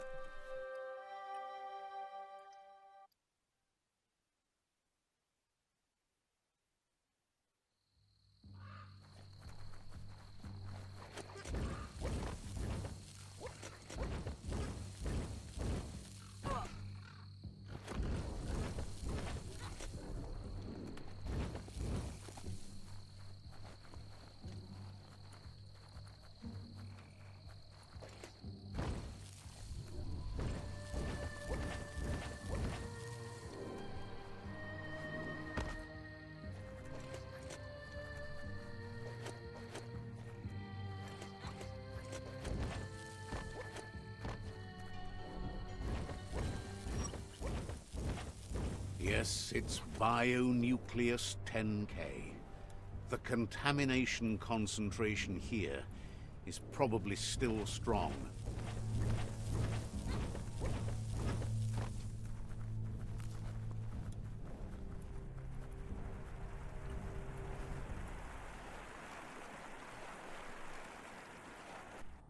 Yeah, it can be tricky getting across here. Basically, you need to make sure you've got full key. You want to levitate and then just start using blaze to quickly shoot over there.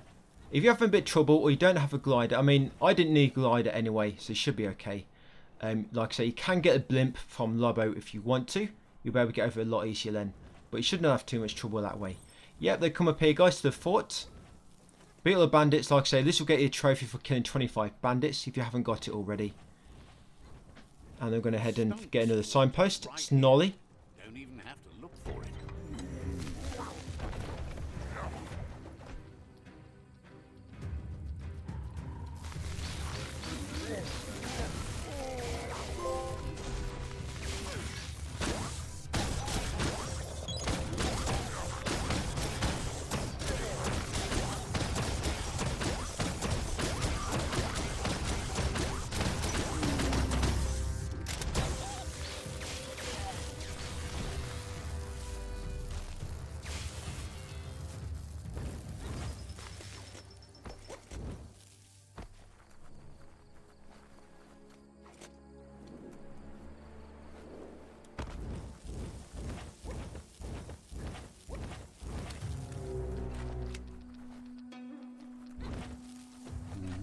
So many motor juice stations still.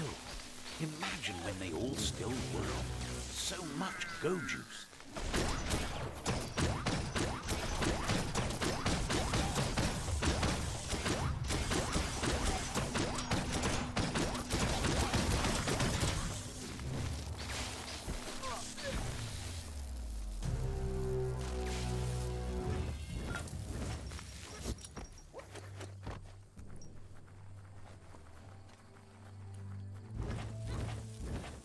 The residents here couldn't agree on what to name their village, so they just call it X.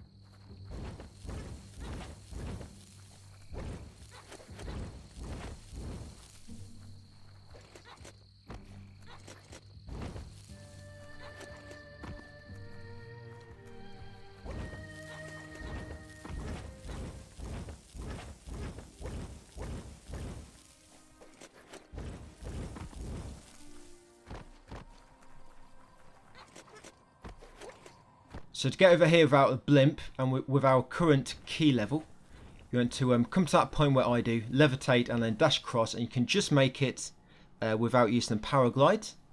And then make your way over here, and Sol is inside this massive building over here. Yeah, Sol is a side character. He counts as number 14 of 16. And then what we're going to do, guys, going to warp to Domper Outpost, get the last 2 gum ducks, pop that trophy quack. And we're going to warp to Molly Hole Outpost and make our way over to Whis and get the first main quest from him. And I'm going to warp to Diddlingdoo. They call this the out and about. Look for Sol in these parts.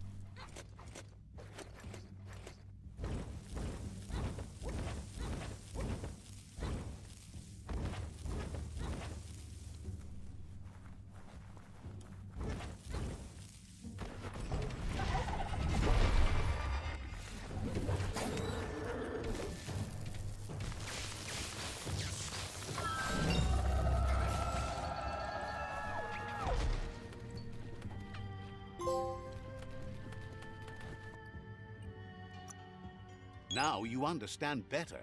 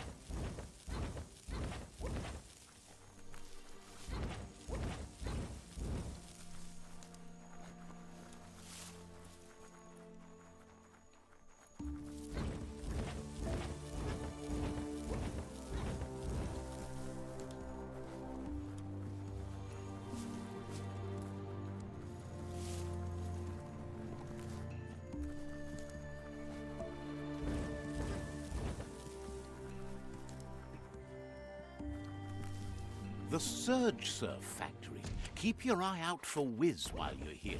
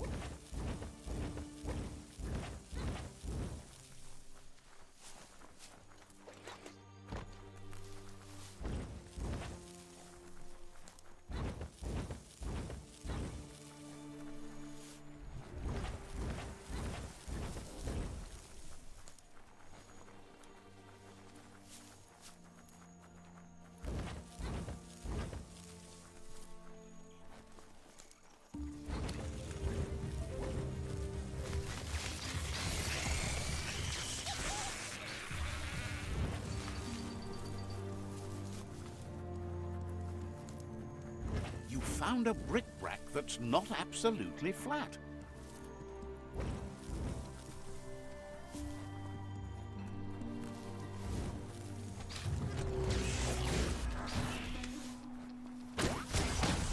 Yeah, getting right near the end, guys, now. Literally about 30 minutes left until we've got platinum. Yeah, so we're doing a quest, the Mecha Fingro. Oh, look, a butterfly. Yeah, you're going to come up here, you're going to get this mount. Make sure you do mount it, because otherwise the quest won't progress. Yeah, once you get inside. I'm not collecting any loot and anything now, by the way, guys, just because there's no need to. We've done everything. Pretty much. Yeah, so once you got this, you're going to walk back to Wiz, progress the main quest a bit, then you're going to warp to MILF. Then once you got to MILF, you're going to head to the end of the line to meet Choo Choo. Where Choo Choo is, there's a bit of tarmac around, and it's a good spot to farm some of the animals for later. But I'll elaborate on that a bit more later on. But just carry on, get to Choo Choo. And they're going to warp, once you've got to Choo Choo and upgraded the quest a little bit, you're going to warp to Shobby and carry on with the Broken Wingnut quest. And eventually you'll get back to Choo Choo, guys, and you'll get the last conscious dialogue after letting him go in the Ark and get a trophy conscious. But I'll come back just when we get that trophy.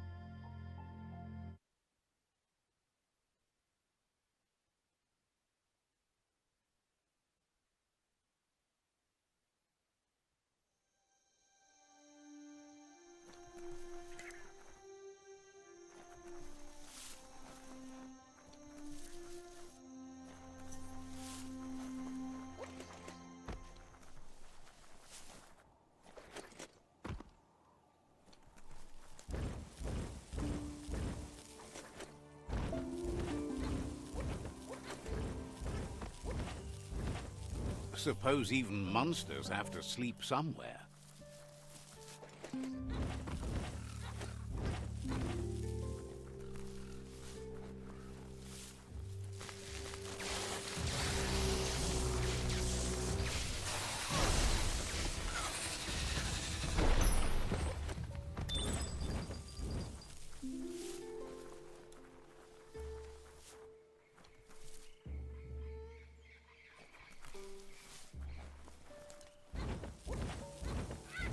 You've reached the end of the line. Bet you can find Choo-Choo here.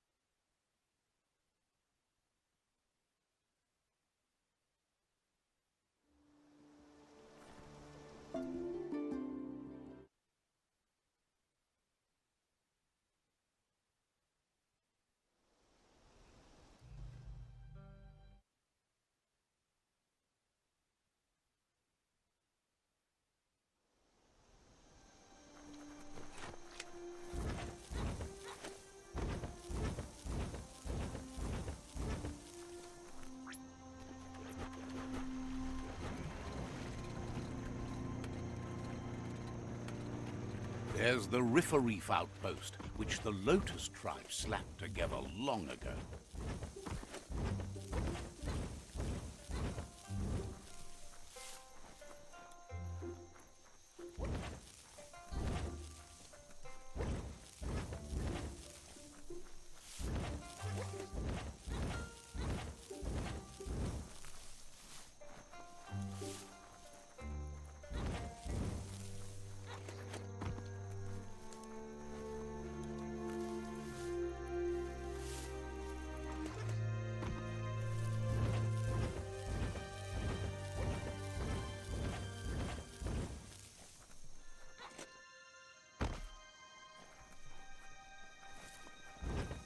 The Wingnut Chug Tunnel.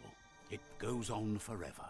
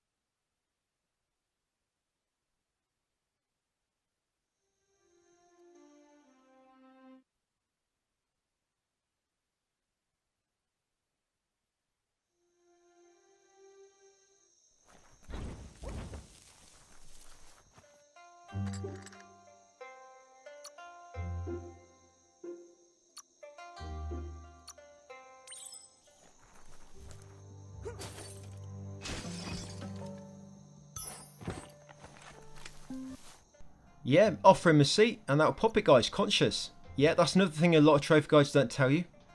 They don't tell you that 2 of the arc choices are needed for a conscious dialogue trophy. Yeah, they'll just say anything which is lets you decide between light and dark is a conscious dialogue.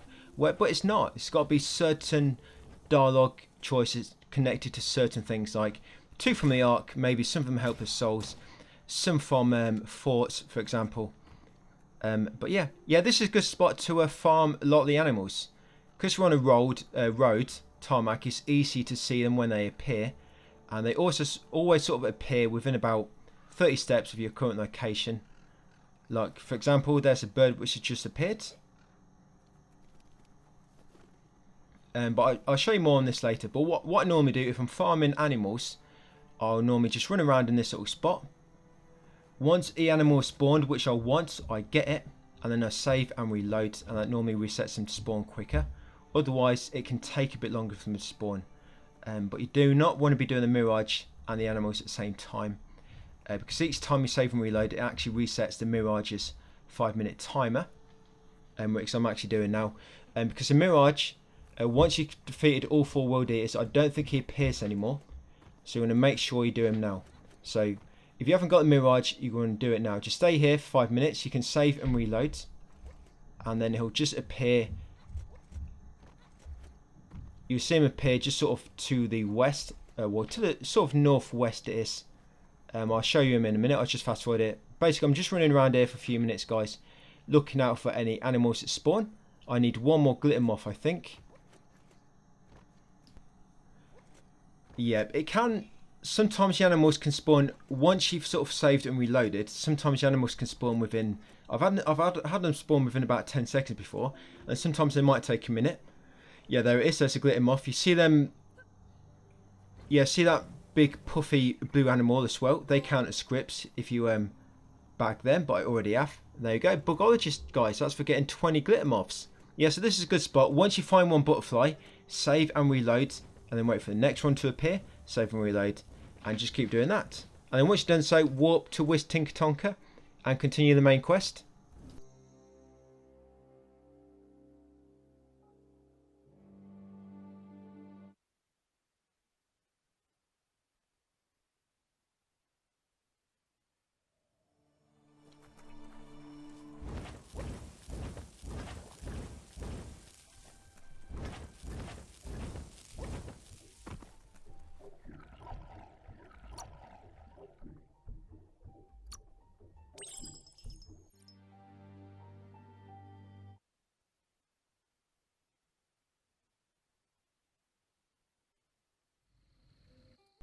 Yeah, so you warp to Molly Hole Outpost again, and that's where you want to go now. So you see where the main quest is. It's sort of northwest from the main quest, or northeast from our current location. Yeah, find the strong box. That may or may not be available, that side quest. If not, just head there anyway, where that marker was for me. Basically, there's going to be the final side character there, Gil. And that's why we're heading in that direction. Yeah, if that side quest isn't there, just head in the direction that I am. And eventually you'll come to where I'm taking you to. There'll be a signpost here. Lovely Doof. There you go. Or Lovely Duck, which you can unlock. And once you get to Gil, guys, you don't actually have to talk to him. Just come in within a certain proximity. We'll make him register. You should get a trophy. Social. Discover all 16 side characters.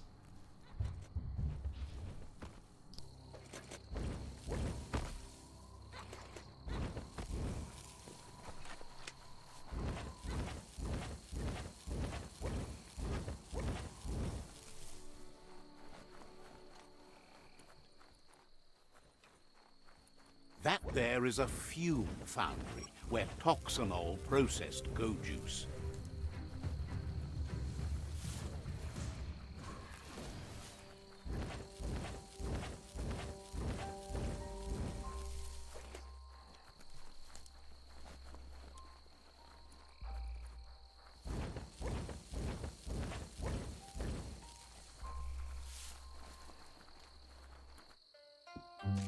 Yeah, there is skill.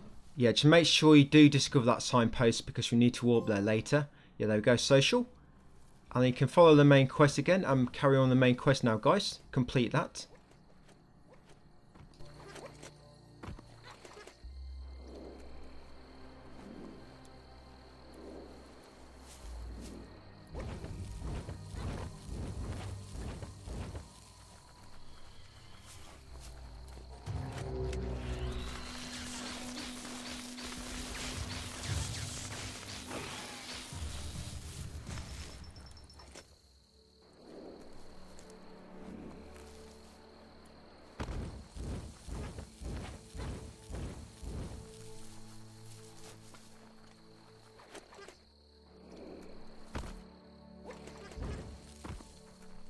That's a bang plant, where toxanol used to make all sorts of splody things before it blew up in their faces.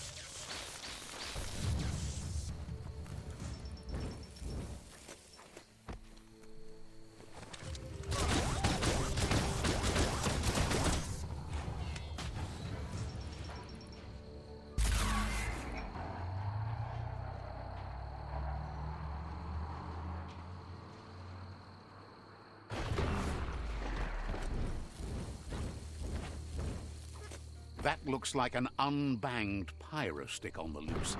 Better catch it before it goes off.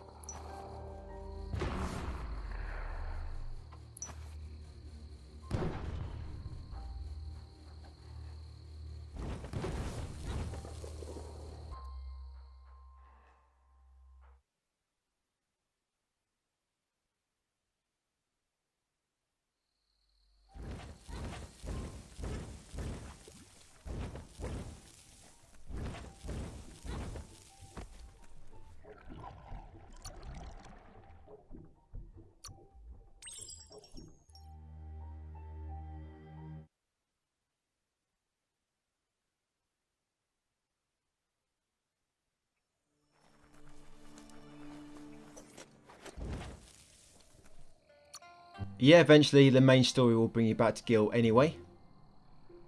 Yeah, talk for him. He's going to take you to Gupo Grotto now. We're going to find the final animal type, the Gupos. But they're quite easy. All you do, you capture 5, they save and reload, and they all respawn. It's quite good to do. Yes, make your way to Gupo, guys. And once you find them, just capture them, save, reload, capture 5 again, and just repeat that until you pop the Angler trophy.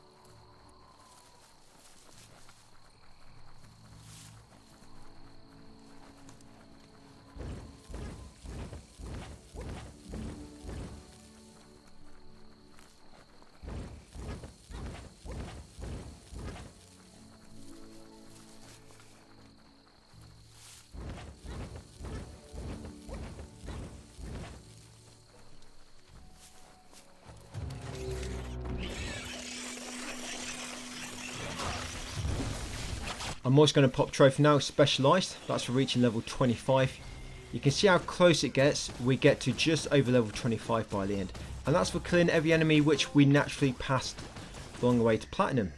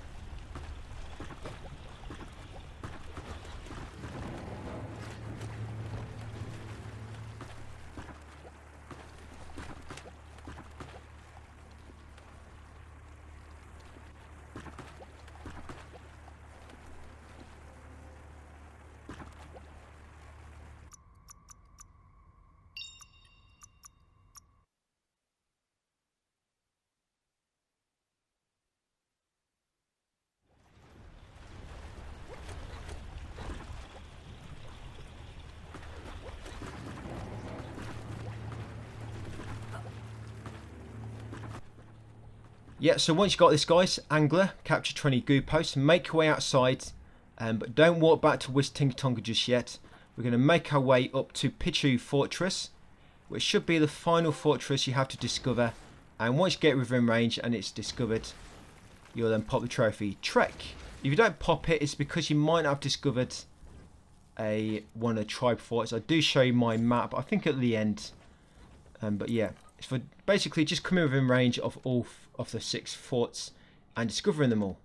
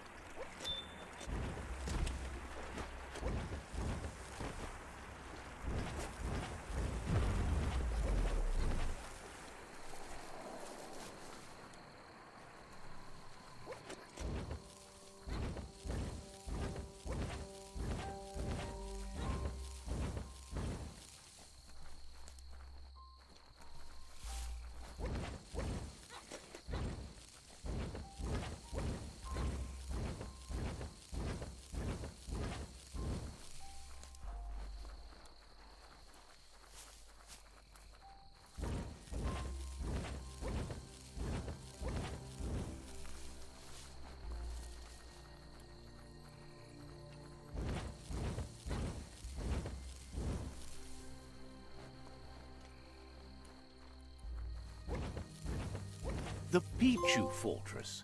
Wonder how they'll take you.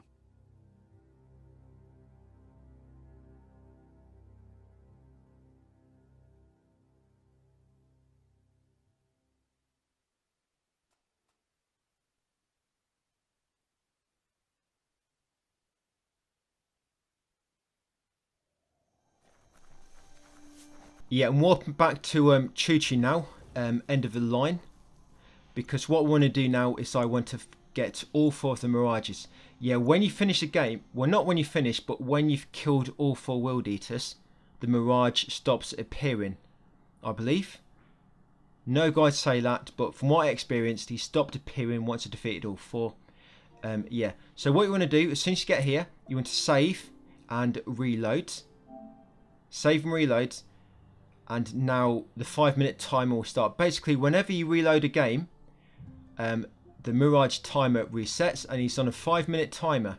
So 5 minutes from now, he's going to respawn. And you see where my camera is now, in the distance, that's where he's going to spawn. You'll see him, he'll just automatically pop in. But he won't pop in if you're idle, and he won't pop in if you're too close to him. Too close, it's within about 80 steps. And like I say, if you're idle, if you just keep moving around and keep an eye in that direction over there, yeah, that's where he's going to spawn. So like I say, it's going to be about a 5-minute timer each time you reload. So what you do, you spawn in, you save and reload, you wait 5 minutes by moving around at the same time. Maybe you'll get a few scripts and glitter moths at the same time if you still need some. And then once he spawns, you go and grab him, get the item from him, get the new upgrade, and if you need again you just come back here, save, reload, and the 5-minute timer will start again. Yeah, it's a good spot. Yeah, there he is. That's exactly where he appears. If you just stay in that area, wait 5 minutes, move around, he'll eventually just pop in here. Yeah, same spot. It's where you want to be farming your animals, guys, like I've already mentioned. But they don't really work that well if you're doing the Mirage at the same time. Because you can't save and reload, because you need to wait for the 5-minute timer, and reloading resets it. But with the animals, you need to keep saving and reloading with them, because the butterflies, if you capture a butterfly, there'll still be some of the butterflies floating around which you can't capture, and you normally need to run away about 40 meters and then come back and they despawn. But when they respawn again, the butterfly doesn't seem to appear with them, the one you can capture. So yeah, with the butterflies, if you want to capture them, do the mirage and then do the butterflies, but each time you capture a butterfly, save and reload. Wait a few minutes. When a butterfly appears again, capture it, save, reload, wait a few minutes. Oh look, there's one there. So I didn't even need to do that one earlier on. Yeah, so just done both the mirages. I've done one, captured it, got the mirage, got the upgrade. Coming over here, going to save, reload. I'm going to do the other one. That's it. I've got to do one more mirage, get the toy Tinkerer trophy. Yeah, over there. You'll see him just pop in a minute. It's going to go to night time because I did have to wait for 5 minutes. I did do a little edit here. Yeah, you see him. It'll just pop in that lamppost. Even if you're looking at him, you'll see him pop in. As long as you're moving around.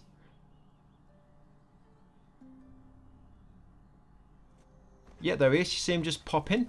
So get him and walk back to Wiz Tinker Tonga, guys, and then complete the last quest.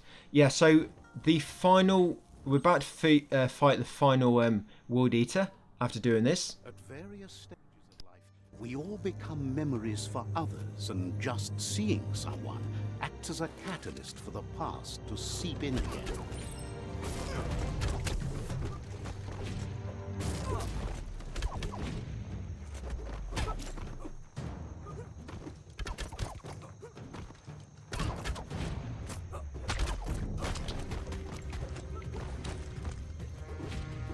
Memory distortions are However, there's no doubt that what you remember makes your future different.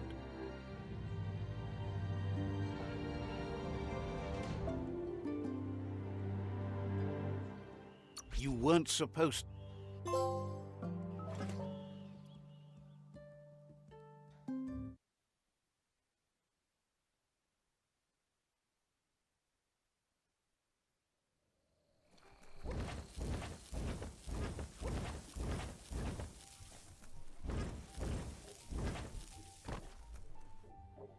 Yeah, now, before you talk to Wiz Tinker Tonka and hand in this quest, make sure you save your game, because this World Eater sort of begins straight after the dialogue. Yeah, so this one's got another missable trophy. This one is Marina, free the Merc Puff 10 Goopos. Yeah, so just bring his health down, and eventually when you get a chance to fire the Goopos, just keep firing them at him until you pop the trophy. Yeah, these ones are a bit awkward to use. I'm not sure exactly when they enter his mouth. I think it's sometimes when he sort of exposes his belly, when he goes vertical and he exposes his belly. I think they've got more chance of going in then. But yeah, once you get a prompt to start throwing your Goopos, just constantly throw them when they're refilled, and eventually you pop that trophy, guys. Marina. Make sure you pop the Marina trophy before you kill him. If not, you're just gonna have to reload your save until you pop that trophy. And then when you beat him, guys, you get a trophy, defeat all 4 World Eaters, and then the Biomutant Platinum trophy.